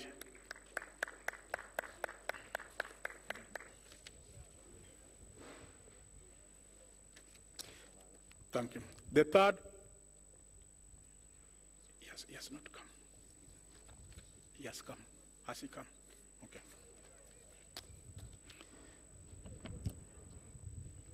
The third is Mr. Odrek Rabuogo. Odrek Rabuogo is a Ugandan entrepreneur, author, farmer, and a teacher, appointed as the Senior Social Advisor to the President of Uganda in July 2021 to promote exports and industrial development, help youth on enterprise training, and improve the country's external communication. He currently chairs the Presidential Advisory Committee on Exports, Industrial Development, bringing together 41 public and private sector leaders to direct change in the levels, volumes, quantities, and value of Ugandan export in 13 key products, regional and international market. Once again, join me in welcoming Mr. Odriek Rabwago to the podium. Please welcome.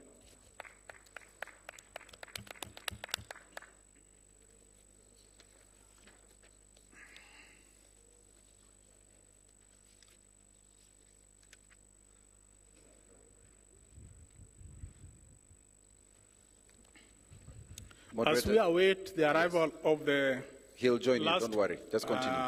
Panelist, let me give you a brief to open the discussion of today about the strategies to promote value addition of African coffee and access to new market. This concept of value addition has been a challenge. Coffee value addition has been like a thorn in a flesh amongst a sizable number of coffee-growing countries, not only in Africa, but globally.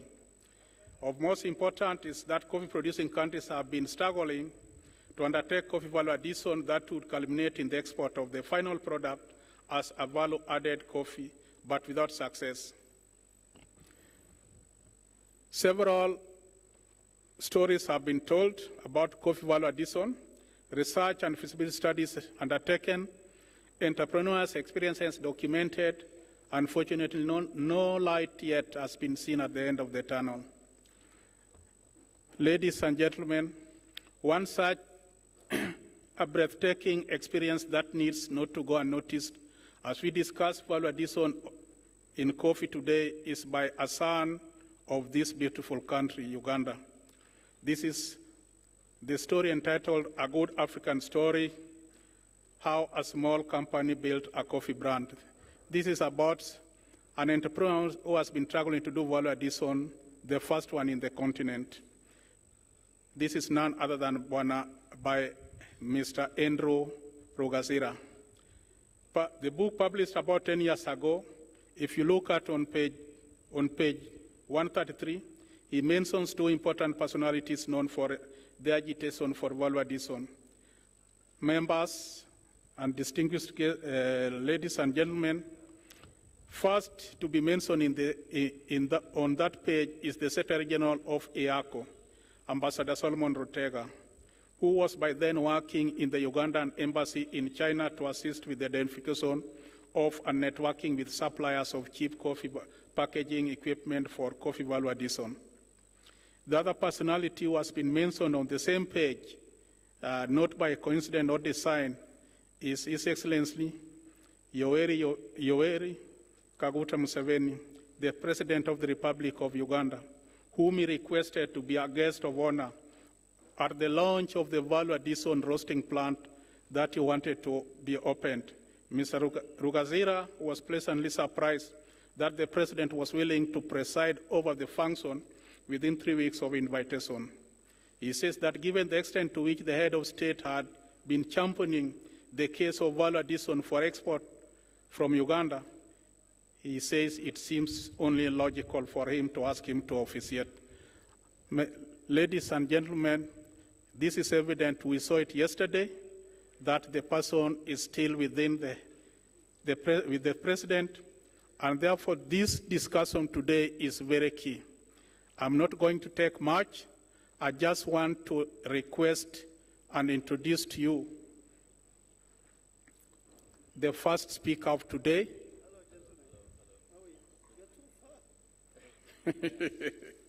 Sit.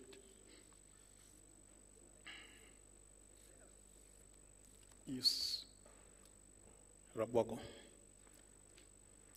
You are introduced in absentia, I want to give you the privilege also to be the first in. Thank you. So, members, chronologically, allow me to introduce Mr. Audrey Krabwago. It will do no harm when I do the introduction in his presence. I did it in absentia. I would beg your apology. Allow me just to introduce him when he's with me. The first presenter is going to be Mr. Audrey Krabwago. Audrey Krabwago is a Ugandan entrepreneur, author, farmer, and a teacher, appointed as the senior special advisor to the President of Uganda in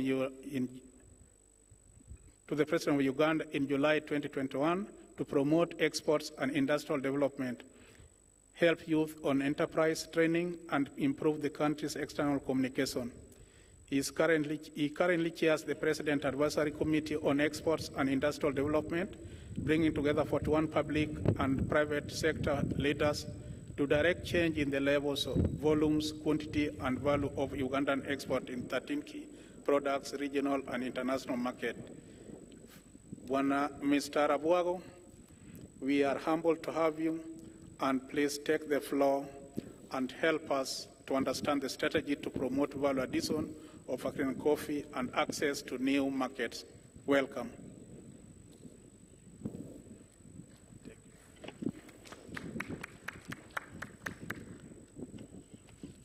So what a privilege. I should be the last to speak because I came late. But was that you, Maurice, who set me up for this? So I have a short clip that I sent. If you just could play it, just like 3 or 4 minutes, it summarizes what we do. Then I can speak for 5 to 10 minutes and hand over.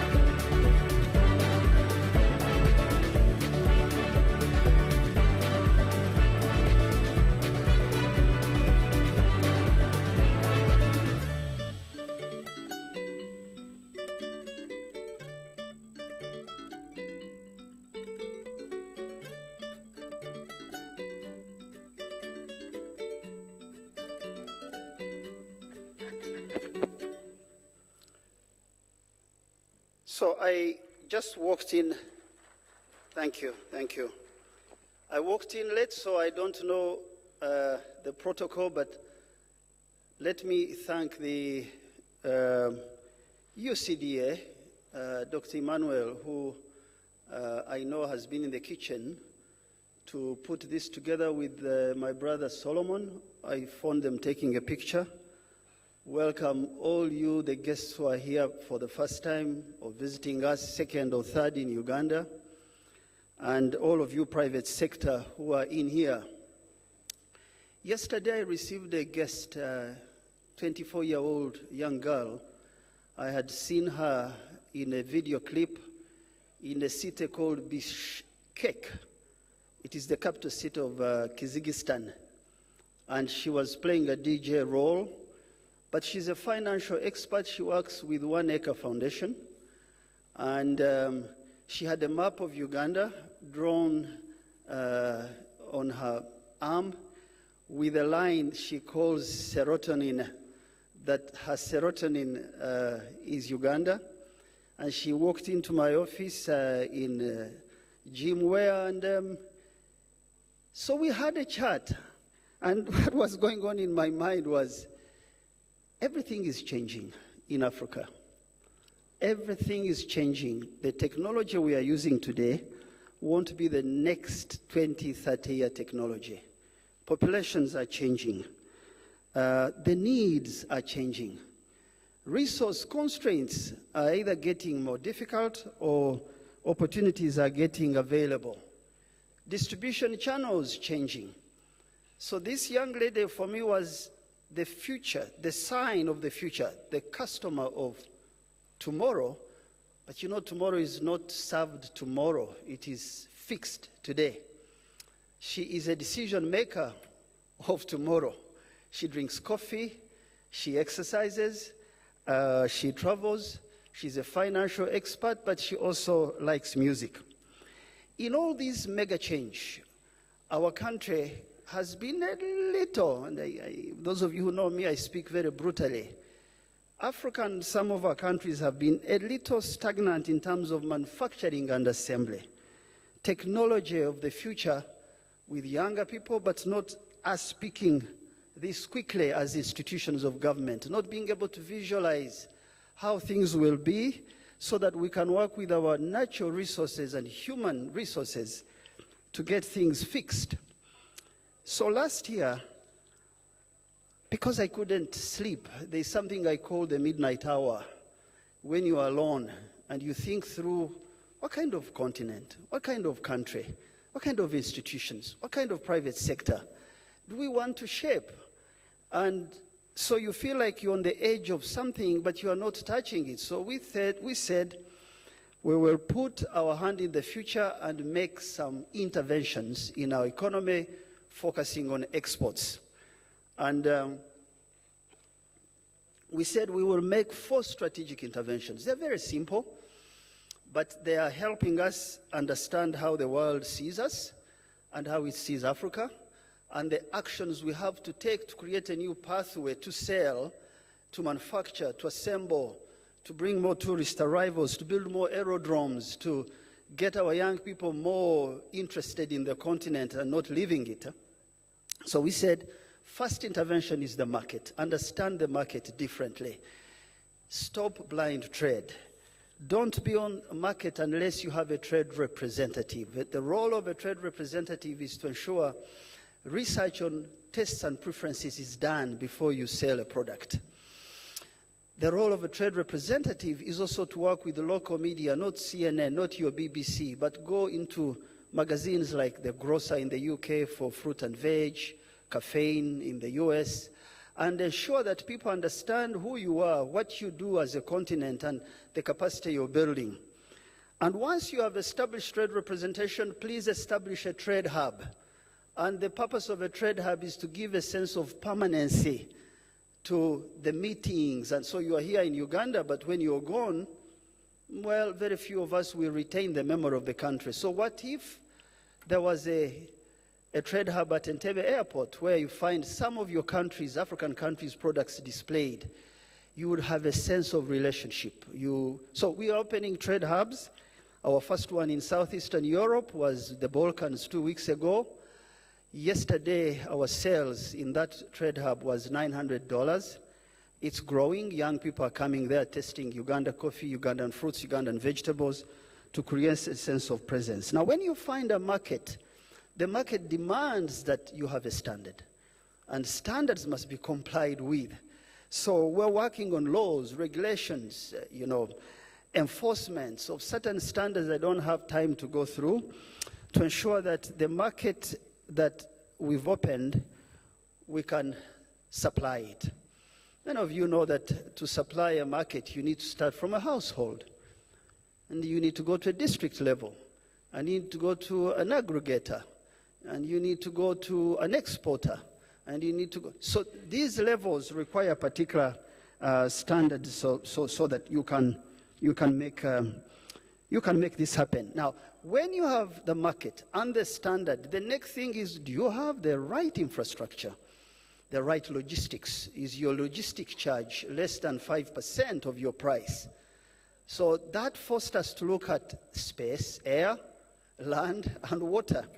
And so we are working with Uganda Airlines, Uganda Air Cargo, open new routes and ensure that those who take our products, including processed roasted coffee, have options, so that it's not just restricted. So we're looking at vessels. Those of you who are non-Ugandan, I don't want to bother you with some of the interventions we're making. And then finally, when you have the market, the standard, the infrastructure, you need the oil in the engine, and it's called export credit funding. So we're trying out something we call the Trade Frontier Fund, so that we're able to underwrite invoices of those who get orders in the market to do this. And so when I was asked to speak here for these few minutes, I thought, what do you say to coffee people? If you've seen this video, coffee is the centerpiece, because coffee is tourism, coffee is grains, coffee is entertainment, coffee is culture, coffee is everything. For the last 1,500 years, we've used coffee as a sign of friendship. I watched that growing up, because I'm not a city boy. I was born in a village. I know the meaning of coffee. But we opened a hub in Southeastern Europe, and we're saying, whatever we buy from you, we should have a conversation on what we sell to you. And we can't sell to you green beans.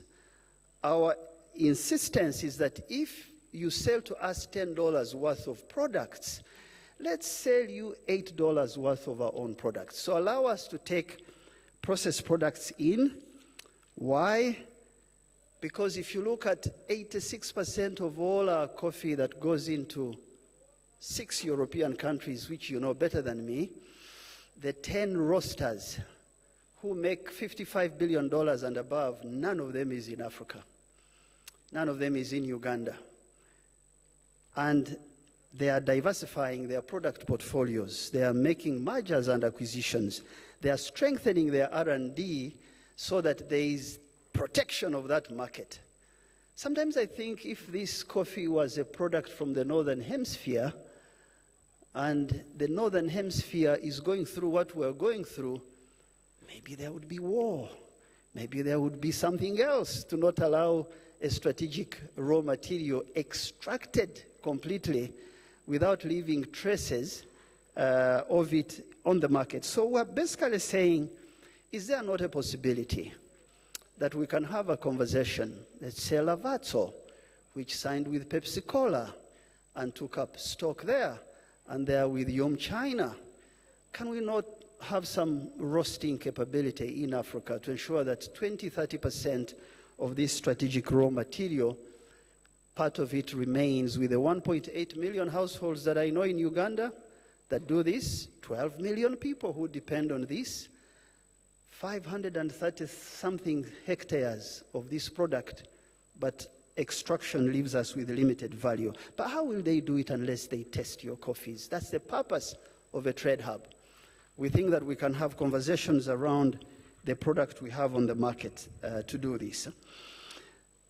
The second thing for me is to understand that our economies are growing. If I look at our own economy, shut down for 2 years, But if you look at the entire trade increase in the last 1 year, it's $12.8 billion from 12.3, 4.6% growth.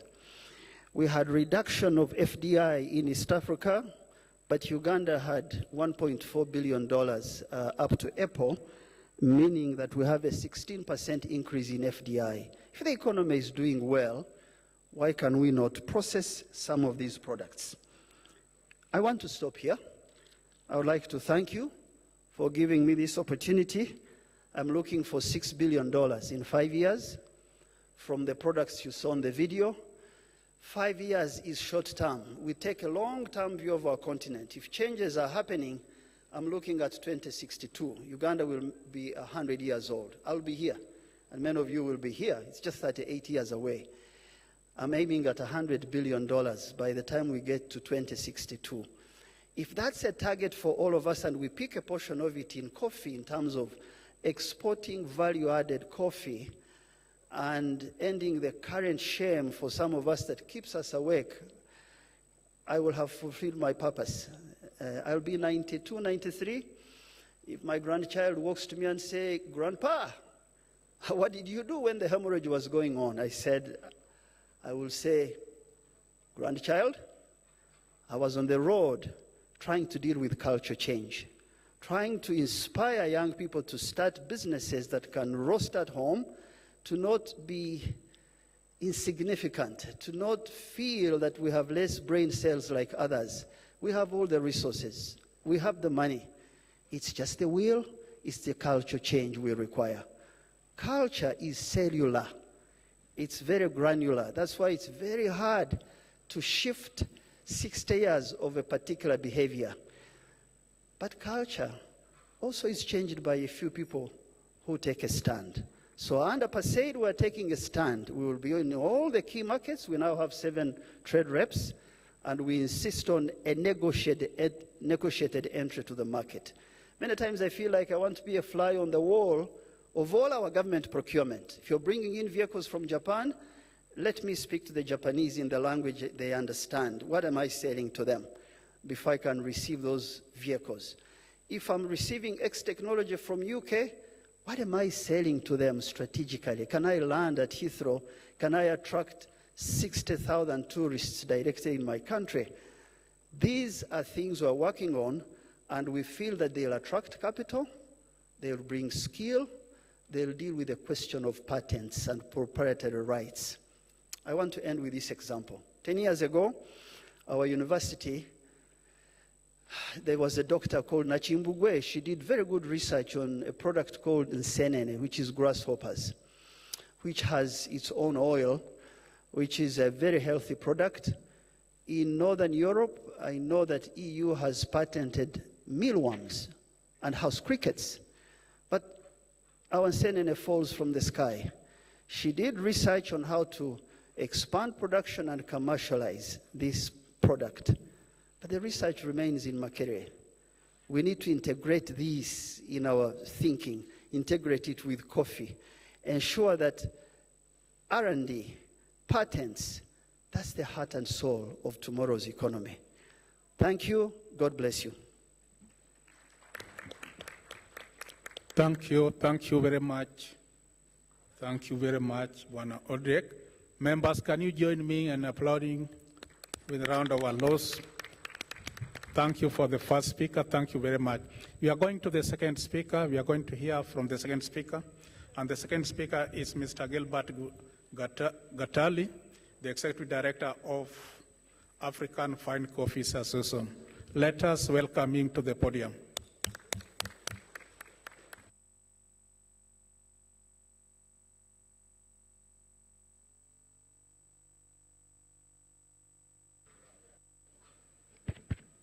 Good afternoon, everyone.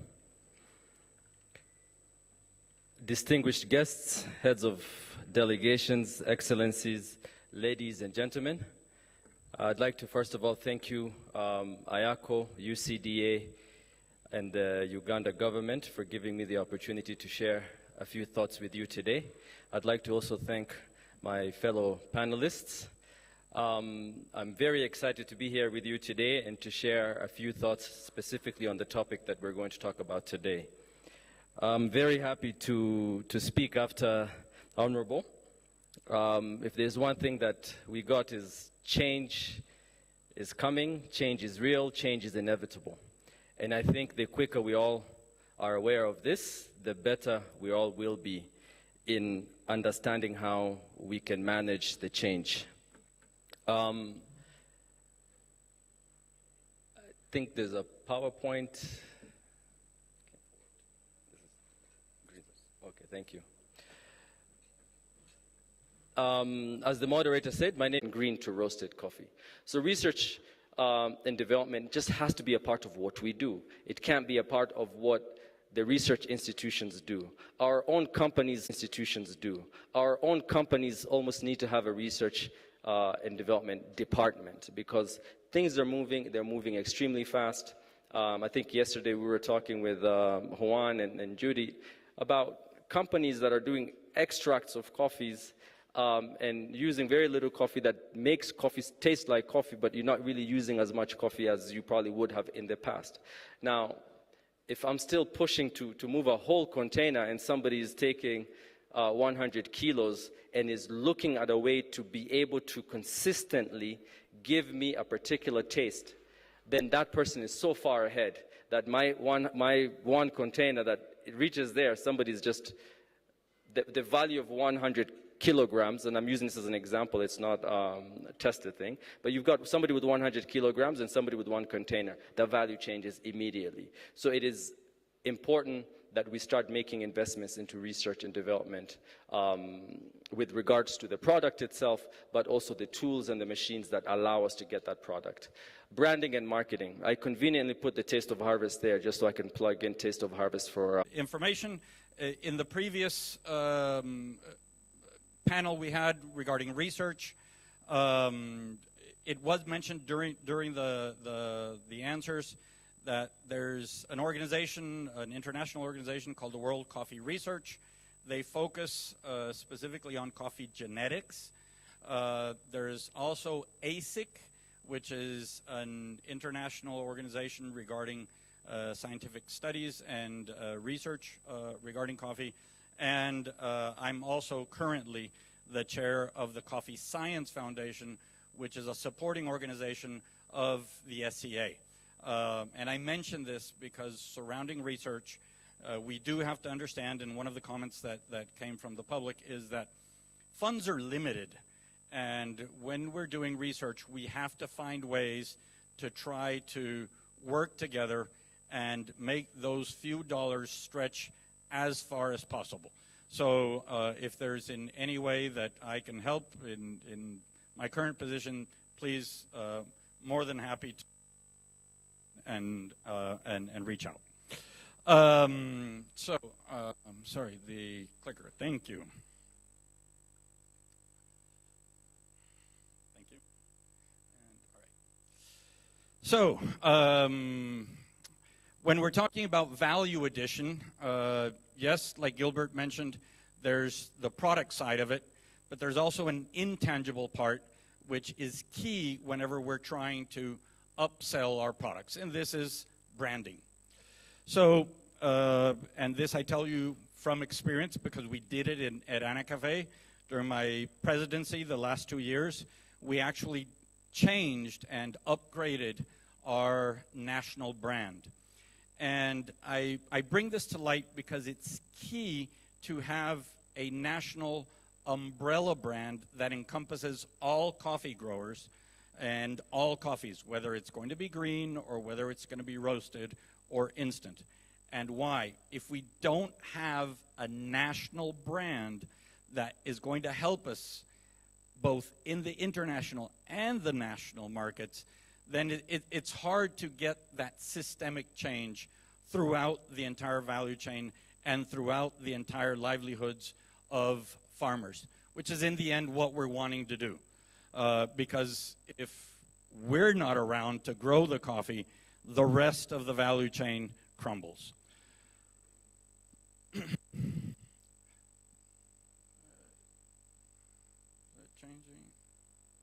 There we go. All right. So just quickly, this is important when you have your discussions, is who owns the brand. Can I quickly get raise your hands? Who's from ministries or government agencies? Okay. Who in the room are farmers, roasters, coffee shop owners? Okay. And research institutes or something that was in neither of the two previous categories? Okay. All right. So there's three basically different ways on who's going to actually own this brand. And there's multiple examples around the world. What's important is we have to understand the difference when we take that decision on who's going to own the brand. When we're talking about public, in other words, it's going to be a ministry or a government agency, we do have to be cognizant that these plans can change whenever there's a change in government. In other words, we have these variables in policy, as was mentioned this morning. When we're talking about the private sector owning it, then, and there's also examples around the world. In that case, I'll use the case of Panama Geisha. It's completely privately owned by a section of coffee growers. It can become exclusive, and you exclude some of the smaller producers. I'm not saying in the case of Panama Geisha they're doing it. I'm just saying it's possible, and it's something we have to be cognizant of. And then there's the third case, which I'll roughly call public-private partnership, which is an association similar to the FNC in Colombia or Ana Café in Guatemala, where you have on the board government officials sitting there as well as the private sector.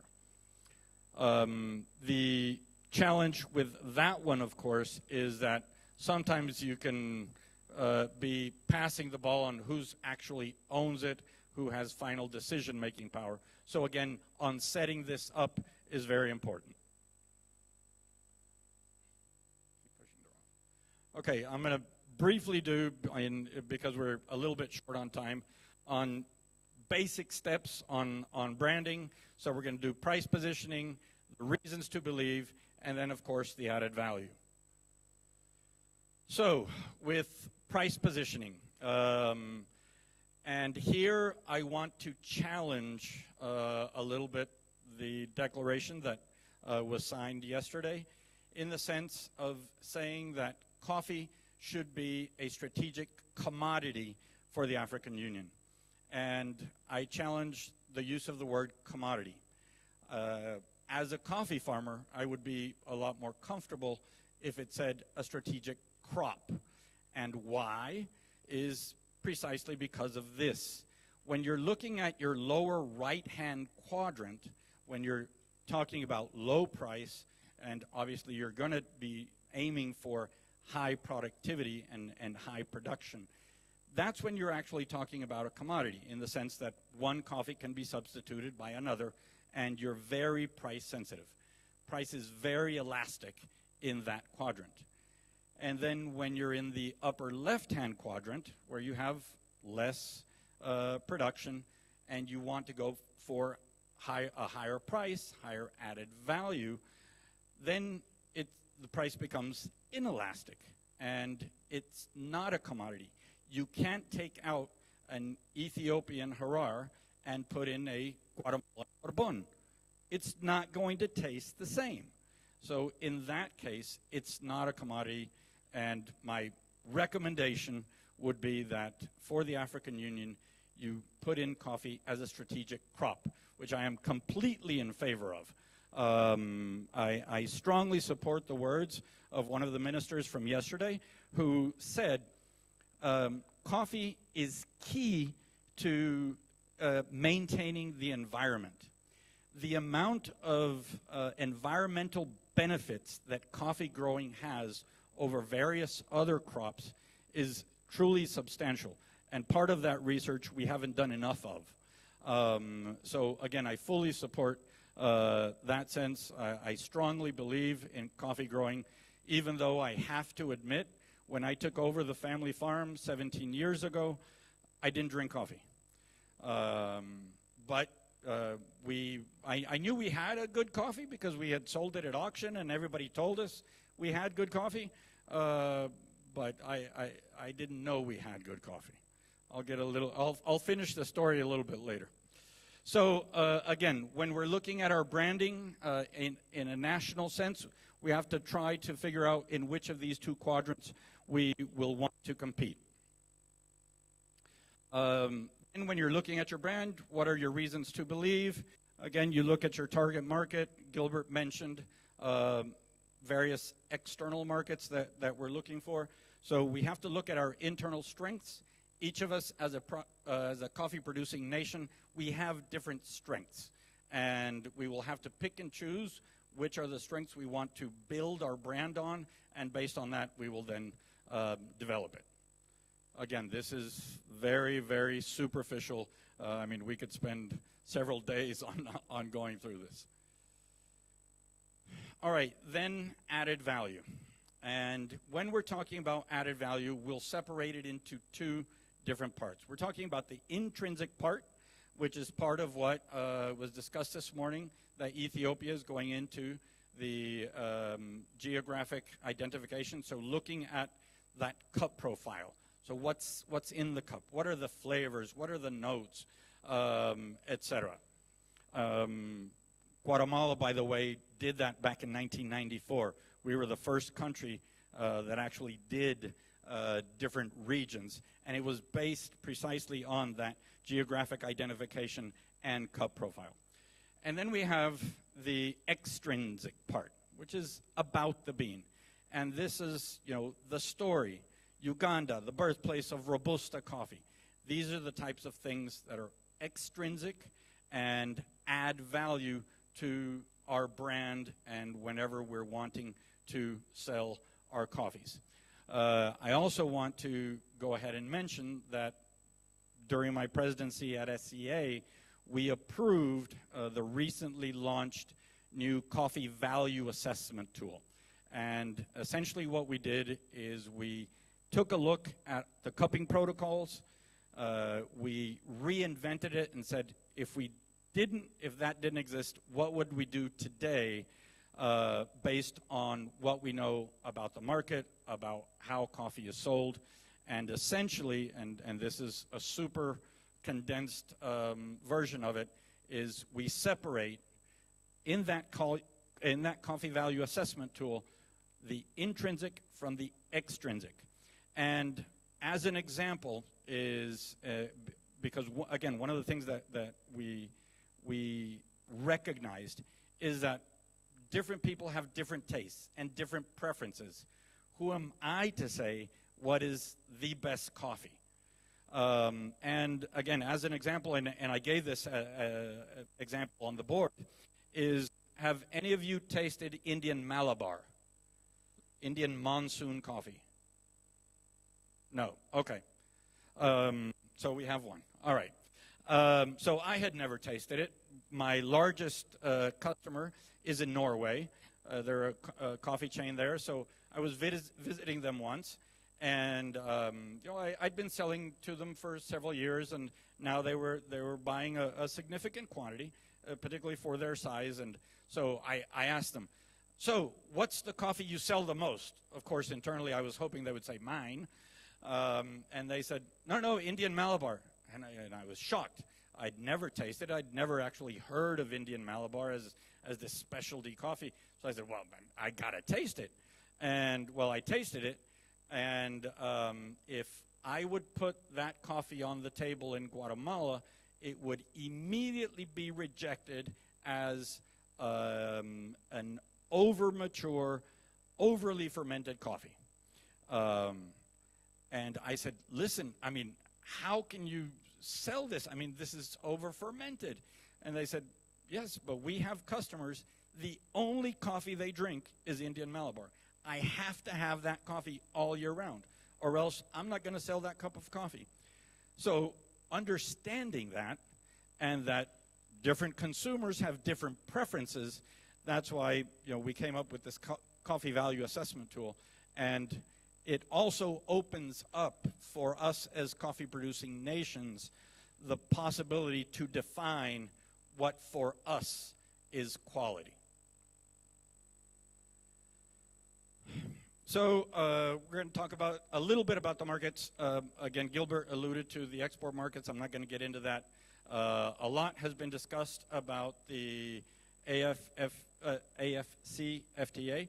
I have to say, as a Guatemalan producer, I'm envious of everyone here in the room because you have two amazing organizations in IACO and AFCA. Gilbert just mentioned it right now in his closing remarks, is you have at a continental level the opportunity to have both the public and the private sector working together, again, at the continental level. I don't have that in Latin America. I wish we did, but I don't. Yes, we have the Organization of American States, but in all honesty, that focus is completely different. And it's not based on Latin America for Latin Americans. You have that here, and this is an amazing opportunity you have. It's going to take time. It's going to take patience. It's not going to happen overnight. A lot has been discussed about the infrastructure needed, not only in roads and airports, but also take into account electricity, the access to propane gas, because those are going to be key in order to be able to increase local consumption. And one key note I want to leave you with regarding local consumption, and it starts with us, the farmers. Like I said, when I got into coffee farming, I didn't even drink coffee. Why? Because all the coffee I had tasted up to that point was over-roasted, bitter. I had to add tons of sugar to it. I didn't get it. It didn't relate to my palate. Then, of course, again, we had good coffee, and I took it upon myself that, okay, if I'm going to be selling this, I have to know what I'm selling. So, every day after breakfast, I had a black cup of coffee from the farm, and after a week, I said, okay, yeah, there's some more flavors in there. This is not just a bitter beverage. And so with that experience, I actually had some small coffee growers next to me a few years later, and they said, listen, can you process our coffee? Because, we want to try to look for a direct customer externally, et cetera. And I said, have you ever tasted your coffee? And they said, no. So I said, well, how do you expect to sell it if you've never tasted it? And when I asked the question in Guatemala, how many coffee farmers had actually tasted their own coffee? Unfortunately, and I'm ashamed to say, less than 10%.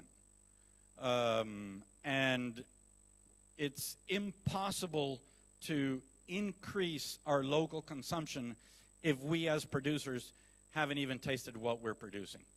If we say we produce the best coffee in the world, like has been mentioned here at the conference, then let's drink the best coffee in the world. Why do we have to export all the best coffee and keep all the second-grade stuff? That's one. And then another one, which is, this is actually based on experience from Colombia. Unfortunately, I was unable to achieve this with my own government, but those of you that are in ministries or government agencies, you can actually, through a simple policy, it doesn't even have to go through Congress or Parliament, depending on each country's political structure, is you can actually have a policy where you mandate that all the coffee consumed in government agencies has to be local coffee. By doing that, it's it's super simple. I mean, you can go back to your countries tomorrow and pass this along, and it can immediately be put into effect. So that's one. And secondly is you, as a government, actually send the message to your own coffee producers that you're here to support coffee producers, the local farmers. And again, very simple, actionable items that you can actually go out and do tomorrow so that we don't come out of this meeting like happens in a lot of Latin American meetings where we do a lot of talking and very little action. So I wanted to leave you that little suggestion.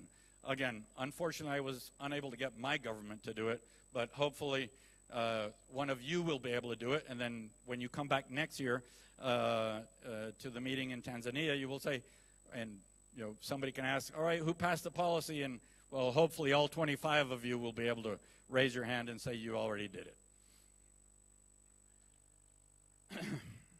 So, something that is very key, and again, I mentioned it a little bit earlier, and we're all aware of it, but we have to ensure we focus on farmer profitability.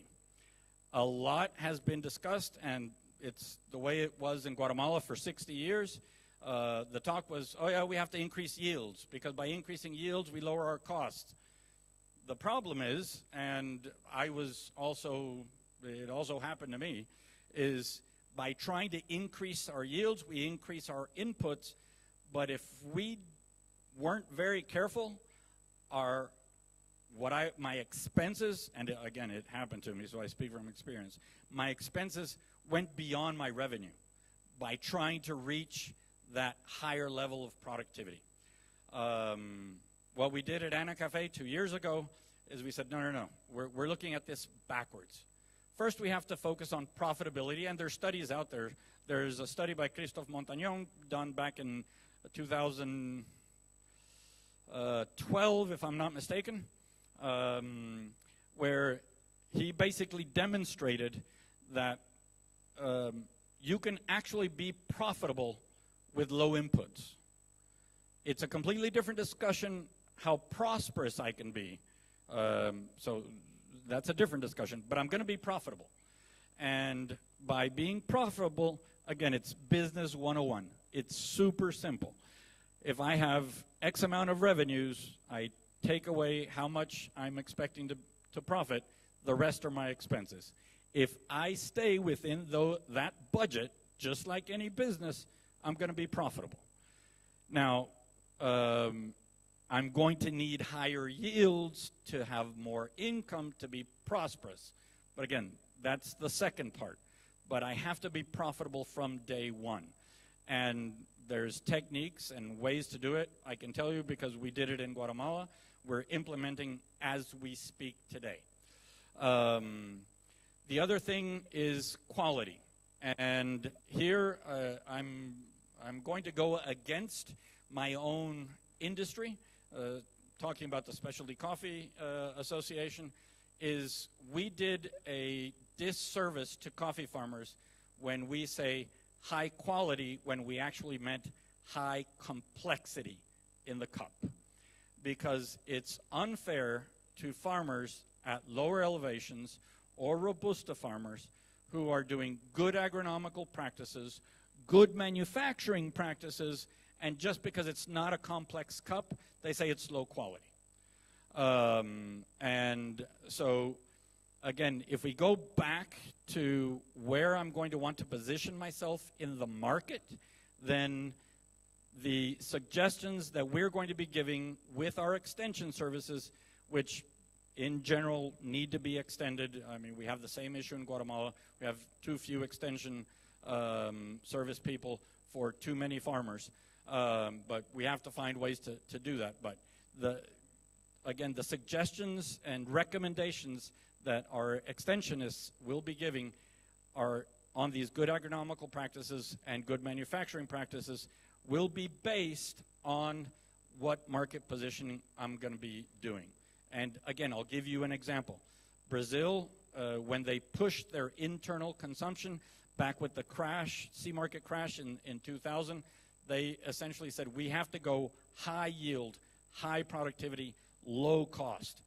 And their harvesting and post-harvesting techniques go along with that. There's very little selection. The drying, there's very little control over that because they want to dry as quickly, as cheaply as possible to get that coffee out. And it works for them. It's fine. They're profitable. So again, when our focus is on profitability for the farmer, there's multiple ways to skin a cat. There's not one single solution. And each country, we have our own realities. We will have to take a look at it and see what works for us. And then finally, cup complexity.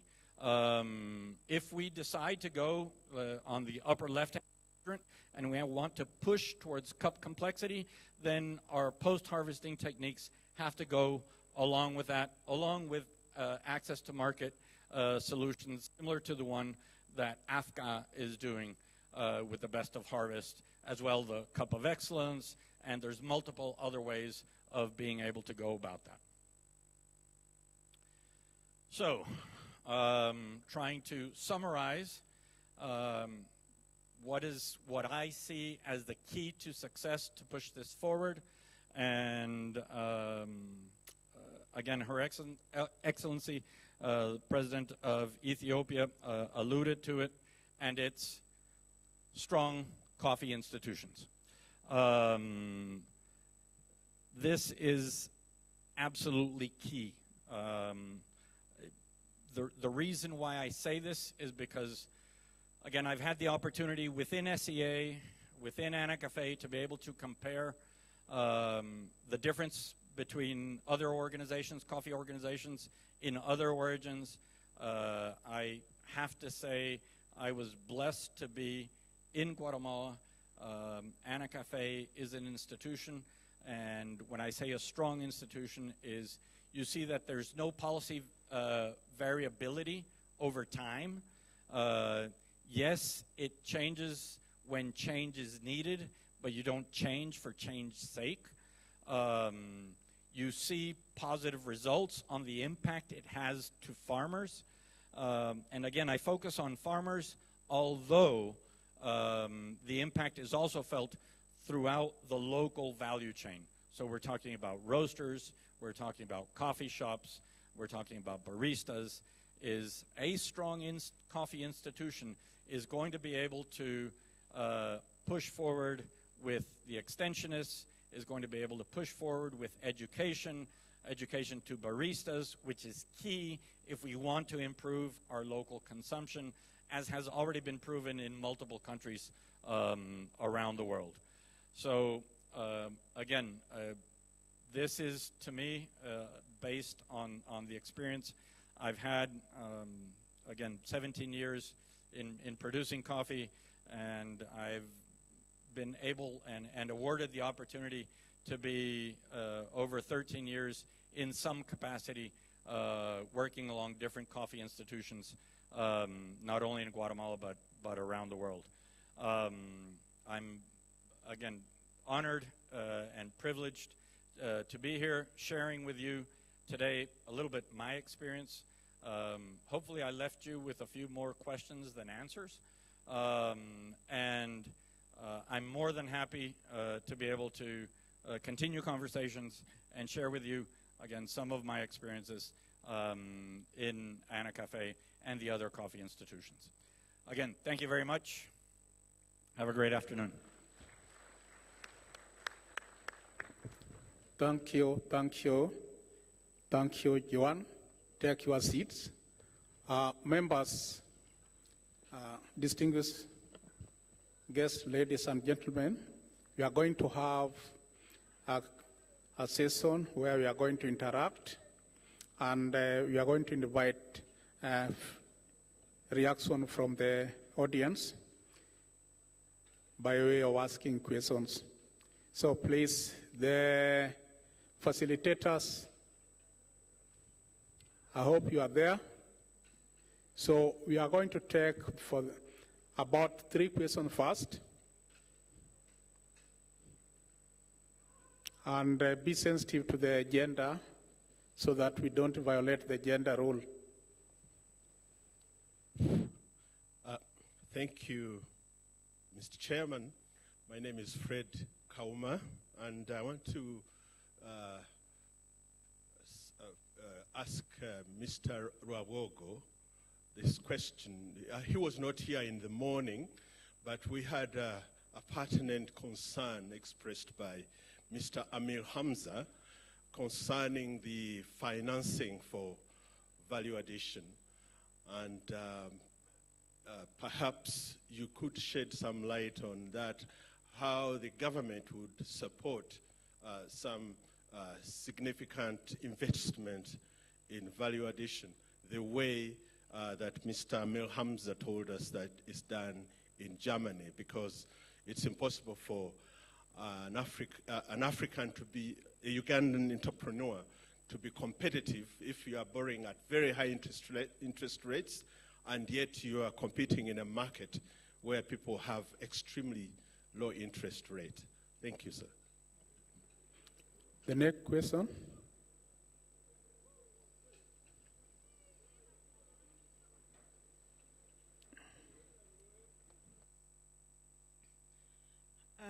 Good afternoon. My name is Dr. Rosbella Langat. I'm a coffee farmer from Kenya. My question is to Mr. Juan Luis. I don't know whether it's a question or a comment about the national branding.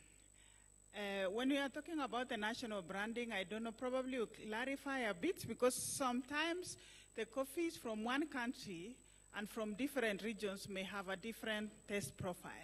So I don't know, when we are talking of a national branding, would it still be proper to say coffee from, for instance, from Kenya, from a different region, or are we talking of just one national brand, and how do we define that? So try to be fair to the people at the back, please. I would like to ask Rabog again, given the last point the gentleman from Guatemala told us, would you think that it is useful at this point to ensure that UCDA is strengthened rather than appearing to be in a body-balanced position? I want to clarify a bit. At the moment, it looks as if the institution of UCDA is not as clear as it should be in terms of being a strong institution and assured of a future. Do you think that, given what we've been told, this is the point when perhaps the state could come down decisively and tell us that UCDA is there to stay, or at least an institution, because we are talking about strengthening the institutions that help with adding value to coffee? Thank you. Can we have the last one so that we can respond? Yes, thank you very much. And my name is Gilbert Washal, the General Manager, Okoro Coffee Growers Cooperative Union from West Nile. My question goes to Mr. Rwabogo. He talked of strengthening research and development and also patenting the innovations. So my issue is there any policy incentives for innovators so that the research product can be commercialized and more products can be developed out of the research? In this case, we are looking at not keeping the research outcomes in the library or in the laboratories, but motivating the entrepreneurs and innovators to come up with a product that they can commercialize and brings more revenue to the country. Is there any policy incentive? Thank you very much. So members, for the interest of time, please, I beg that we take on the first four questions.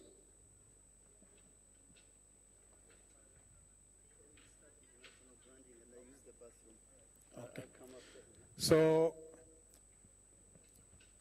we are going to start with the national branding. Gloris, you can start.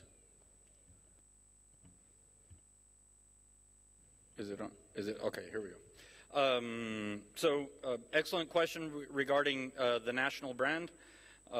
It's absolutely possible to have a national brand and then regional branding underneath it. That's the way we do it in Guatemala. It's the way it's been done since 1994. When we're talking about a national brand,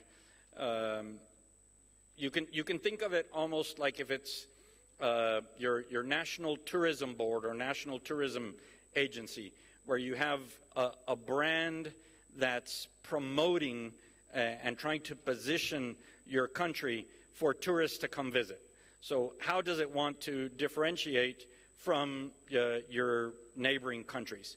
And the reason why my recommendation for a national brand is to help the end consumer identify where that coffee is coming from. We've talked a lot about transparency and traceability. It's one of the central issues that SEA has been working on. It's one of the things that Ana Cafe has been working on for multiple years. It's absolutely necessary in order to get more value in the farmer's pocket from that the price. We heard this morning about some of the things that Ethiopia is doing in trying to shorten that value chain to make sure we find ways on how the producers can try to reach that export market, those buyers, as close to the coffee shop as possible to be able to capture more money. So in order to do that, you need a national brand, because by and large, unless you're a very specialized coffee consumer, you really don't know the difference between coffee producing countries. Ethiopia has a leg up on the majority of us. They've built this brand. The consumers know it's the origin of Arabica coffee, so they know they expect good complex coffees come out of Ethiopia. Brazil is known because it's simply the largest. To a certain degree, Vietnam, even though Vietnam sells very little under their national brand. And Colombia, because Colombia back in the 80s, they were investing anywhere between $10 to $20 million a year in branding, again, their national brand.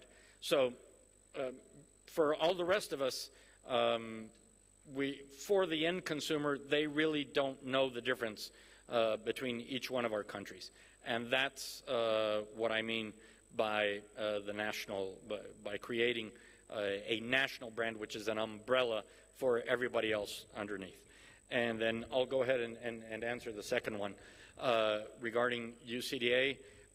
To be honest with you, I don't know enough details about all the different setup in all the different countries, so I am absolutely in no way possible being able to qualify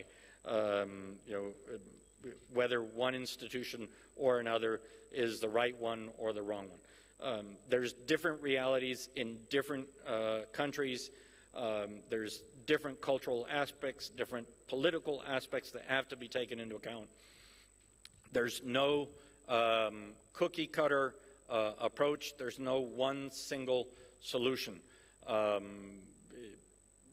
I'm from Guatemala, and the last thing that I'm going to come up and do and say is what oftentimes we get from many of the development organizations, all well-intentioned, but they come with this already set of answers and set of ways of doing things. And I know firsthand that's not the way to do it. Again, each of you has a different reality, and I would have to go in and understand that reality much better in order to give any type of suggestion or recommendation. Thank you, Luis. The two questions.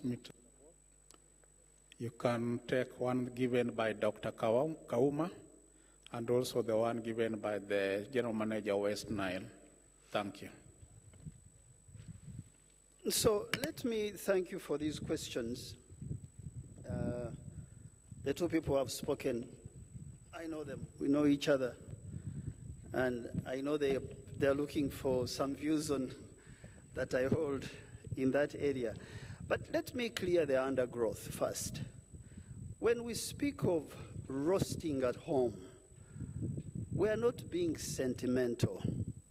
We are not being politically correct. We're not trying to say, oh, we are also in the room. No, not at all.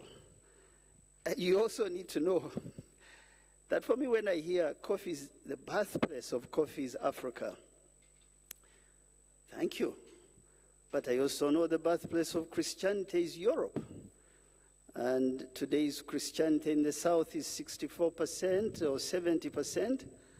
And Christianity in the North is somewhere around 18, 20%. Being a birthplace of something does not make you unique. Other people can take it up.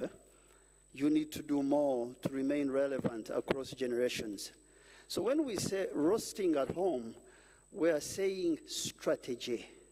And that's why I like this African Coffee Organization. I thought they bring us in the war room of strategy. Because strategy is about setting a direction. If you don't want to go to the true north, you want to go to the east or to the south, but you must decide in terms of strategy where you want to go with this asset called coffee. Number two, strategy is about agreeing on a destination. How will I look by the time I arrive at this destination? Number three, strategy is about having the right language, because language carries meaning. Because if we confuse roasting at home with, for example, we don't have labs, the cost of testing is high. Okay, we understand. The cost of reagents in UK are 10%, 50% less than the cost of testing in Uganda. We don't have enough access to materials. So these things, we know them. So when we say adding value at home, what we truly mean is that we want to co-invest as nations, as institutions, as firms.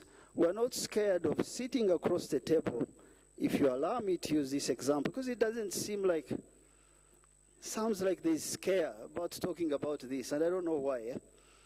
I want to sit across the table with Nestle and say, what kind of testing infrastructure do you require in Africa that really gives you the quality product you want? What kind of logistics and infrastructure do you require? What kind of political stability do you require? Because Lugard came here in 1892 and went to Malawi and went to Nigeria. There was no road. But he created a small country around this Lake Victoria and began taxation and created the necessary infrastructure to export coffee, to export cotton. That infrastructure can be expanded to take out a finished product.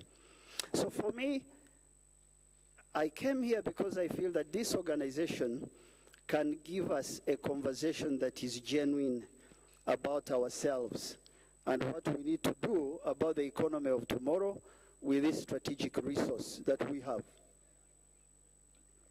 I just wanted to clear that. So it doesn't mean that we're not increasing the growing of coffee. We should. It doesn't mean that we're not investing in the value chain. We should. It doesn't mean that we're not looking for segments and doing tests and preferences and growing domestic. We should. All those things should be done, but we should agree on value at home, creating the necessary infrastructure for the next generation, because they will drink coffee than our generation, just the way I drink coffee more than my father. My father didn't drink coffee. I take 8 cups a day. What will my son and daughter do? They will want it differently. That's what we mean when we talk about roasting at home. So let me answer these questions quickly. What are your views on financing value addition? So we're not scared of thinking, because thinking is profound. If you don't think, someone will think for you. And so what we've done quietly in Uganda, against all protestations, against all insults, is to say, look, how about we create a fund? Instead of giving Solomon $500,000, give Odrek $1 million, how about we create a fund? And this fund, government puts some equity.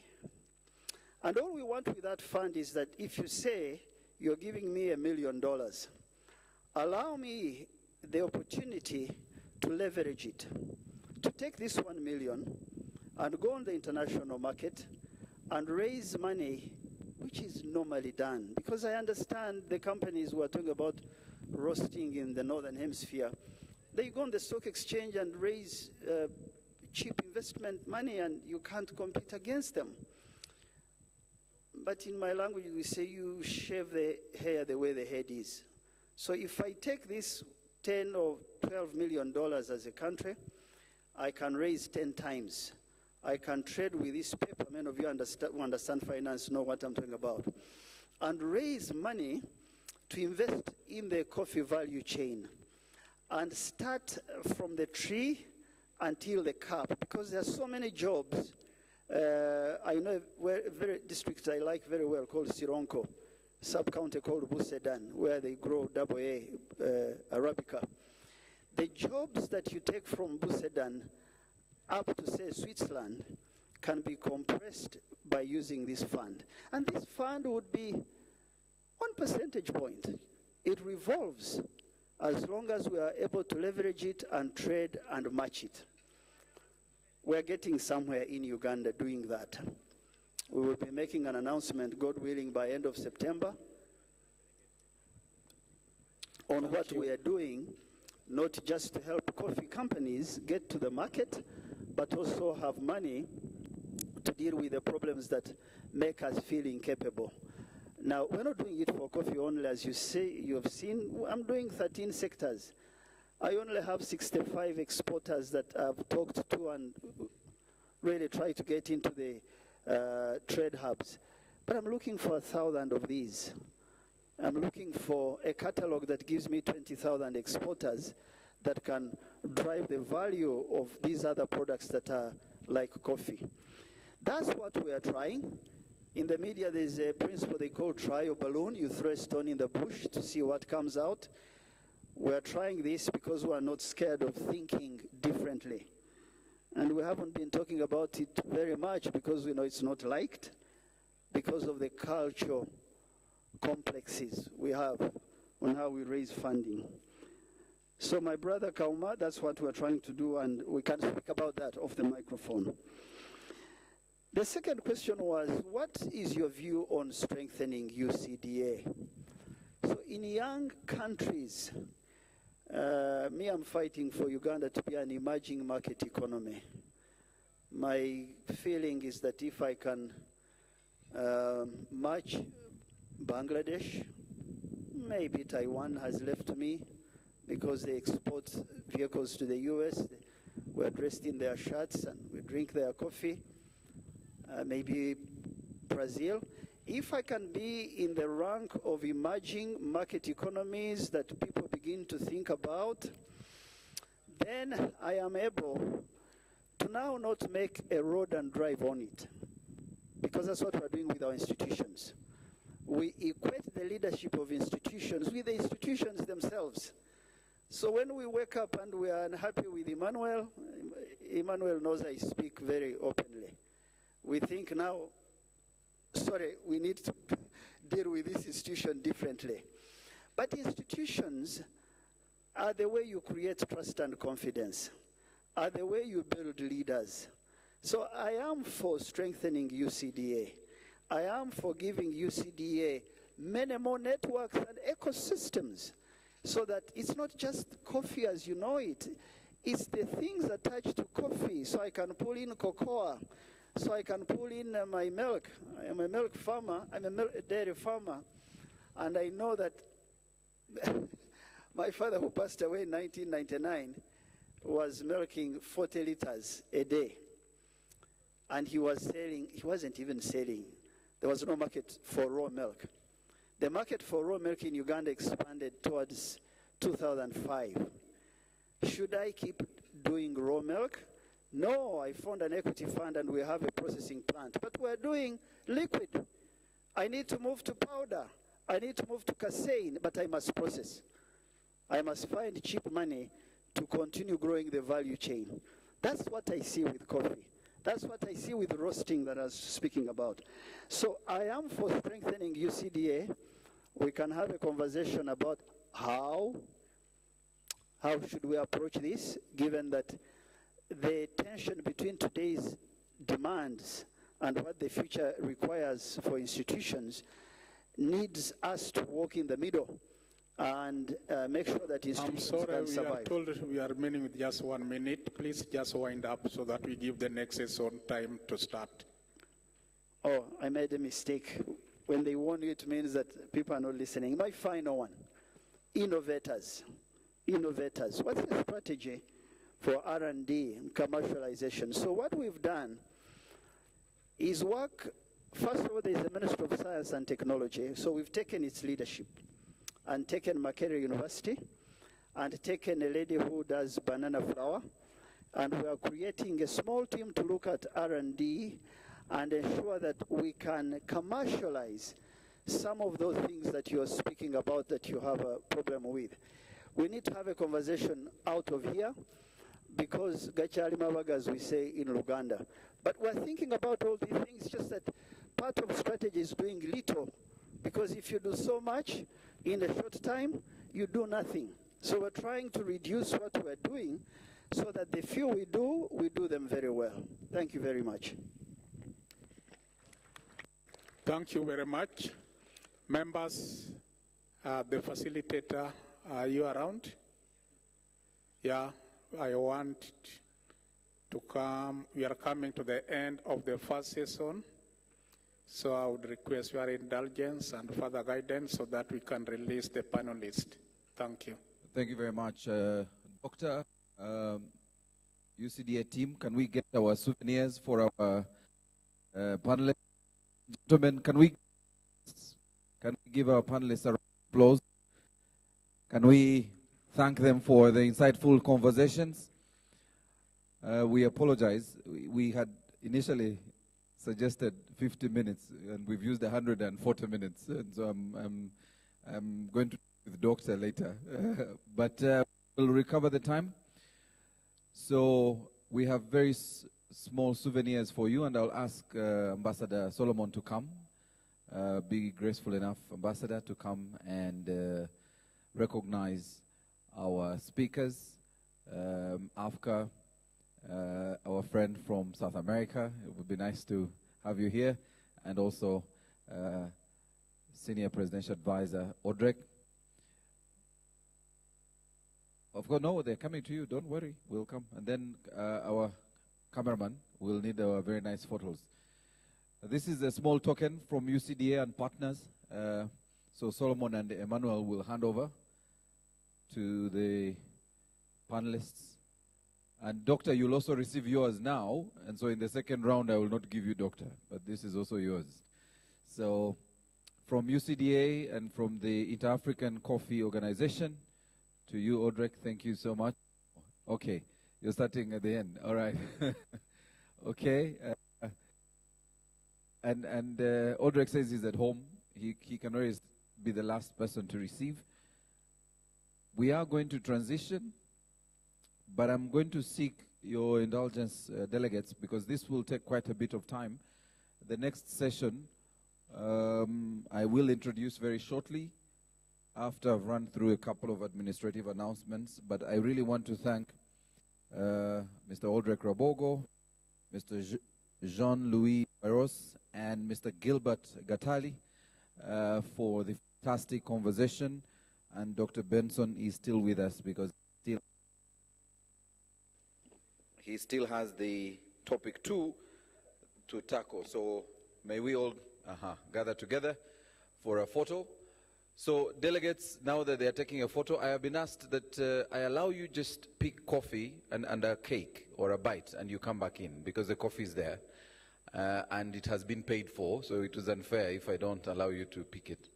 And so I'm allowing you 5-6 minutes to do that. So if you can, very quickly, because the final topic is also very insightful and I'd really be unhappy if we miss it. And it will only start as soon as I have a sizable audience back in the room. So the faster you go and pick a cup of coffee, the better. And the bishop is leading the way. So bishop, if the bishop stands up, then you know the tea is blessed. So bishop, please guide our team to pick a very good cup of Ugandan coffee. As we've been told, we must develop the culture of drinking our own coffee. If you're inviting guests into your house and serving coffee and you're drinking tea, I don't know how that is going to work. So you're welcome to pick a cup and a bite and come back with it in the room. Don't stay there. We don't even have tables there anyway, so you will not be able to have it from there. So you will have to come back in the room because the tables are inside the room. And that gives us a very short 5-6 minute break. If you have to use a washroom, you can do that very quickly. And as soon as we are back, Dr. Benson will introduce his second panel.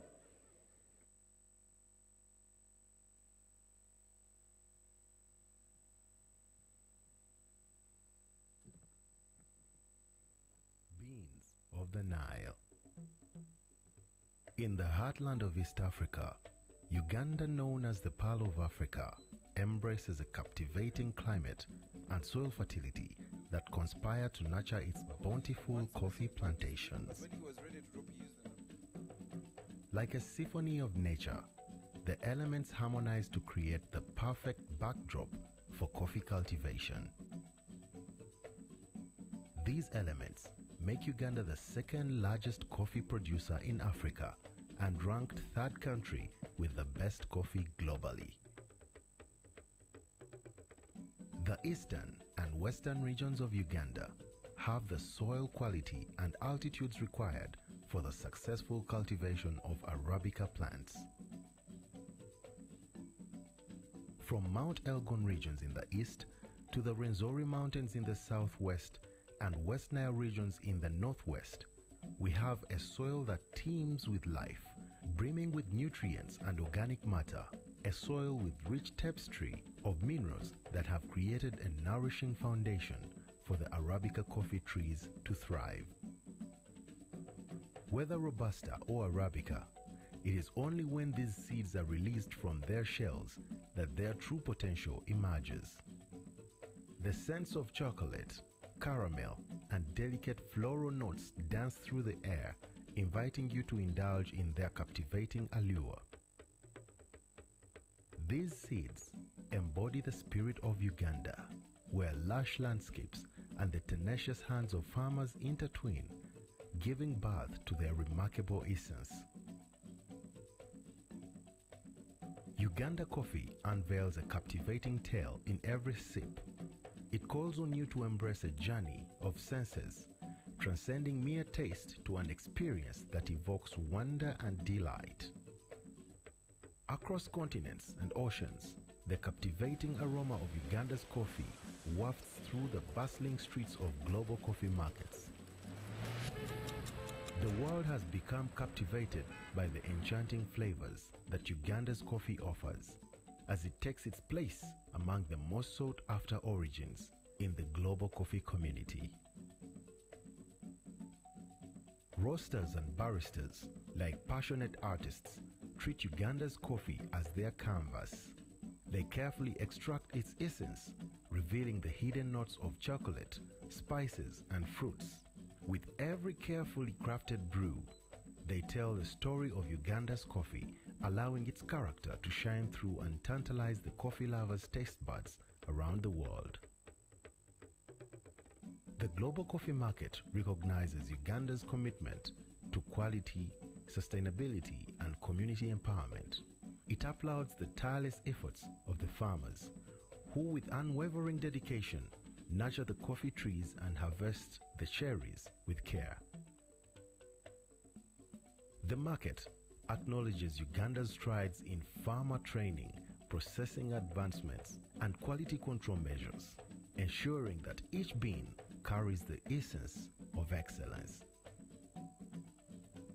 Beyond the pursuit of profit, the Uganda coffee market embraces the spirit of collaboration and ethical trade.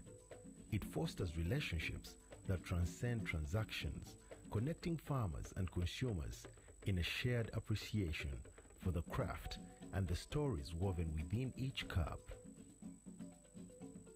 Therefore, as the sun rises over the vast coffee plantations of Uganda, its beans embark on a global journey, gracing the tables of coffee enthusiasts from Tokyo to New York, from Sydney to London. With every sip, the world becomes a little smaller, cultures entwined, and friendships kindled, all united by the magic of Uganda's coffee.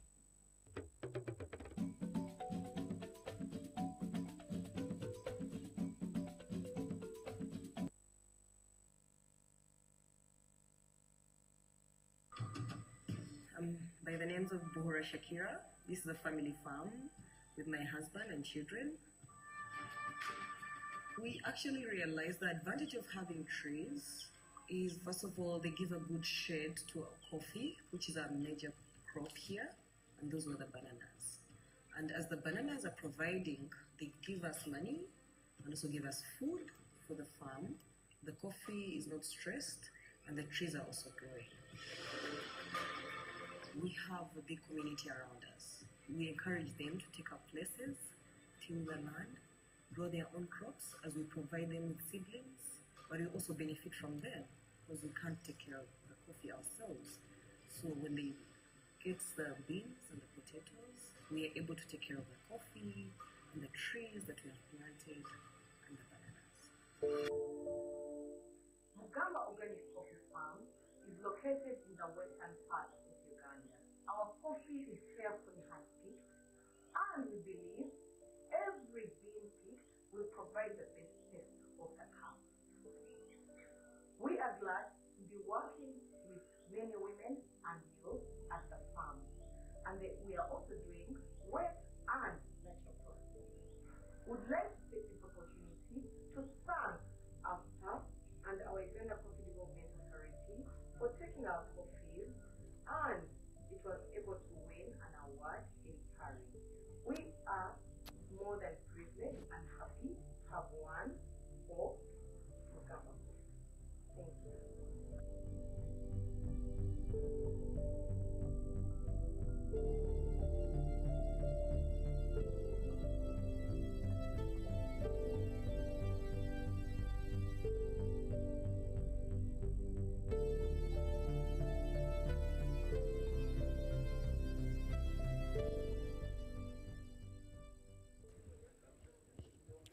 So, in the interest of time, please, we are getting ready for the second session.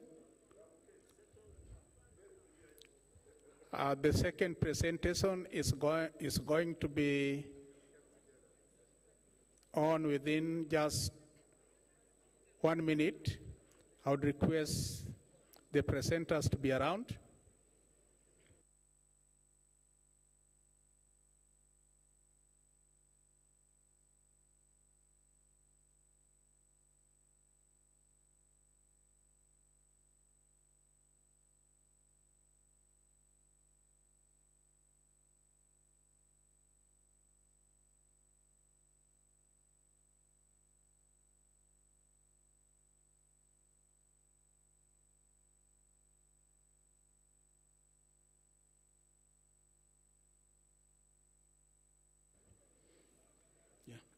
So,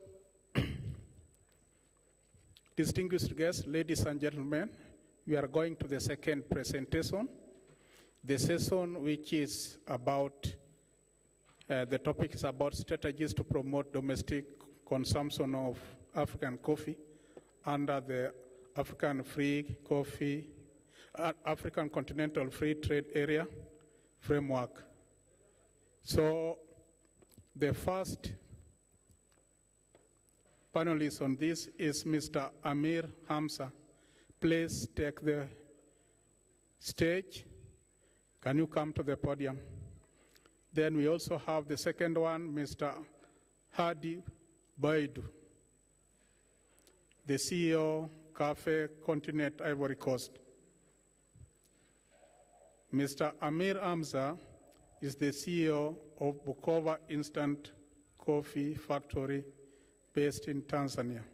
So I would like these two presenters to take the floor.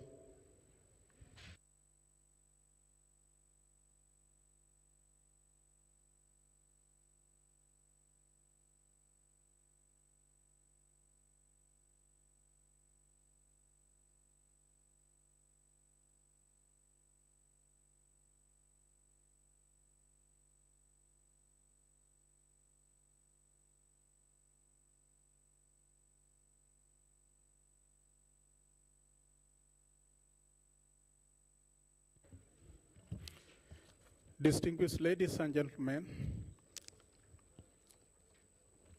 our presenters today are with us, the final presenters.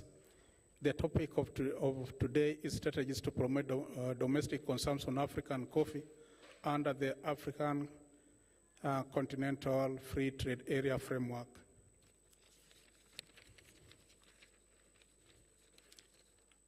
Allow me to introduce the topic. Since the collapse of the International Coffee Organization price support mechanism in 1989 and the liberalization of coffee marketing in most origins, the global coffee industry has undergone significant downstream consolidation. One more characteristic of coffee trade is the increased consumer interaction and awareness. From yesterday's discussion, members, consumption of coffee was under a lot of focus. Of importance was the use of Nescafe, grown in Africa, exported for value addition in Switzerland and other countries outside Africa, re-exported back in Africa, and has been consumed in the country without its quality deteriorating and loss of aroma. African-grown coffee, which requires value addition, with only one way of shipping to the next consuming country, is being declared poor quality for it is perceived to have lost its aroma and quality because it was value added at the point of production. How can we reverse the unfortunate narrative so that through the African Continental Free Trade Area framework, African coffee growing countries can promote domestic coffee consumption of African coffee? To start us off on that is To start that discussion, ladies and gentlemen, is one of the renowned African coffee value addition champion who has done a lot to support coffee value addition in Kenya. And this is none other than Mr. Amir Hamza. Amir Hamza is the chairman of and CEO of Amir Hamza Tea Limited. This is a family-owned company that has built the largest instant coffee factory in East and Central Africa. He is currently the chairman of the National Quality Association of Tanzania and chairman of African Fine Coffee Association, AFCA, as well as the chairman of the AFCA Tanzanian country chapter. He has held several positions, among which is a director of the board of National Coffee Inputs Voucher Scheme and Tanzania Coffee Research Institute. Is chairman of Tanzania Coffee Association, Tanzania Coffee Board, and vice chair of the Tanzania Chamber of Commerce, Industries and Agriculture of the Kagera region. He has also held the position of a member of the board for the following institutions: Bukoba Urban Water Sanitation Authority, Regional Tax Appeal Board, and Kagera Hospital. Mr. Amir Hamza, has 30 years of experience in the coffee industry globally. Let us join hands in welcoming our presenter. The second one.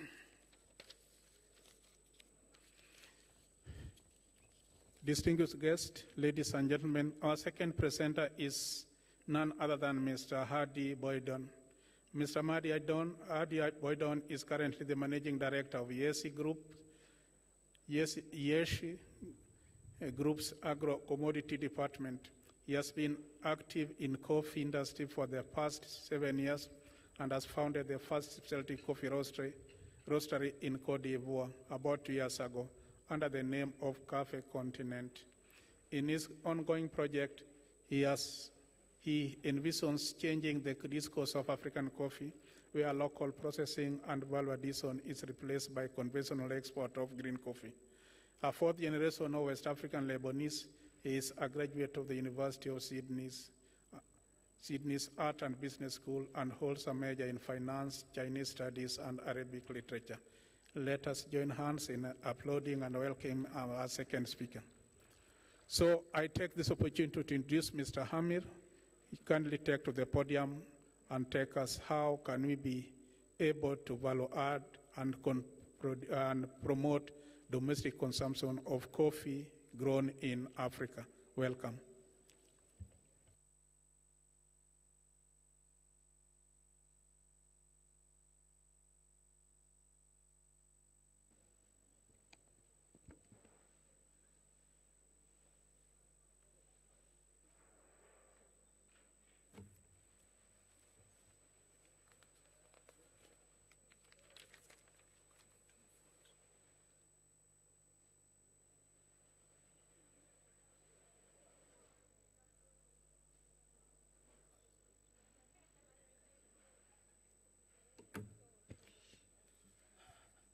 Good afternoon, everybody, or maybe evening, everybody.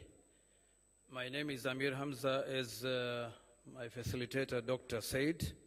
I am from Bukoba, Tanzania, and I'm the CEO of my company, which has built one of the largest soluble coffee plants in Tanzania. Before I start, I would like to thank AYACO and UCDA and the government of Uganda for organizing this very, very important conference and summit. And as chairman of AFCA, I would like to request other nations who are attending this conference, the private sector should approach our executive director, Mr. Gilbert Gatali, for membership. I request other nations to join us because this is the only largest and strongest private sector coffee organization in the African continent, which is working hand in hand with Inter-African Coffee Organization. And as you saw, that we'll be having our coffee conference and exhibition next year in February. So I will request the other nations to join us. Coming back to today's topic, I've been told to look at the strategies to promote domestic coffee consumption under African Continental Free Trade Area.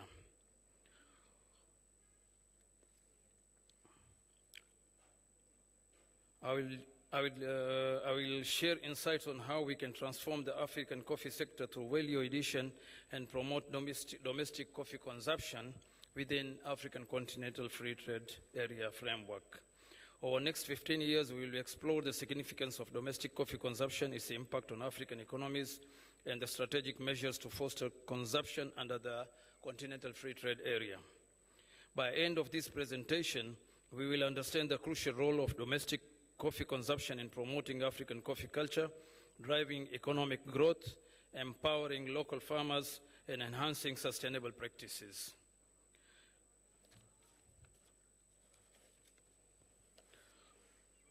In my presentation, I will look at the overview of African coffee sector, importance of domestic coffee consumption, strategies to promote domestic coffee consumption, leveraging Continental Free Trade Area, concluding and call to action, and thank you all.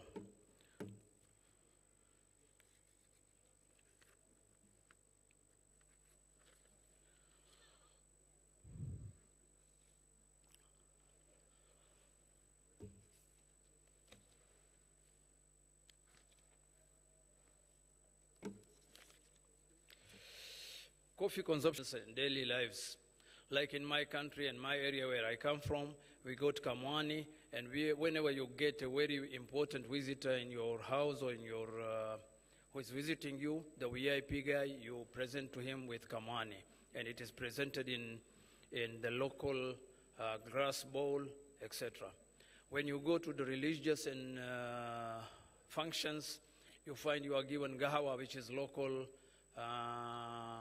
coffee, which is very sour, together with halwa, a sweet, or maybe kashata. That is what you are presenting to the guests who come there.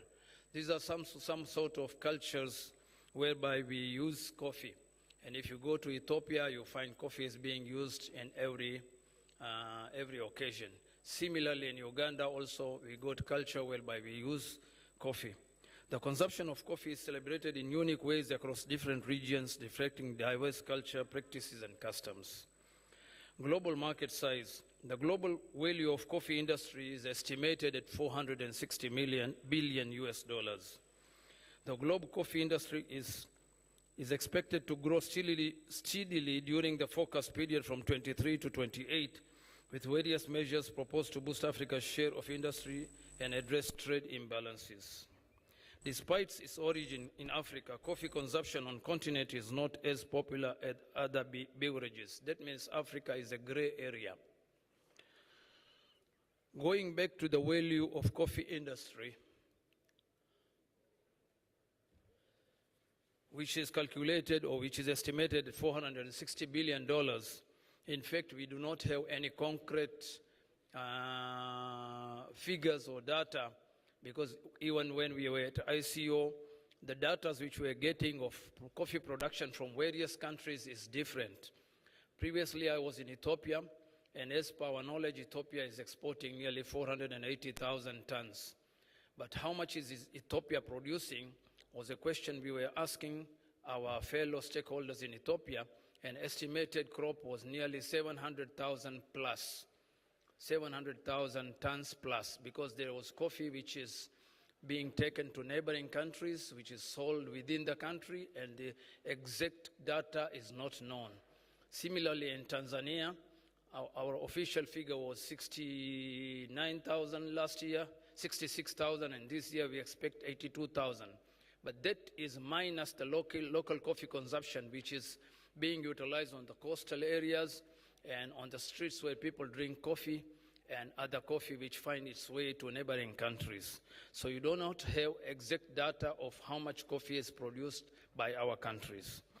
Coffee producing countries including African continent, Brazil, Colombia, Vietnam, collectively earn only $25 billion from the industry. Africa's share of global coffee industry is $2.5 billion only. Uganda earns around $800 million from coffee export, whereas Tanzania, we get about $240 million. And other countries likewise, you can see, totally we get, all of Africa gets $2.5 billion. Challenges in value addition. Africa's limited earnings from coffee result from focus on exporting raw materials without adding value. Of course, our ED, when he was presenting, he said, what is value addition? And value addition can be also, you can add value to the green beans, but the market for which will be a niche market, and it will be, percentage-wise, it will be a smaller value. We are talking of bulk here. And if you look at kilogram of good coffee, earns about $2.5 in Africa, while the same kilogram processed outside Africa earns about $40. And that $40, if you go to a good coffee shop, you drink a cup of coffee there, which you don't know exactly where it came from. Nowadays, they trace it, but it has got blends and everything. And majority of people drinking that coffee, they cannot say which country it came from by tasting only. There are many things in it. The lack of value addition is described as a form of modern slavery that happens, that hampers African economic growth.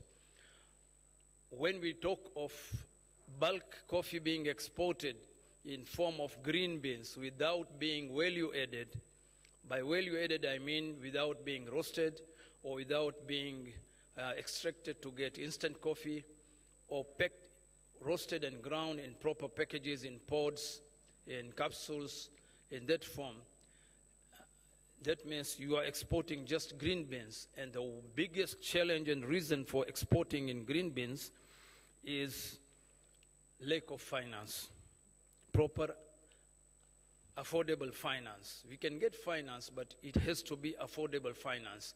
When your profit margin is 5% and you are going to pay 10% interest rate, when your profit margin is 10% and you are going to give 11% interest rate plus other taxes and other issues, then that is not affordable funding. Promoting value addition. Encourage partners countries to buy value-added products from Africa, such as processed coffee, chocolates, to boost Africa's earnings. We have to request our African countries, our brothers, that instead of importing coffees from outside, they should buy directly from us. Live example is North African countries. I've seen myself. You go to Algeria, they import that green coffee beans coming from Europe, whereas that coffee beans were exported by Tanzania or by Uganda and bought by a trader in Europe, and that trader is now re-exporting the coffee to African continent. That is, African continent countries are importing green beans from those countries. Access to markets. Access to markets within invest in value addition in Africa to create more jobs and income for African youth and stimulate economic growth. If we do value addition within our own countries in Africa, the spillover effects will be creating jobs. It will be economic boost in one way or another. We will solve the problem of unemployment partly to a certain extent. Access to the markets within and beyond Africa is crucial for African countries to sell their abundant fruit, resources, plus coffee, etc. Addressing conflicts. The biggest challenge we are facing in African continent is conflicts. And wars for ideological reasons are viewed as wasteful. We should use dialogue as seen as the correct way to address the conflicts. Now African Union is on the track, and I hope and expect and we pray that the conflicts within African nations will be resolved by dialogue. I'll just pass through this slide because I don't have enough time. This is coffee economy, production and consumption. You can see some of the countries. The biggest importer in the world is United States of America. The highest coffee consuming per capita is Finland. They drink about 12 kilos per head. And you can see Africa is a gray area where you can really campaign and convince people to start drinking coffee. Coffee consumption trends. We already talked from yesterday about Africa's share of the global coffee industry, which is 2.5 billion out of total 460 billion. Other notable contributors to the coffee industry besides Ethiopia and Uganda are Cote d'Ivoire, Tanzania, Kenya, and other countries. And rest of the information in the slide is regarding the total figure of how much coffee producing countries earn from the $460 million, which is expected total revenue from coffee. In 2021, coffee exports from Africa amounted to nearly 2.5 billion USD, with Ethiopia leading at 1.2 billion USD, followed by Uganda at $594.2 million. Africa primarily exports raw coffee, while it imports processed coffee worth 14.4 billion USD, highlighting a significant trade imbalance. As I said, this data is not accurate. You get it from the internet, you get it from sources, whereby up to now, no organization has given exact, accurate figures of how much coffee is imported into Africa. You go to the shops in Tanzania or in other countries, you find in the kiosk and in the supermarkets, coffee is imported from Brazil, from outside the African continent, which did not pass through proper channels of customs, but they are being sold on the shops.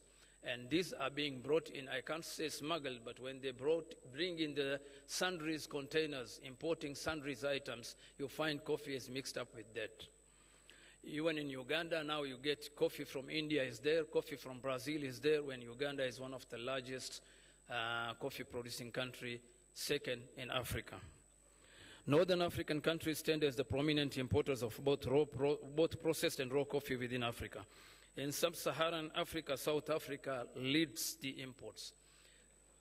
South Africa, they drink a lot of instant coffee, but that instant coffee is mixed with maltodextrin and chicory. So that is the taste of the country there. That's the niche market for them, is a different taste compared to the taste which we want here, and the taste which, if you go to the coast region or Somaliland or Somalia people, they'll go to different taste. And you go to Vietnam, they'll go to different taste. I went to Malaysia one day with my sample of my coffee. I took it to a blender, and when he tasted the coffee, he told me, your coffee is too good, I cannot take it. And I said, why? He said, our people's taste is different from this taste. So every area has got its own taste of coffee. Importance of domestic coffee consumption. Promoting African culture. As we said, we got Kamwani and other things which African tradition cultures usually use coffee. Boosting economic growth. Role of domestic coffee consumption can spur economic growth. Reducing dependence on export, promoting domestic consumption. We'll be trading within ourselves, and currently if you want to export coffee to European Union, you got these what you call deforestation and carbon footprint. These regulations are enforced, and we are told that the coffee consumers are getting aware of the climatic conditions. But in fact, there are also other things which matter. So if we trade within our African continent, these things can be awarded to a certain limit. Empowering local farmers. When you consume the local coffee, your farmers are going to get a better price, whether it's today or tomorrow. But at the end of the day, once we start consuming coffee locally, farmers will benefit. Health and wellness. I cannot dwell on it too much. It has already been, we discussed it, that coffee is healthy. Creating coffee awareness. Coffee will awaken as Africa. It will be more active, will be more active. Coffee diversity, origins, unique characteristics of African coffee. When we drink coffee, we get caffeine in our body and we are more active. One day I went to Netherlands and found people were walking on the road when it was raining. And I found people were playing football when it was raining, and I was shivering, I needed a jacket, but people were running around and playing. One of the reasons was caffeine. In Bukoba, my brothers will say, "Njura ya tera." It's raining, so they cannot go to work, they cannot play. But you go to Europe, people do that. And why? One of the reasons, they drink a lot of coffee. Fostering sustainable practices. Once domestic consumption is high, it will drive demand for sustainably produced coffee. If you do unsustainable, unethical things, you will be pointed out and it will be rectified. Innovation and entrepreneurship. Once we start consumption of local coffee, our young generation will innovate. They are innovative. We will be having signature drinks. We got a lot of herbs which can add strength and which can give us some sort of powers. You can mix it with your coffee. We can make our own coffee energy drinks, or our own coffee drinks, which will be as per our requirements. If you go to Indonesia or Malaysia, you go in a local coffee shop in a market, and you say, I want coffee, they will ask you, you want coffee for which reason? If you are a lady, there's a coffee for lady in pink color. If you are a footballer, you want to play sports, there is coffee for you. If you want to study, there's coffee for you. It's a different colors in different formats, in formulas. So we can also go to that extent. And driving intra-African trade will strengthen our economic ties and fostering regional cooperation. Because you find one of the countries does not have enough foreign exchange, and other countries foreign exchange. When you sell your coffee to that country or you buy from that country under the African Continental Free Trade Area, we got a past exchange system of paying each other country in local currencies, which will boost us.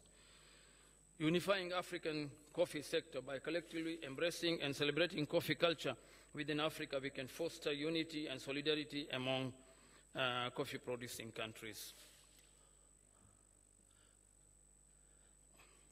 Opportunities for growth. African economies' current size. Currently, African economies are relatively smaller compared to major global economies like Japan, Germany, and United States and China.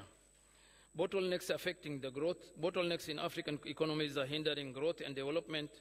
One of the major bottlenecks is lack of value addition to raw materials like coffee, agriculture, and minerals. If you look at even other crops like cotton, we usually import clothes from outside like mitumba and other clothes. Most of the clothes are imported, but we grow cotton which is exported. If we do the value addition here, the story will be different. Similar with coffee. Significance of value addition. Value addition is crucial to unlocking the full potential of African economies. By adding value to raw materials like coffee through processing and branding, African countries can increase their earnings and contribute more significantly to global coffee industry. Strategies to promote domestic consumption. Value-added coffee potential. We have to tap into untapped opportunities for value-added coffee products, create unique blends and flavors to attract domestic consumers, expand markets by positioning African coffee as premium product. We should encourage our youth, engage the younger generation with trendy coffee experiences, offer promotions and discounts to attract young coffee enthusiasts, and use social media influencers to promote coffee culture. As we heard in previous presentation, young generations are already changing. Change is inevitable, and they've got different ways of marketing, of advertising. So we need to use young generations to come into the coffee industry, and they will assist us in one way or another. Coffee will be boosting our economies. Leverage cultural significance. Emphasize coffee's cultural importance in African societies. Integrate coffee into social events and traditional ceremonies. Highlight coffee as a symbol of hospitality and community. Like one of the speakers before said that we should tell our governments that in their government offices and government institutions, only our local coffee should be consumed. That is one way of also leveraging our culture into the offices. Innovative marketing strategies. Collaborate with local artists and musicians to promote coffee. Organize coffee festivals and events to increase visibility. Launch coffee-related educational campaigns on health benefits. Strategies to promote domestic consumption going on. We need government support and awareness. Provide financial incentives for coffee producers and businesses. Conduct educational campaigns about value of coffee in daily life. Foster partnership between government, private sector, and coffee stakeholders. This is very, very important. Without the government support, we cannot move from where we are. We will be just talking in every meeting we meet. We'll sing the song of partnership, song of local domestic coffee consumption, but we won't move if we don't have proper government support, financially as well as in partnership. Infrastructure development. Invest in modern coffee shops, cafes across Africa, improve distribution networks and last mile delivery, enhance coffee packaging and branding for increased appeal. Infrastructure is very important. Once we exported our coffee to Nigeria, it took 3.5 months the first time, the second time nearly 4 months, and finally the customer stopped buying from us. He's now importing from Brazil. This is the biggest headache. Now African Continental Free Trade Area, our leaders, AU, have now got to work on the fast trains, road networks connecting Africa. Continental Free Trade Area opportunities. Capitalize on Africa framework for easier coffee trade. Assess new markets within Africa for increased domestic consumption. Foster collaboration between African coffee producing nations. Now, Continental Free Trade Area, our nations have agreed to trade between each other without any they removed all the trade barriers, and NTBs will also be removed over a period of time, maybe 5 years, maximum 10 years for those countries who are very, very poor. But within 10 years' time, every NTB and non-tariff barrier plus tariff barriers will be removed.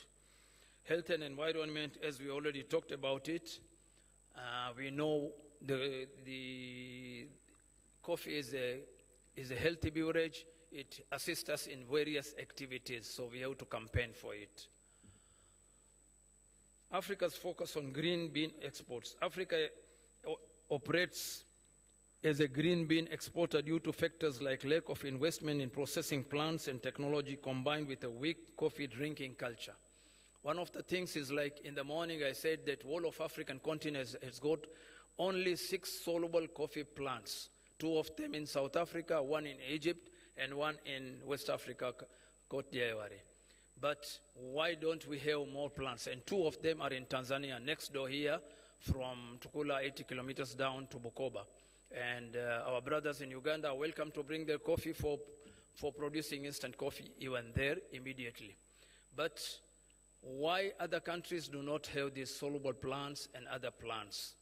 Biggest factor, one of them is finance, affordable finance. If you look at the cash flows, you go to an economist, he will make a projected cash flow, and if your finance is not affordable finance, you will end up getting bankrupt. That's why you find many companies or people not operating those or building those type of plants.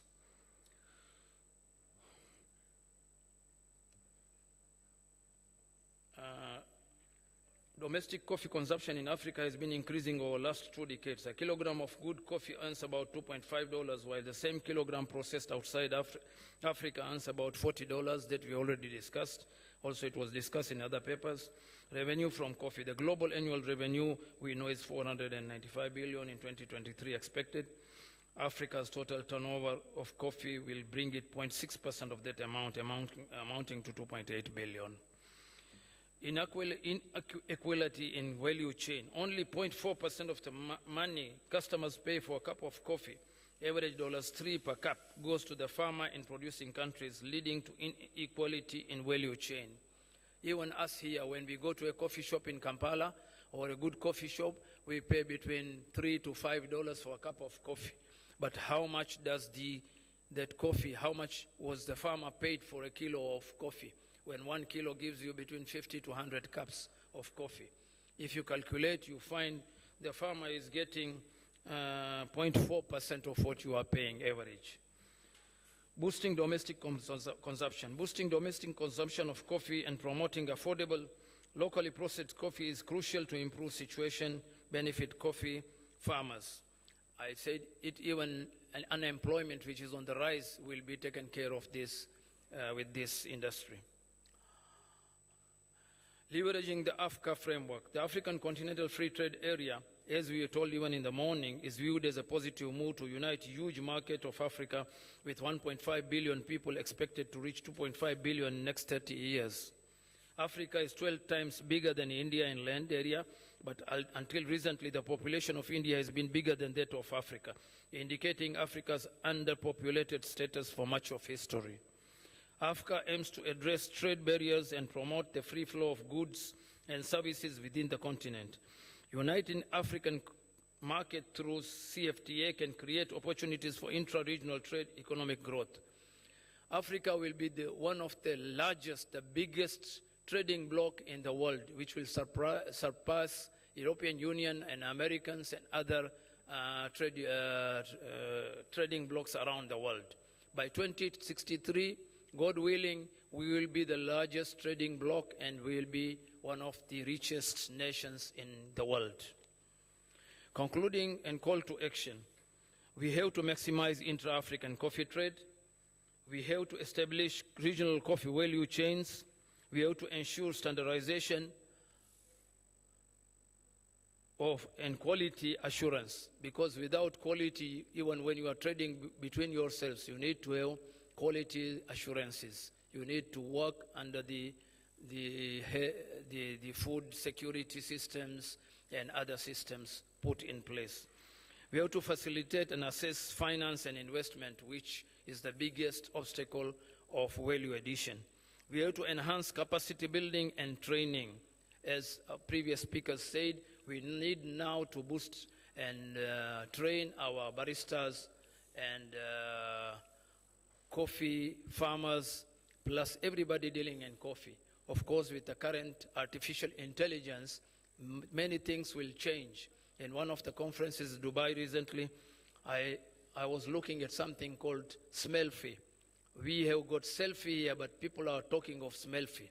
Smell-fee is that when you take your telephone device, put it on a package of coffee or food, it will read and tell you the origin and traceability of where that came from, what is inside the package, and what it means. So world is changing, and we cannot be left behind. We need to train our people. We have to build the capacity. We have to promote African coffee identity. We have to publicize. We have to do advertisement. We have to create awareness. Also, we have to embrace sustainable practices.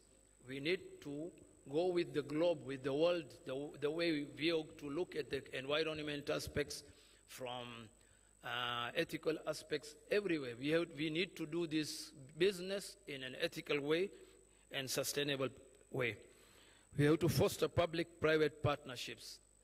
In today's world, you cannot say that public or private businesses are against the public institutions or against the governments. We work in harmony, we work in together, shoulder to shoulder, bega kwa bega. We have to advocate for African coffee globally.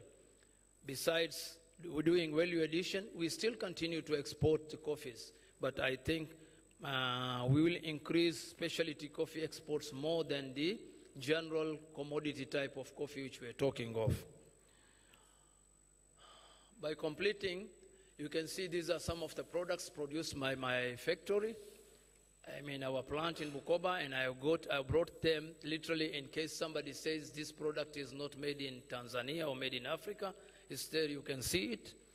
And our father of nation, Mwalimu Nyerere, he had said years ago that you protect the weak until they become strong before they can compete. And that is the case now in today's global coffee or whatever it is in value addition, Africa versus rest of the countries, whereby you get somebody borrowing at 2% and you're going to borrow at 10% or 11%, you cannot compete.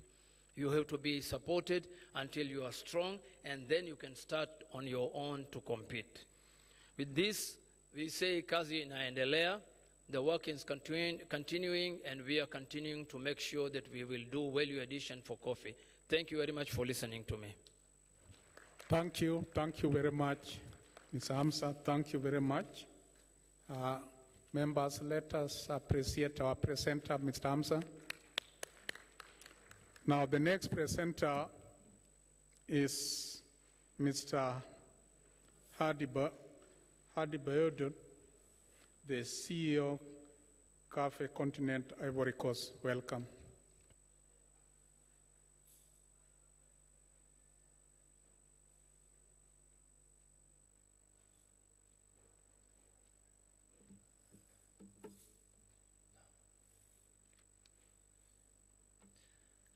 Thank you, Dr. Benson. Good afternoon, everyone. So I would like to thank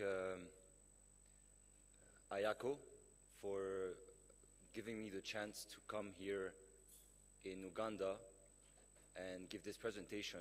I really wasn't prepared for it before, and it came as a surprise. But so I want to thank Mr. Solomon Rutega again, Ambassador Rutega, for that opportunity. So just before I start the presentation, when we were having lunch, I think some people thought that I had actually spoken yesterday, and they actually congratulated me on that. So I just want to say that this is my first speech. I wasn't here yesterday. I wasn't part of the ceremony. But yeah, so my name is Hadi Baydoun. I'm the founder of Café Continent. It's a specialty coffee roastery. We're based in the Ivory Coast in West Africa.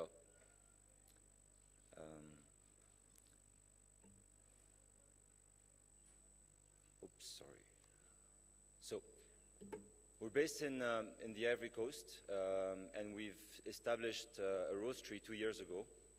Our goal is to promote African coffee, but high quality coffee.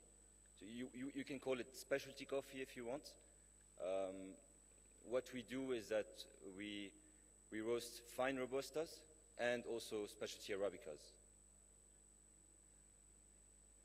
So with unique know-how, traceability and state-of-the-art equipment, we market African specialty coffee to Africans. I want to say also that I'm Lebanese originally, but I'm a fourth generation Lebanese West African. So my family has been in West Africa for the past 100 years.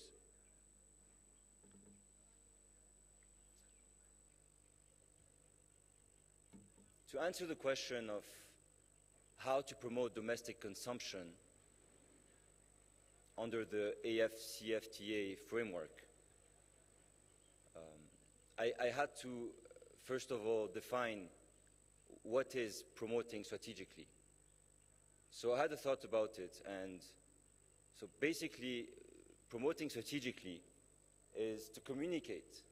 We need to communicate an idea, a theme, but we have to have passion behind it. We need to have the know-how as well, and we need to efficiently do so, to be convincing in our approach, to get to our expected goals.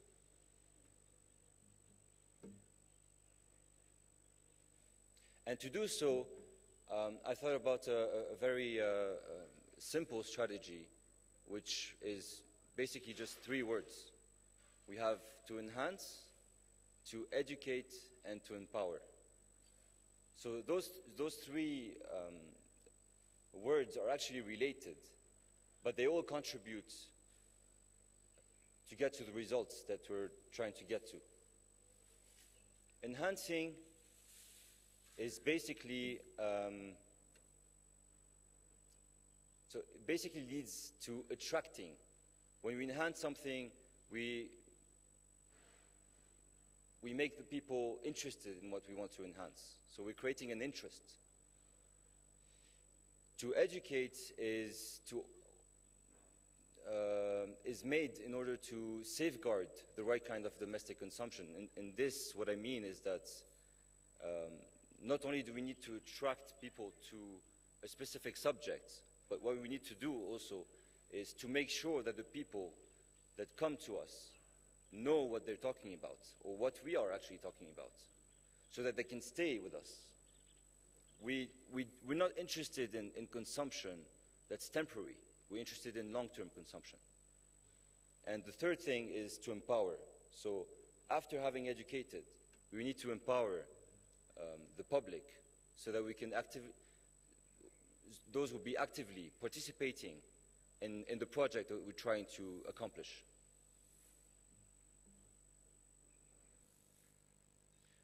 So the first strategy, which is enhancing, talks about quality. So we want to enhance quality.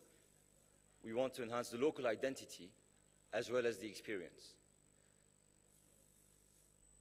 So enhancing quality starts from, so we are a roastery, so I'm not going to go back all the way to plantations, to farming coffee, but we receive only specialty or fine Robustas, and we do obviously cup them first to assess the quality of the coffee. But then what we need to have is very up-to-date equipment and machinery in our factory so that we can get the best quality out of this coffee, something very important. And so we also need to be obviously up-to-date with international standards. If we are not up-to-date with international standards, then the consumers will go to imported coffee, which is what's happening actually right now in Africa. If the consumer is not getting a good cup of coffee, they will directly turn into imported brands. And so enhancing coffee quality enables us to present our product as competitive, thus changing consumer buying habits and promoting local consumption.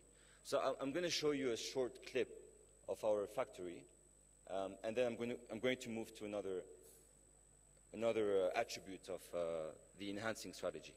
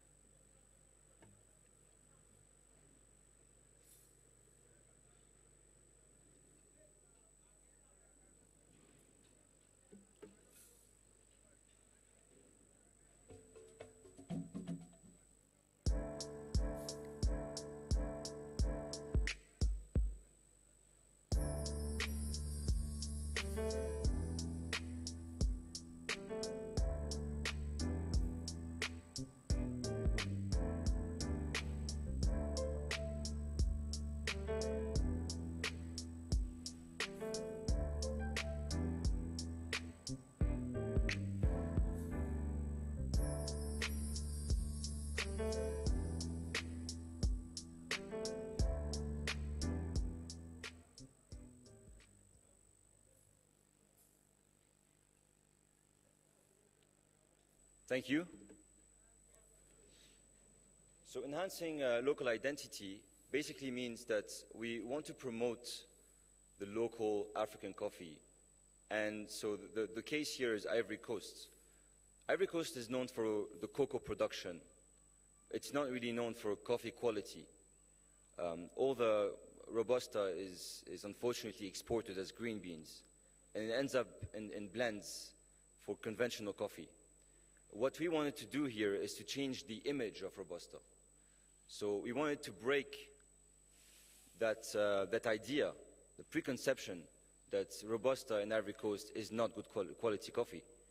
And so what we did is that we obviously worked with cooperatives and we selected the best green coffee that we could find in the country, and we actively worked to make this Ivory Coast Robusta fall into the ranks of fine Robusta. So by doing so, we are making the customer proud. We want to make Ivorians proud of their coffee, because they hadn't had a good cup of coffee back in Abidjan, and so they had a very bad idea of what Ivorian coffee was.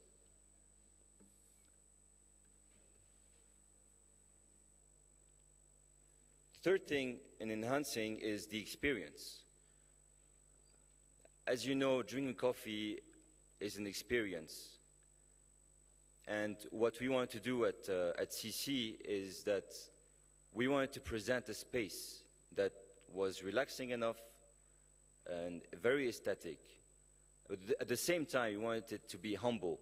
What I mean by humble is that we wanted the team that was serving coffee, the baristas, to be very, very humble and to explain and to talk about the coffees and answer all questions that they were being asked for. The other thing is, in the design, what we did is that we designed a space that was very high. So we had a very high ceiling space, but with very low seating area. And the seating is made by African craftsmanship. So you can see that the seating is pure African wood that is close to the ground. And that shows, again, humility and humbleness. The purpose is to create a new coffee culture in Abidjan, so in the Ivory Coast, through a unique experience that was unseen on the territory.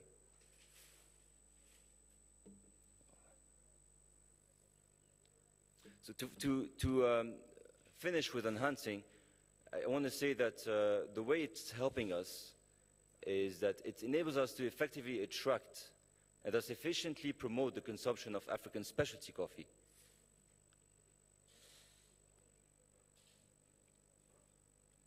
Going on to educate, we have 3 topics here: the people, the culture of specialty, and awareness.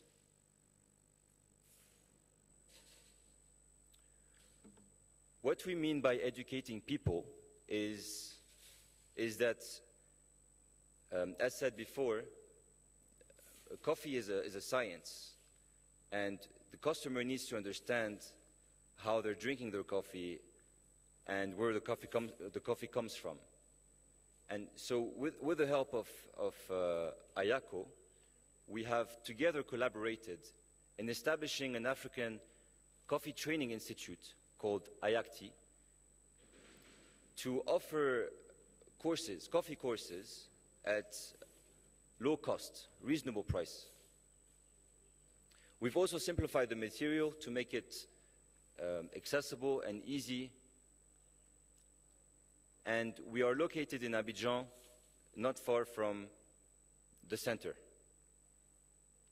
We also offer multiple levels and modules so that we can cater to everyone. So the purpose of the school is to facilitate employment and entrepreneurship, but not only in the Ivory Coast, but across Africa. So that idea, I thank again Mr. Ambassador Ortega for having come to me with that idea, and that we actually have developed together The goal is again, to make sure that we have educated people working in the coffee industry. That will help us, obviously, promote the coffee consumption. About specialty coffee culture, we also, with Ayako, have organized a few cupping events that we do monthly, where we talk about specific origins.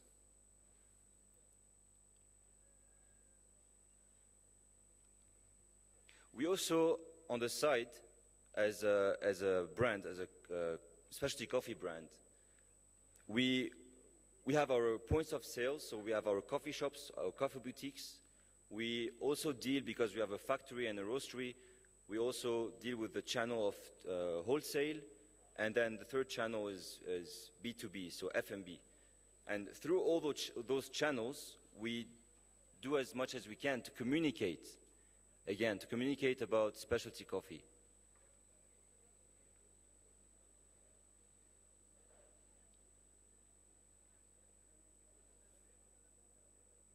And finally, awareness. We want the people to understand that processing coffee and having value addition is something that is possible. So what we want to do in the future, which is not something we're doing now, but we're planning on doing plantation tours, farm tours in Ivory Coast, as well as our own factory tours. We've collaborated with Ayako and Mr. Morten Muncho in developing recipes for our roast profiles. And all of that shows that we want to promote local consumption, and we want to show that processing coffee locally is something that's doable. It's possible to do so, and it's possible to do it with a high-quality product.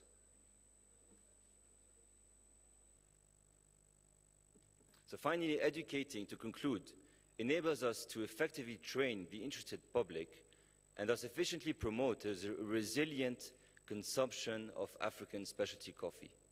So not only have we first attracted people to the coffee sector, but now we have educated the people so that we have a resilient consumption of this African specialty coffee. And thirdly, to empower. When we talk about empowering, we have obviously women, the youth, and the community. At Café Continent, we employ 80% of the workforce are women. They are also the interface of our brand. So if you come in our coffee shop, 80% of the people there are women baristas. If you want to work with the roastery and your restaurant or another coffee shop or hotel, the person that will come to you is also a woman. So we really try to have women as part of the workforce of the team. By doing so, we are including women into the consumption of coffee, which was before in Africa mainly associated with men, so historically. So when we talk about coffee in Ivory Coast, we don't think about women consuming coffee, we think about men consuming coffee. But with that approach, we think we can change that. So empowering the youth is for us to create a dialogue for future generations.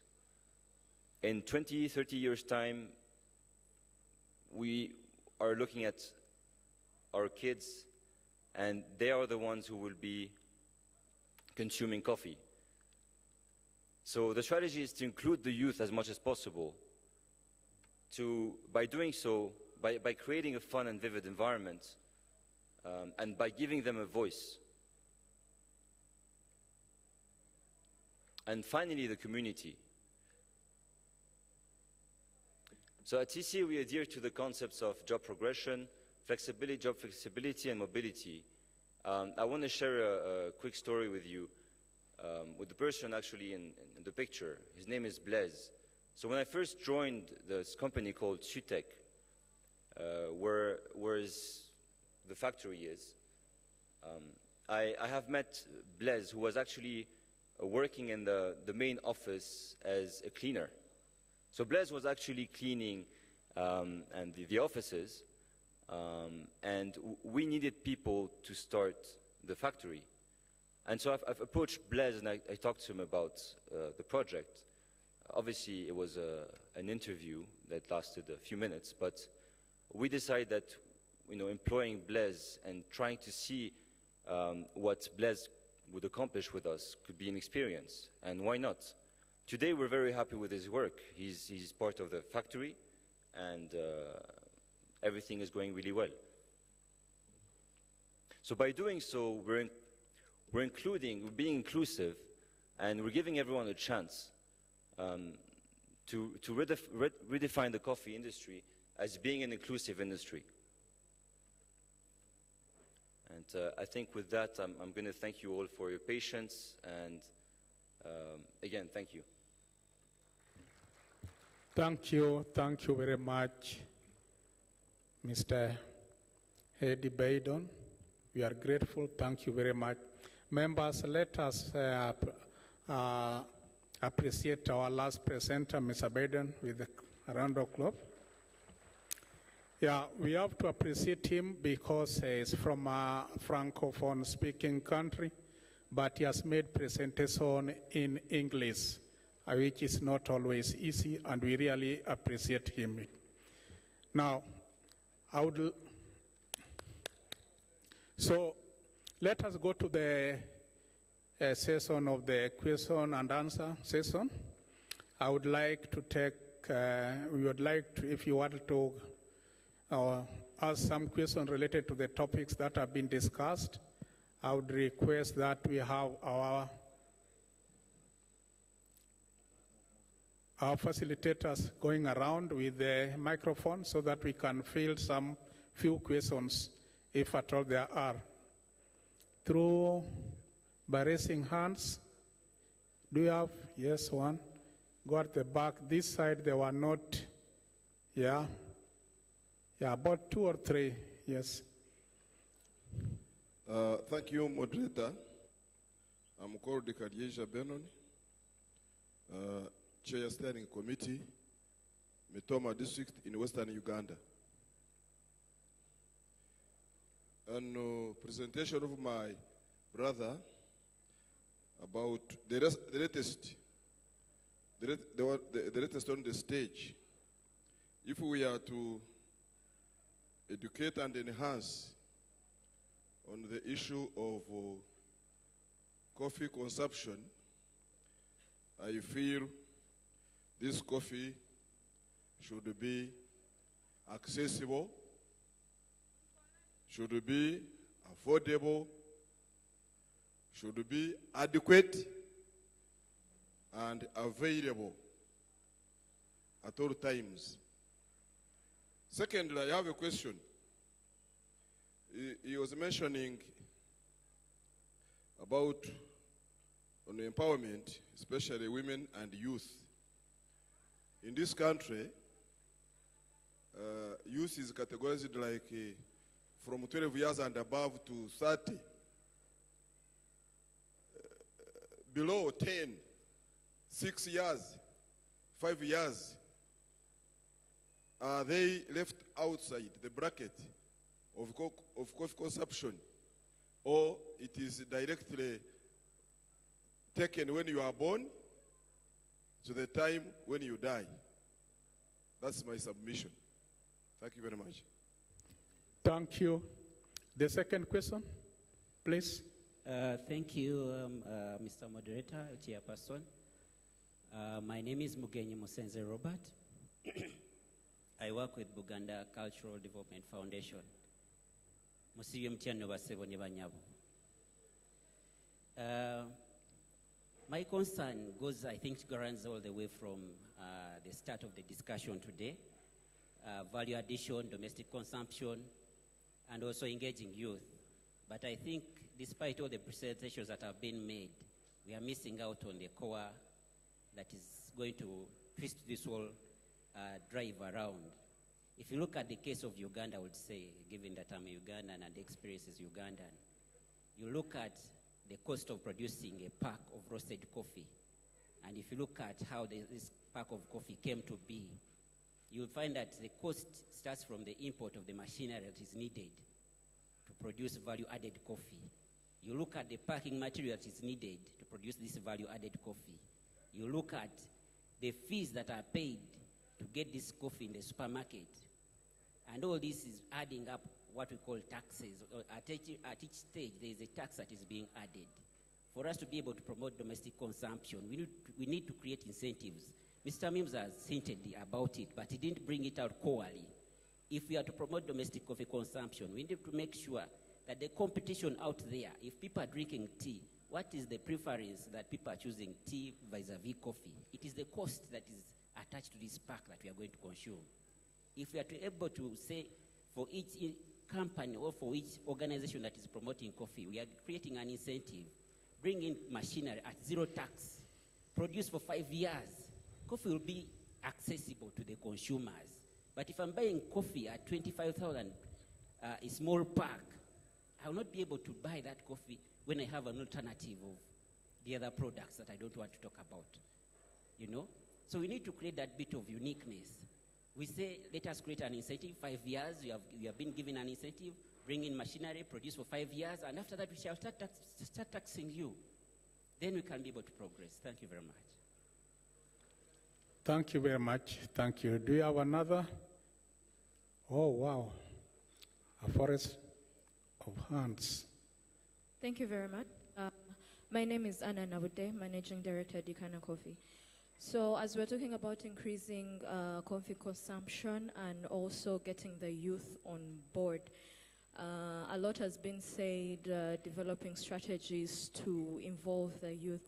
My question is, what are we basing on to develop these strategies?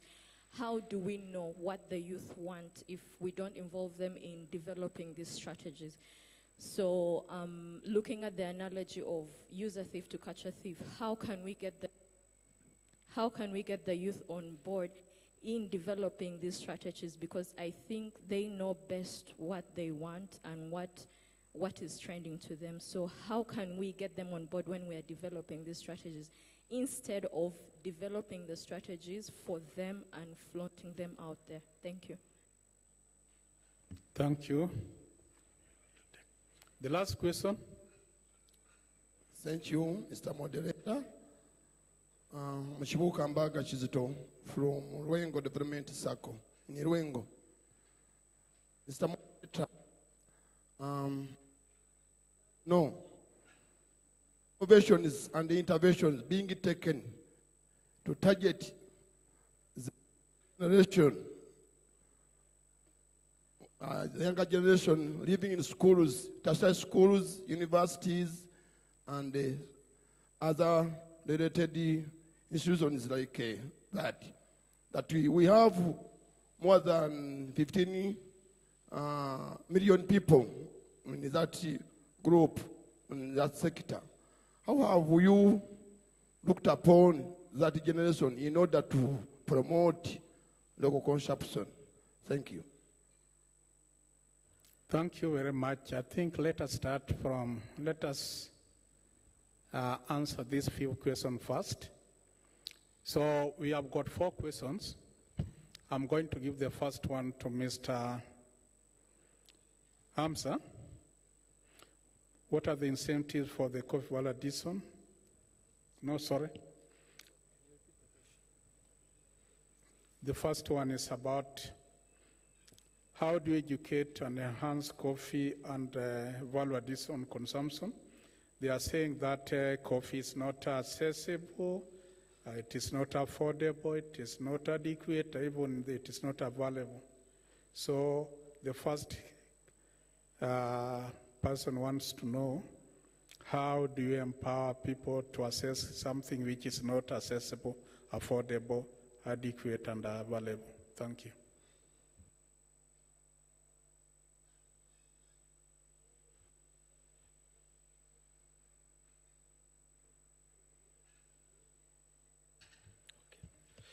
Yeah, regarding the coffee accessibility, mainly the price, the product itself, and how to get it.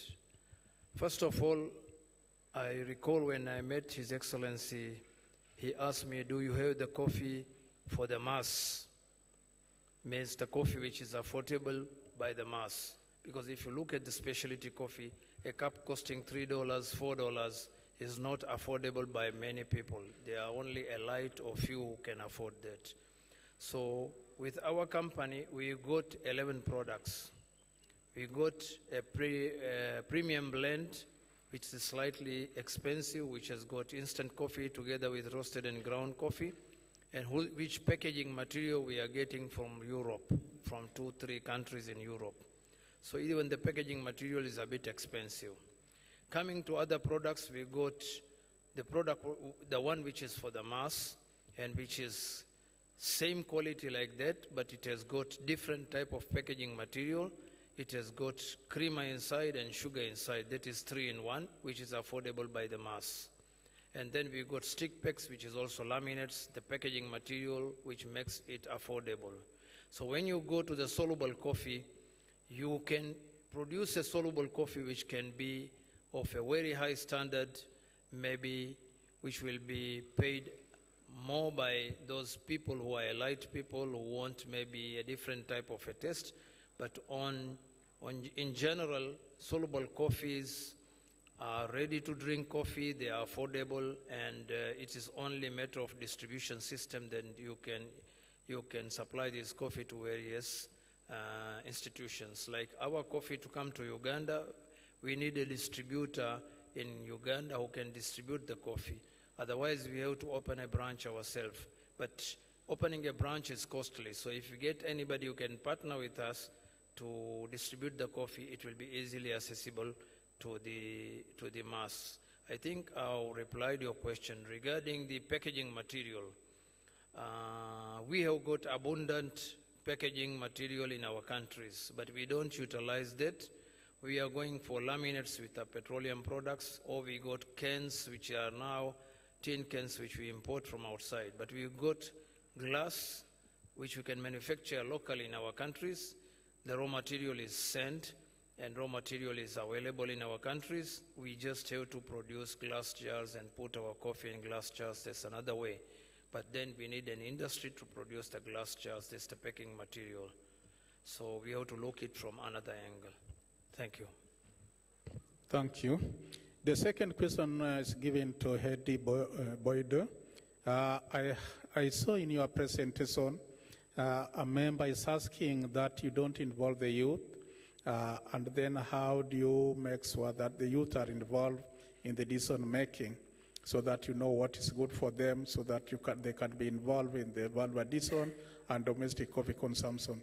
In your presentation, I saw you involve the youth, but maybe for clarity purposes, can you take up the question and then respond to the concern raised by the member? Thank you.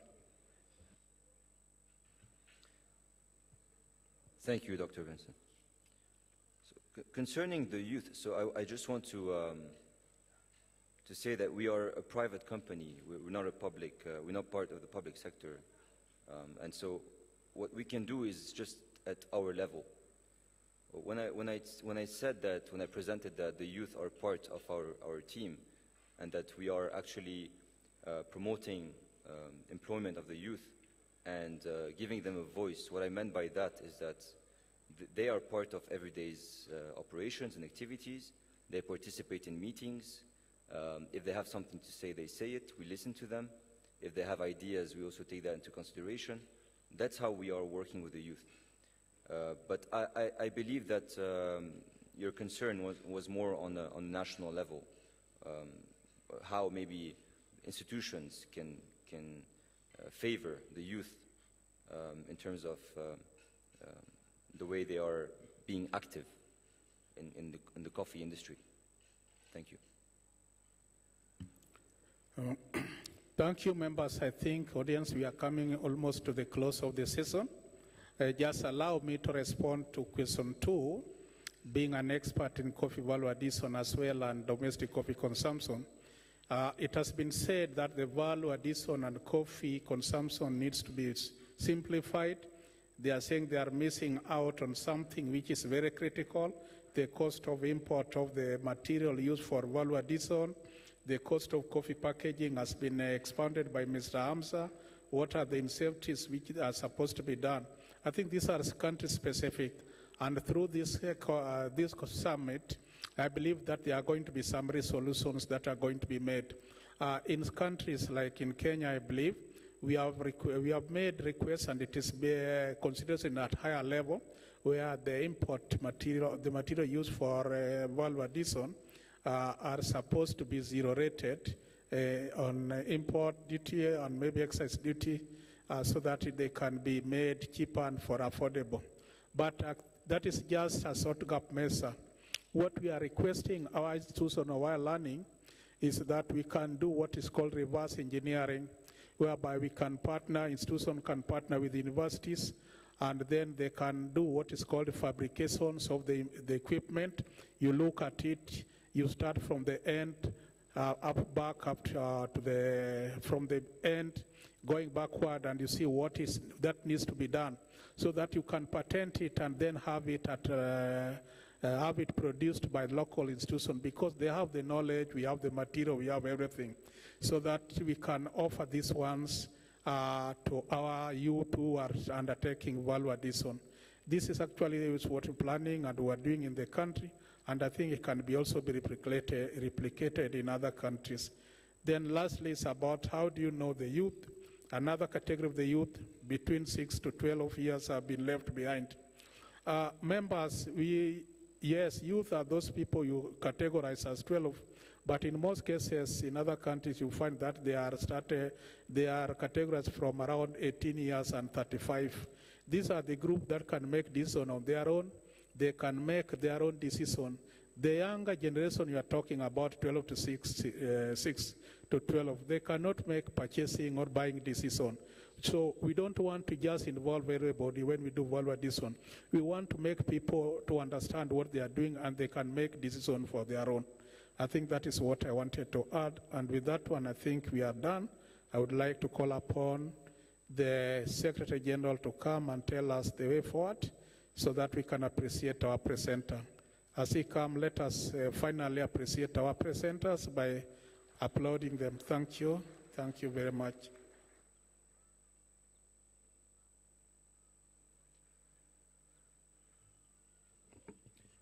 Thank you, Dr. Benson, for well done moderating the afternoon session. I know it's not very easy. At this point, I want to take this opportunity to thank the speakers, all the speakers this morning on the 3 sessions that we witnessed here. We had the session on the future of the African coffee industry. The second session was on production and productivity. The third one was on the strategies to promote value addition. So I want to take this opportunity on behalf of all the organizers to thank all the speakers, all the moderators, and of course, most importantly, the participants that have been here since morning for your attention. These sessions have been very enriching, and we all look forward to implementing some of the recommendations that have been made. So at this point, I would like to invite the Managing Director of UCDA, Dr. Emmanuel, and the former Secretary General of IACO, Dr. Fred Kauma, to come and present the gifts to the speakers and the moderator. So Dr. Fred and Dr. Emmanuel, please. Let's give another hand of applause to Dr. Benson and Mr. Amir Hamza and Mr. Hadi. Thank you so much for your presentation. Is Dr. Emmanuel here? Oh, good, good. Okay.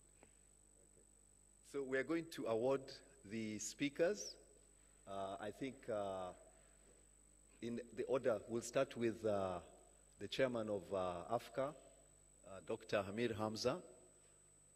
Thank you very much for your presentation and also your input, especially on the transformation of the African coffee sector.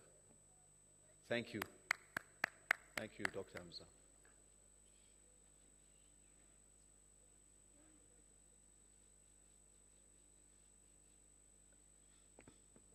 Okay, next is Mr. Hadi Baidoun. He traveled all the way from Abidjan.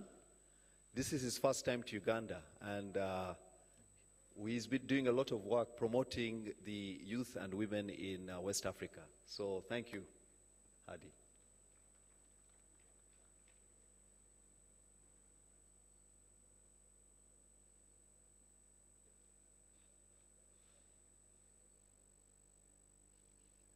Okay, and of course, our senior moderator, Dr. Benson. Do you have another one? Oh, okay, so thank you very much, Dr. Benson. With those few remarks. Just allow me to make the final one. Yes. I was requested, and I think it is now my duty and pleasure to hand over the plenary session to you so that you can close the session. But before that, I want to thank members for their patience. They have been very, very much attentive, and thank you for the interaction. Thank you, Secretary General. Thank you. Please. Thank you. Yeah. So thank you, ladies and gentlemen. We've come to the end of the first day of the technical sessions. Tomorrow is the last day. We have 2 sessions. The first session, panel 4, will start at 9 o'clock. The accelerating the implementation of the African standards under the AFCFTA. The 5th panel will be the role of digitization and new technologies in value addition. And then we shall have another session, especially on the role of women, youth and women in value addition.